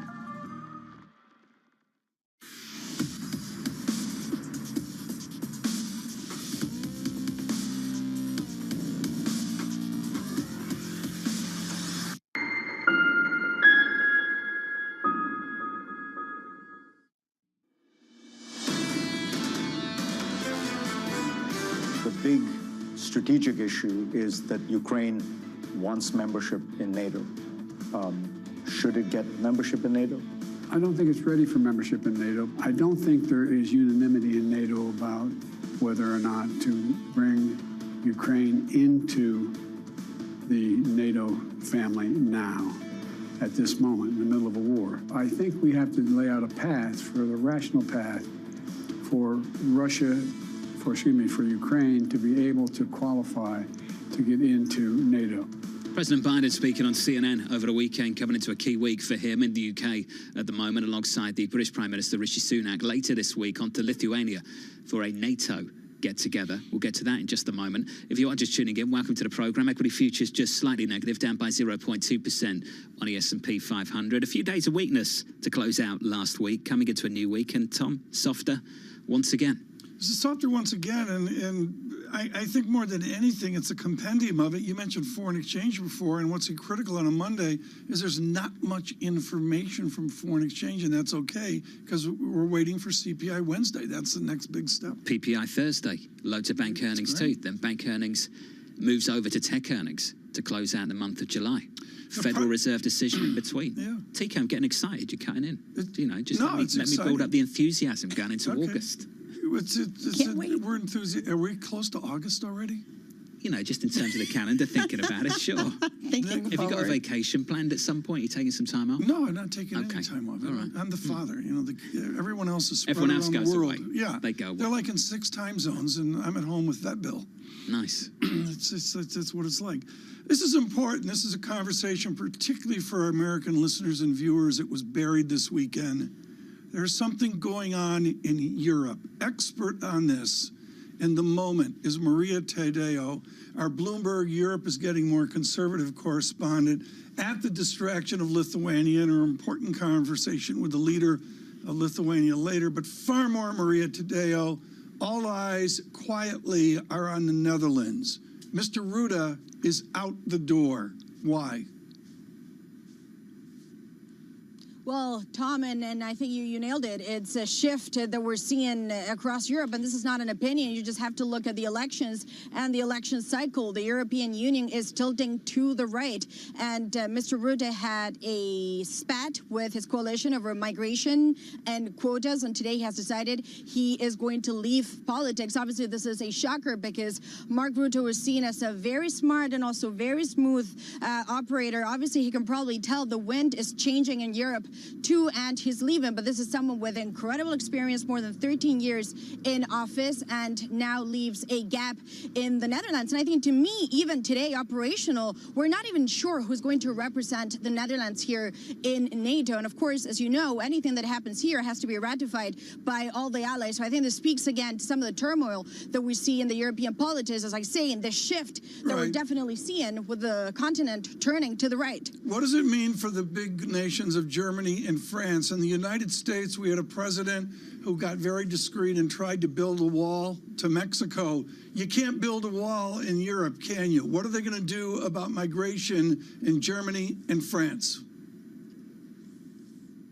Look, technically in some places you could, but the problem is that some of the progressive voices will tell you those are not European values, those are not our European standards, and obviously we don't want to do anything that President Trump suggested at one point the U.S. wanted to do. The issue here, of course, is that when it comes to migration, this is becoming now a toxic debate, and you see it in the public opinion, again, changing and wanting tougher measures. I think when you see a lot of the turmoil play out in France over the past weeks, when you look at the situation in Germany, obviously, Olaf Scholz is not polling well in that coalition. Well, obviously, this brings about a new debate as to what to do with migration. But this is a never-ending issue for Europe, Tom. And ultimately, the issue comes down to the fact that nobody at this point wants to take in more migrants. Essentially, that is what it comes down to. It's not politically correct. It's very tough. It's very crude to say. But ultimately, that's where Europe is at. And this underscores a shift to a sort of more conservative viewpoint, more on the right side of the political sphere in Europe. How does this debate, Maria, color the NATO discussions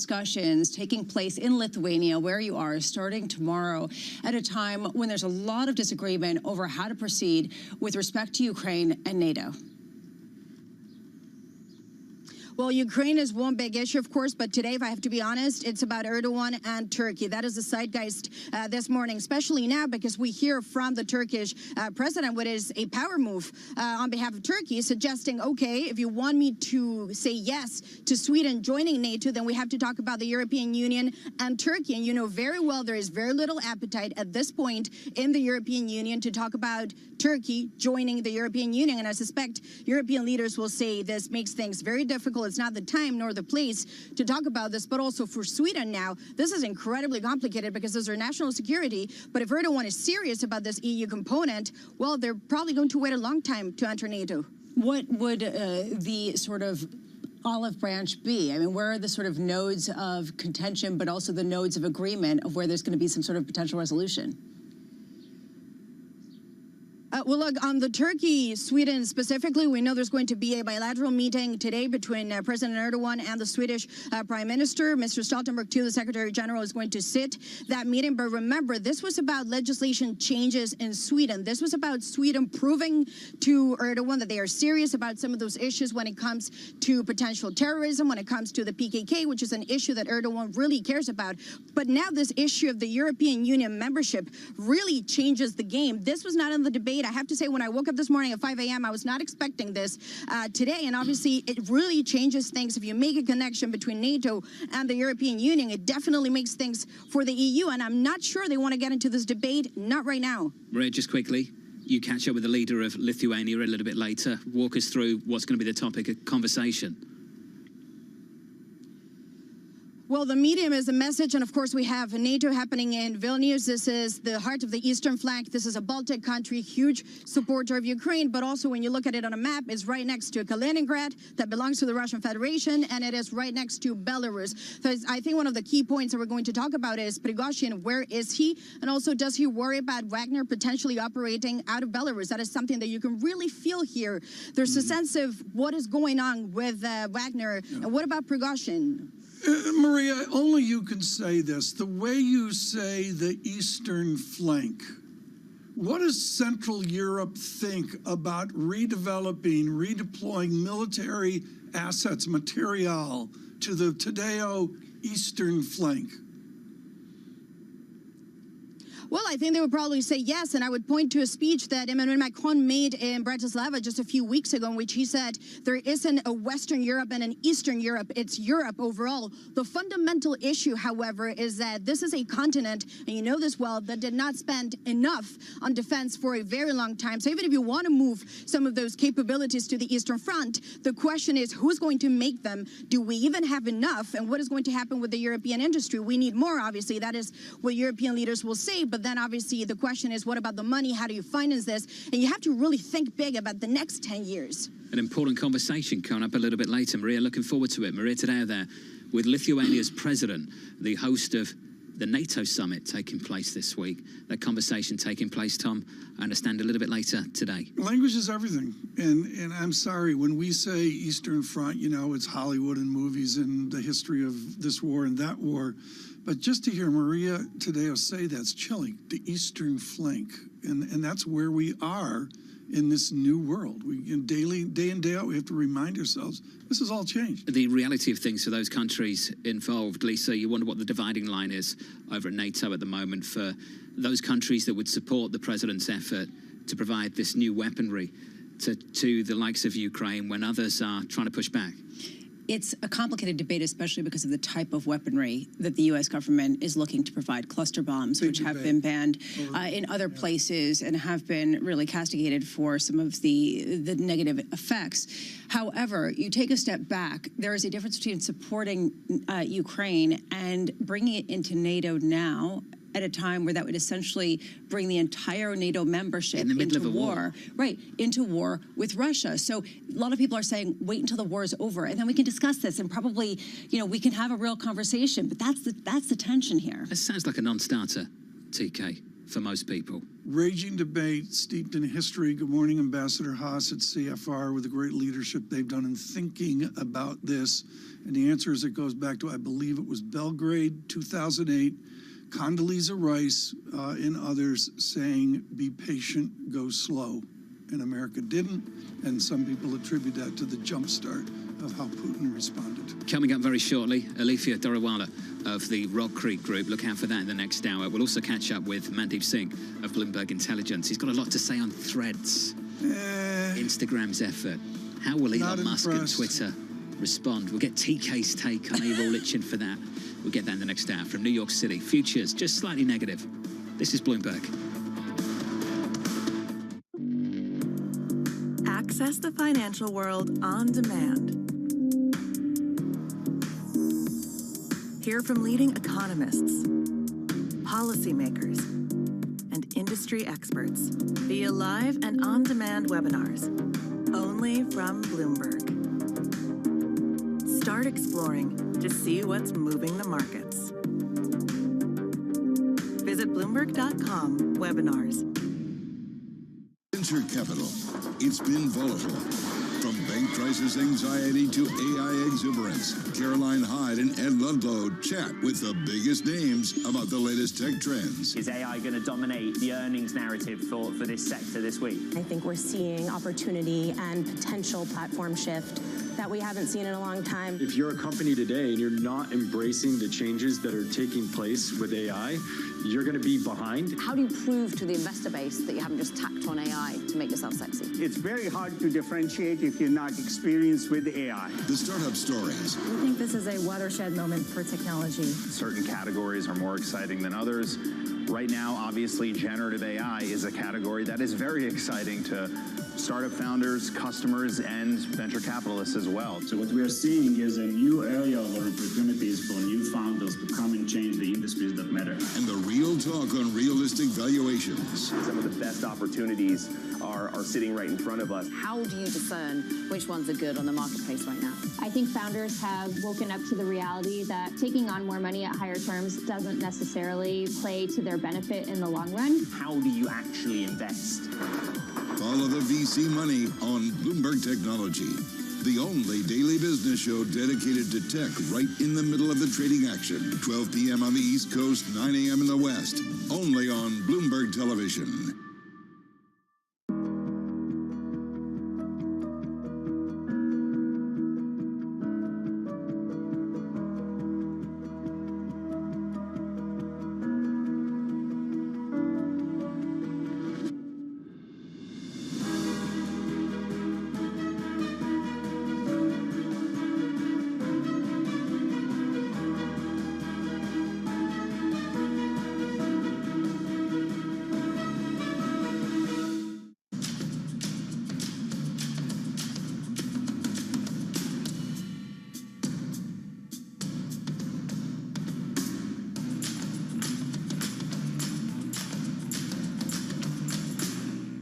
Lots happening on Wall Street. There are so many factors at play today. It remains tight in certain parts of the economy. Need to catch up? This is Bloomberg Wall Street Week. I'm David Weston. We've got the information and insight. Crisis is too strong a word, and words like that get used a lot. From businesses most influential and instrumental. America's economy needs a diversity of institutions. That's something that Wall Street pays a lot of attention to.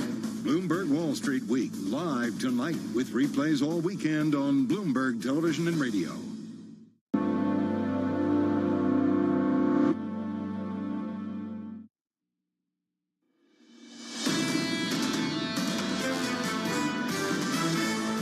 Is the Fed going to have to go?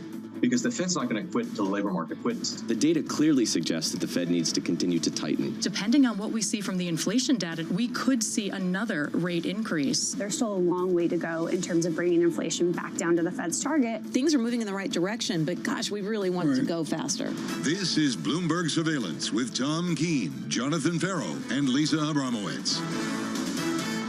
Getting your week started here live from New York City for our audience worldwide. Good morning, good morning. This is Bloomberg Surveillance on TV and radio alongside Tom Keene and Lisa Abramowitz. I'm Jonathan Farrow. Your equity market slightly negative, recovering just a little bit off session lows. We're down by 0.1% on the S&P 500. Just a few days of weakness to close out last week, Tom, and we start this morning with a touch of softness as well. We started with a touch of softness to get to a CPI on Wednesday and on to earnings on Friday. And it's not that Monday and Tuesday don't have value, but I think it's, churning off of the jobs report. I thought Dr. Kasman from J.P. Morgan was brilliant.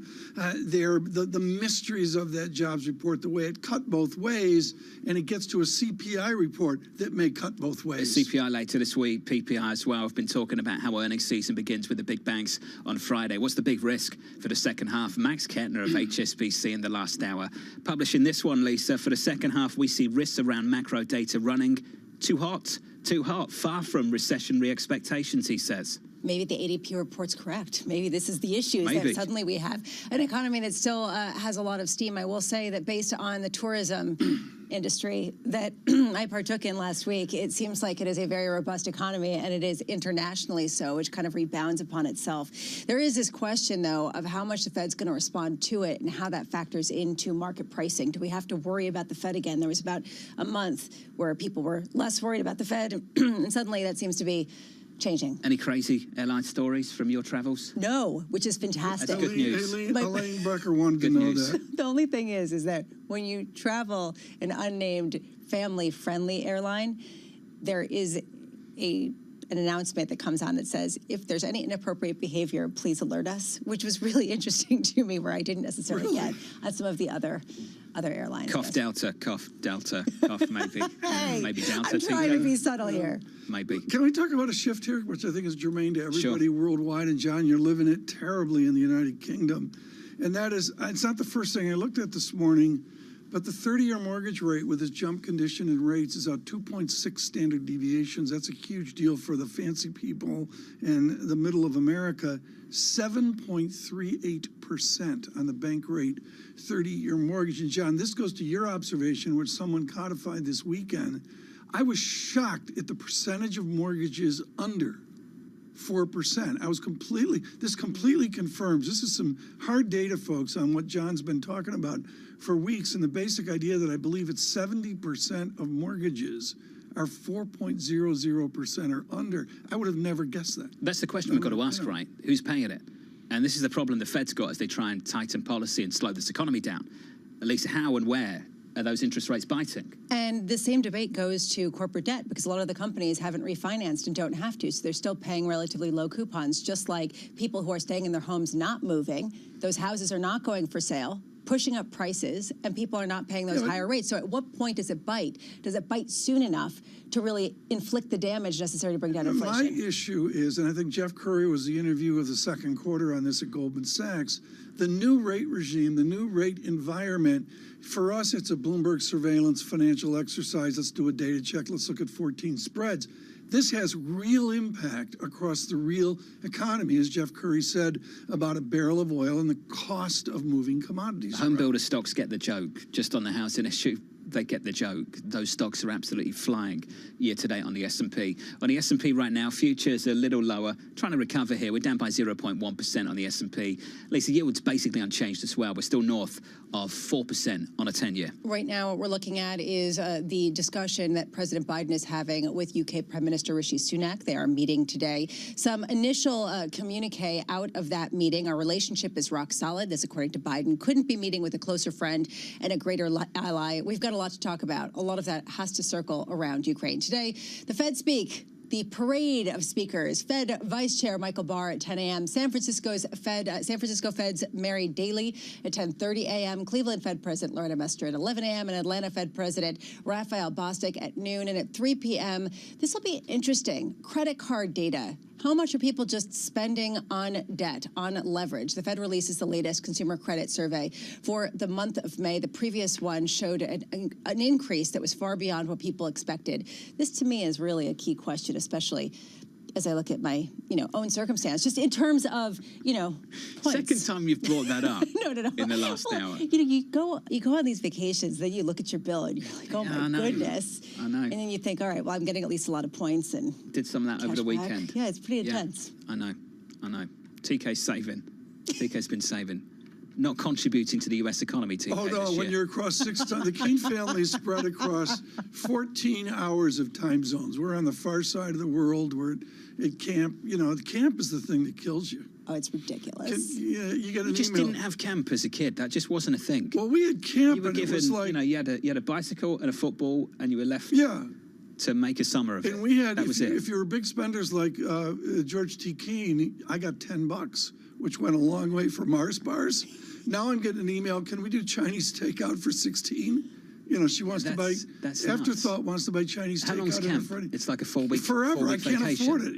There's 2 camps. There's lacrosse camp at Disney World where you go away for a week, but it's 4 days. That's the other swing. Yeah, and it costs That's the $20,000. racket. Yeah, and then You're joking. It's ridiculous, John.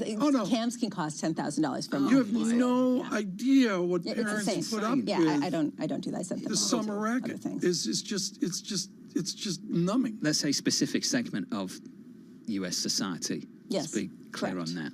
I think it's a hardship for a lot of society. I mean, it creates a lot of employment for people. I'll give them that. But, there it is. All right. Joining us now, Alifia Dorawala, the Managing Director at Rock Creek Group.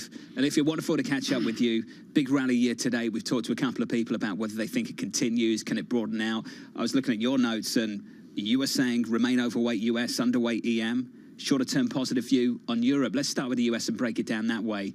Why remain overweight the US after big gains already this year? Yeah, look, I think investors have been investing, as you mentioned, in a new regime from the last 10 years, right? We're in the higher rates, higher inflation for longer. But if you look at equity markets, while we're cautious on equities in general after a very strong first half, what's going to break the equity markets? You know, I think consumer spending is something that we're looking at very closely to see if that's what breaks equity markets. But I think we also have to remember that within the equity markets, the bull market this year has been driven by 8 mega cap stocks. It's more than 70% greater cumulative return in the top 8 stocks versus the rest of the Russell 2000 year to date. Seems immune to Fed action. So when does the party stop? Alifia, I want you to take a long-term view. Let's be honest. If your leader, Ms. Beschloss, went to Marrakesh in the IMF meeting, people would just simply stop to know her opinion on the linkage of the global economy and hydrocarbons. When you guys look out to a 3 to 5 year look, do you have the gloom of the IMF? Do you share their view of tepid global growth? I think growth is going to happen in particular niche sectors and areas. So we are investing quite a bit right now in alternatives. It continues to be very interesting. Investors can take advantage of those secular long-term trends. US, Europe, emerging markets. You see tailwinds from the IRA and climate infrastructure projects. You see huge innovation in AI. You see things happening in agriculture technology, healthcare, data centers. As you mentioned, companies producing renewable fuels for rails, terminals, livestock. There are so many interesting investment opportunities today, but they are not going to necessarily make you money in the next 3 months. How do you sort of navigate the idea of being less positive over the next 3 months, but very positive, particularly about the U.S. over the longer term? How do you tell and communicate that message to investors who are not looking to day trade? You know, we manage very institutional portfolios for endowments and foundations, and they are long-term investors. They want their endowment to be there for the next 50, 100 years so they can continue doing the good work that they do. And so diversification in an institutional portfolio is key, especially in this type of uncertain environment. Think about it just in the public equities market. If you had taken a very singular view of small cap stocks, you would be missing out entirely on the first half of this year's rally. So you have to be diversified, we think, but you also have to look long term and start to plant the seeds now for those areas that are going to really be your biggest return drivers in 10 years. It feels like diversification is changing, the meaning of it. And the people who we talk to, it used to mean stocks and bonds, and now it means private credit, private debt, some other private equity, other aspects, real estate, that really are coming to the fore, becoming more mainstream and have been over the past couple of decades. But from your vantage point, how has the idea of diversification shifted? You know, that's a great question. And again, the flip side is that there's a lot of money chasing some of those opportunities that you said as well, right? So, you know, I wouldn't say that we want to just run into diversification for the sake of diversification, but it has changed because in any particular period of time over the last 10, 15, 20 years, you've seen one of those asset classes really be able to drive returns in your portfolio. Even today, fixed income, right? There's a spread between shorter term and longer term bonds, about 1 to 1.5%. Maybe you can do something there, out a little return in fixed income even today. So diversification means something different today because I think that if you don't have allocations across different asset classes, you will end up getting in a hole in a certain period of time during the market, and then it's very difficult to climb back out. And again, we're looking longer term. We want our endowments to be there in 10, 15, 20 years. Well, let's talk about something longer term. Just finally, the geographic diversification. Japan's getting it done year to date. Tough week more recently over the last 5 sessions or so. But Alifia, where are you on that country? We're hearing a lot of people say they're starting to get interested. You know, Japan's funny. I think over the last 20 years that we've been investing, there's been fits and starts in Japan. And the question is, can Japan really start to change their economy, change the demographics, and really get out of the disinflationary environment that they have had over the last 10 years. If they can do all of that, then there's a chance for Japan to continue on this path. But I think it remains to be, it remains, I think, a question on whether they can actually get those things done. And in the meantime, it is a stock picker's market, probably more so in Japan than in the U.S. or emerging markets today. If you look at the dispersion, for example, in the U.S. equity markets, there's more dispersion on a single stock level successful in the Japanese market today. So from a stock pickers market, it's great right now. I think longer term, we're going to have to see whether there's some fundamental changes in the economy. Nikkei, year to date, up 23%. It's not bad. Olivia Darawala of Rock Creek. Olivia, thank you on the latest. Still constructive on the United States. This question mark over Japan. Lisa, so many people talking about the same thing. I've had a lot of people start to think about allocating a little bit more to what's developing there. Yes.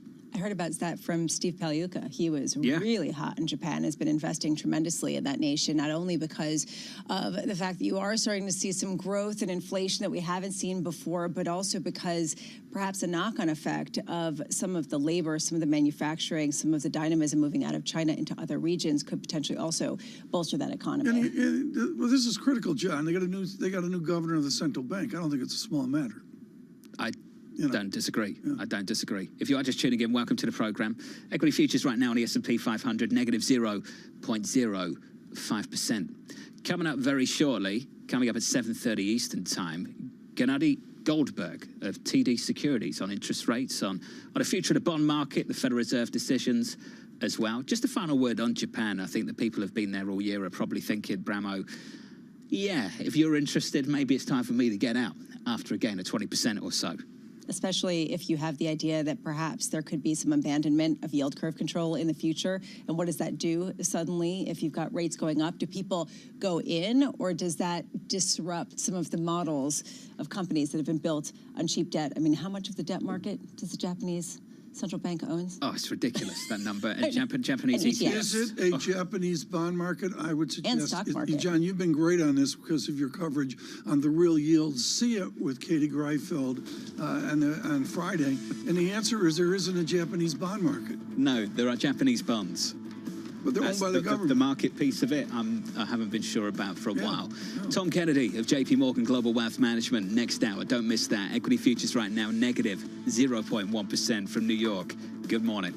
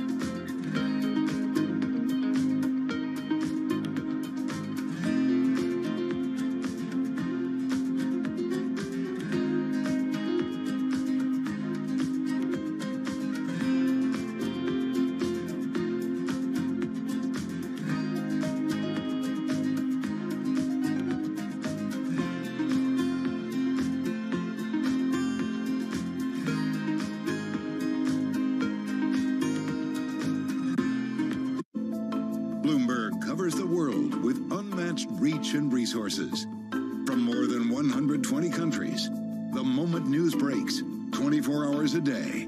Bloomberg, your global business authority. 3 prime ministers, 4 chancellors, an energy crisis, and the soaring cost of living. It's been a hard year for startups, but even in the toughest times, some of the best ideas are born here in the UK. Bloomberg UK's Startups to Watch will profile the brightest companies under 10 years old, with the winners unveiled at the Bloomberg Technology Summit in London in October. Get your entry in by the 7th of August for the chance to have your company profiled and to attend unique networking events. Good luck, and we hope to see you there. In a multi-trillion-dollar industry, there's a lot of ground to cover. We indeed have a rally. We're talking a lot of dividends. We're talking income. We'll show you what's happening in ETFs like no one else. Bloomberg ETF IQ, Monday on Bloomberg. This week, all eyes are on Sun Valley, where the titans of tech and media meet to talk business. And Bloomberg will make sure you're part of the action with live coverage and impactful interviews. It all starts Tuesday, July 11th, right here on Bloomberg.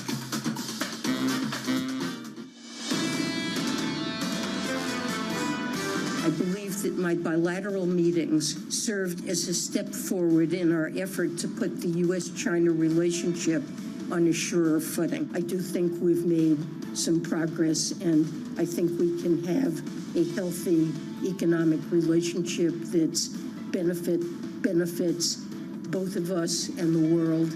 Janet Yellen there, the US Treasury Secretary, after concluding her visit to the world's second largest economy, China. Your equity market more broadly to kick off things this morning, and good morning to you. Equity futures just about unchanged on the S&P 500. Three-day losing streak to close out the session on Friday. Payrolls a bit softer relative to expectations, a whole lot softer relative to the blowout surprise crazy ADP report the day before, but still leaving the door wide open for the Fed to hike once again later on this month. Before we get to that Federal Reserve rate decision, we do have some economic data for you.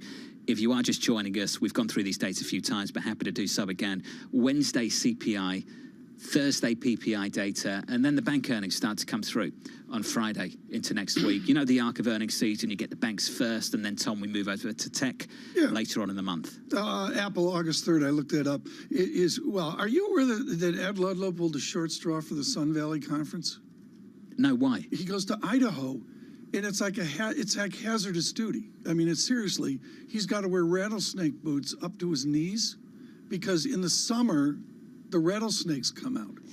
And he's like, I'm the one. I did this with David Gura years ago. Years ago, David Gura. Who's David? David Gura is on the lawn at the Sun Valley Conference, and everybody's in their Patagonia trying to, you know, Tom, when they leave, they don't exist anymore. Yeah, the great and the worthy and that.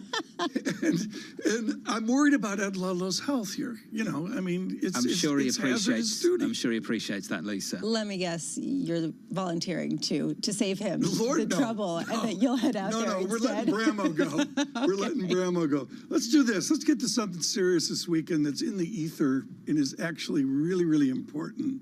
There is a strident agreement in the United States that China's the bad guy, giving perspective this morning. Enda Curran, Bloomberg Global Economy reporter in Washington, truly encyclopedic on the Pacific Rim.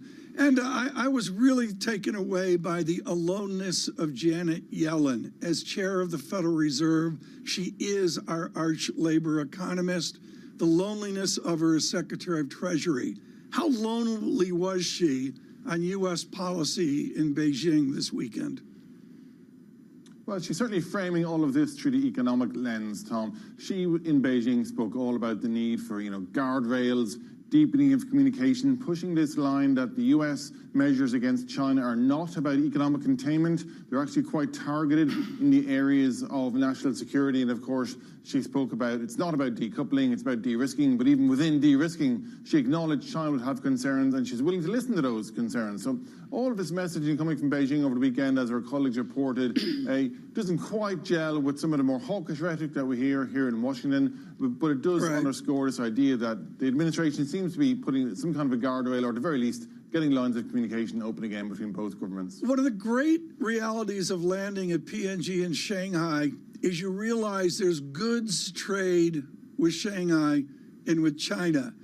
Can Yellen or Biden or anybody in the future in America partition a tech dialogue from the massive manufacturing goods dialogue that we have with China? Well, this is where the big complication is. Treasury Secretary Yellen is making the point that they're focusing on national security areas, and that might be AI, quantum computing, higher-end technology, Tom, like you mentioned, and maybe you can separate manufacturing from that. But I think the broad point is when you have tensions the way they are between both governments, it overshadows all economic activity. It overshadows the broad manufacturing sector as well. And that's why we have this ongoing discussion about our supply lines being reshuffled, our companies, MNC companies, looking to alternatives to China, for example. So you can make the argument that there's a narrow path and it can be navigated, but I think for business people, it's the broad sentiment that matters most. Is there any way, that her view could really represent the mainstream in the Biden administration at a time where it is politically toxic for him to take anything other than a hawkish stance with respect to China? Well, you would assume Ms. Yellen was clearly given license to go out and at least reopen these communications. She had about 9 to 10 hours of talks with her counterparts in the economic sphere in China, stressing this point about let's talk to each other. Ms. Yellen said they're willing to listen to feedback from China on the actions they take. Also, of course, the Biden administration has the 4-year statutory review of tariffs underway, for example. China's asking for those tariffs to be unwound. They're complaining about sanctions. They're complaining about economic containment. So, on the one hand, to give Ms. Yellen her dues, she might be just saying this is basic communication here about the basic efforts, not wanting to overstate it. But, you'd have to say, against the backdrop of the ongoing hawkishness from the administration and politics in general, it doesn't quite gel with the picture we've seen over the last few years. I was struck, and I wasn't as aware before some of these meetings, how dependent the U.S. was on the raw commodities from China to supply some of the chips that the U.S. is now saying they aren't going to send over to China. How does that complicate the issue? How does that give China a bit of leverage at a time when the entire economy is so dependent on these chips, on quantitative computing, on AI? Yeah, it seems to be fueling this kind of tit for tat, Lisa. As you know, as we mentioned, the White House is considering further export restrictions and controls on investment. China responding with some talk of controls over some of those special minerals like gallium, for example, that you mentioned. So China is showing that they have some leverage too. But let's not forget how weak China's economy is at the moment. Those inflation numbers overnight, speaking to how weak the consumer is on the ground and how weak the manufacturing sector is. Surely China wants to do business with the world's biggest consumer, which is the US. So it's a question of how far China can push that leverage without cutting off its biggest customer. Enda, thank you. Enda Curran out of Washington. The Treasury Secretary playing nice over the last week with China. Who knows what's going on behind closed doors, though? So much of this, Bramo, as you know, is for public consumption, particularly after the events of the last couple of months. This is the second meeting by a high-level official in the past month from the U.S., right? Antony Blinken was the first. That was a couple weeks ago. And now we have Janet Yellen. The idea is we're trying to set a floor. Have we set a floor? Did we establish anything over the weekend, especially given the blowback in terms of the body language of Janet Yellen to some of these Chinese officials? Meet and greet, we showed up, we showed the flag, and on you go. But I do agree that an economist, a legit first-order economist, doing a politician's job as Secretary of Treasury is unusual.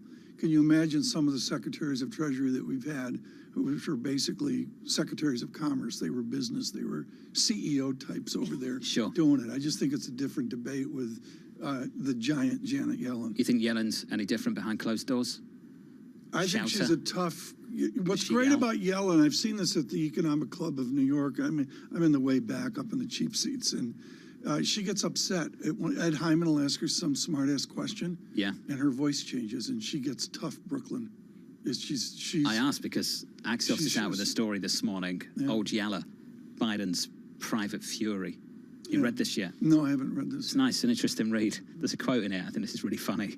Some Biden aides think that the president would be better off occasionally displaying his temper in public as a way to address voter concerns that the 80-year-old president is disengaged and too old for the office. Oh, dear Lord. That's one way of spinning the message, isn't it, to Axios this morning? That's something. He should shout in public. He should get more angry. Get riled up. If I see someone of that age getting angry in public, I'd be more concerned about their fitness for office, wouldn't you? If that's really the discussion, then we've got bigger problems. That's all I can say. No. I mean, if that's really what people are looking for. I'm going to have a full-blown tantrum here. Yeah. show us your vigor. Oh, you done, TK? Okay. I'm done. Equities look like this on the S&P 500. The tang. Just about unchanged. That's what calms you down. Tang. That and bar chat. Futures right now, down by 0.1%. No real drama here. Yields unchanged. Let's call it 4.05% on a US 10-year. Let's see if things are unchanged by the end of the week after getting through a ton of Fed speak later today, which Lisa kindly went through just a little bit earlier. Then on to the data, CPI and PPI, to get another read on inflation in America going into this Federal Reserve decision later on, Tom, this month. Well, we're going to have to see. I mean, it's a huge inflation report. And, you mentioned PPI as well. That's not a small matter. I used to ignore PPI, and I don't anymore. I mean, the linkage of the two inflation reports is powerful. You certainly don't ignore it out of China at the moment. Disinflation, deflation, what are you calling that, Bramo? Deflation, outright deflation. The risk of it. It's disinflation for now. Keeping the door open to some stimulus potentially out of the world's second largest economy. Futures are lower as we kick off a brand new trading week. Good morning to you all.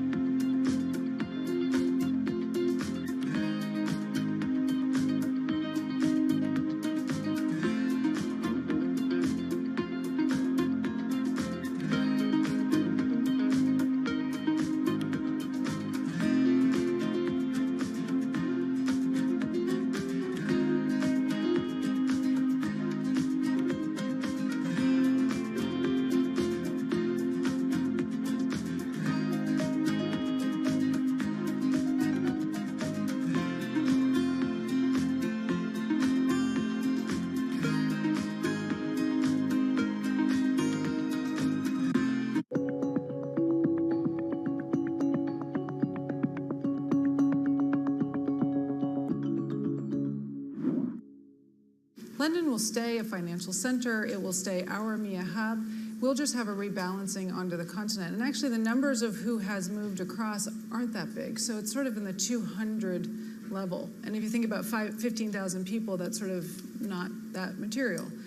And so I do think both will basically continue to grow and continue to be very relevant. What will change, though, and the big thing that's changing, is actually the risk-taking is what's going to move. And so we've historically had risk-taking in the UK. That risk-taking and the assets that go with it, not the people alone, but the assets that go with it, that's the next phase of what we're now moving into. And that will be a material change.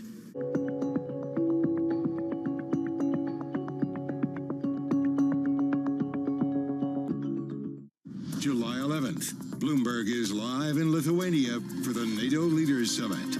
Support for Ukraine, expanding partnerships, broad security challenges.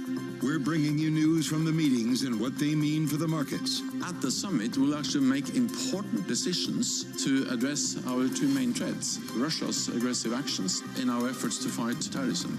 It all starts July 11th.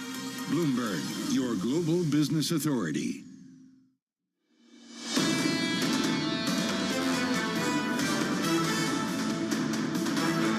Live from New York City, getting your trading week started. Futures look like this on the S&P 500, on the Nasdaq too. On the S&P, just slightly softer, negative by 0.05%. The Nasdaq down by 0.2. Will it be a 4-day losing streak for both the S&P and the Nasdaq after closing down on Friday for a third day of losses? Plenty of banks publishing this morning, including Citi, US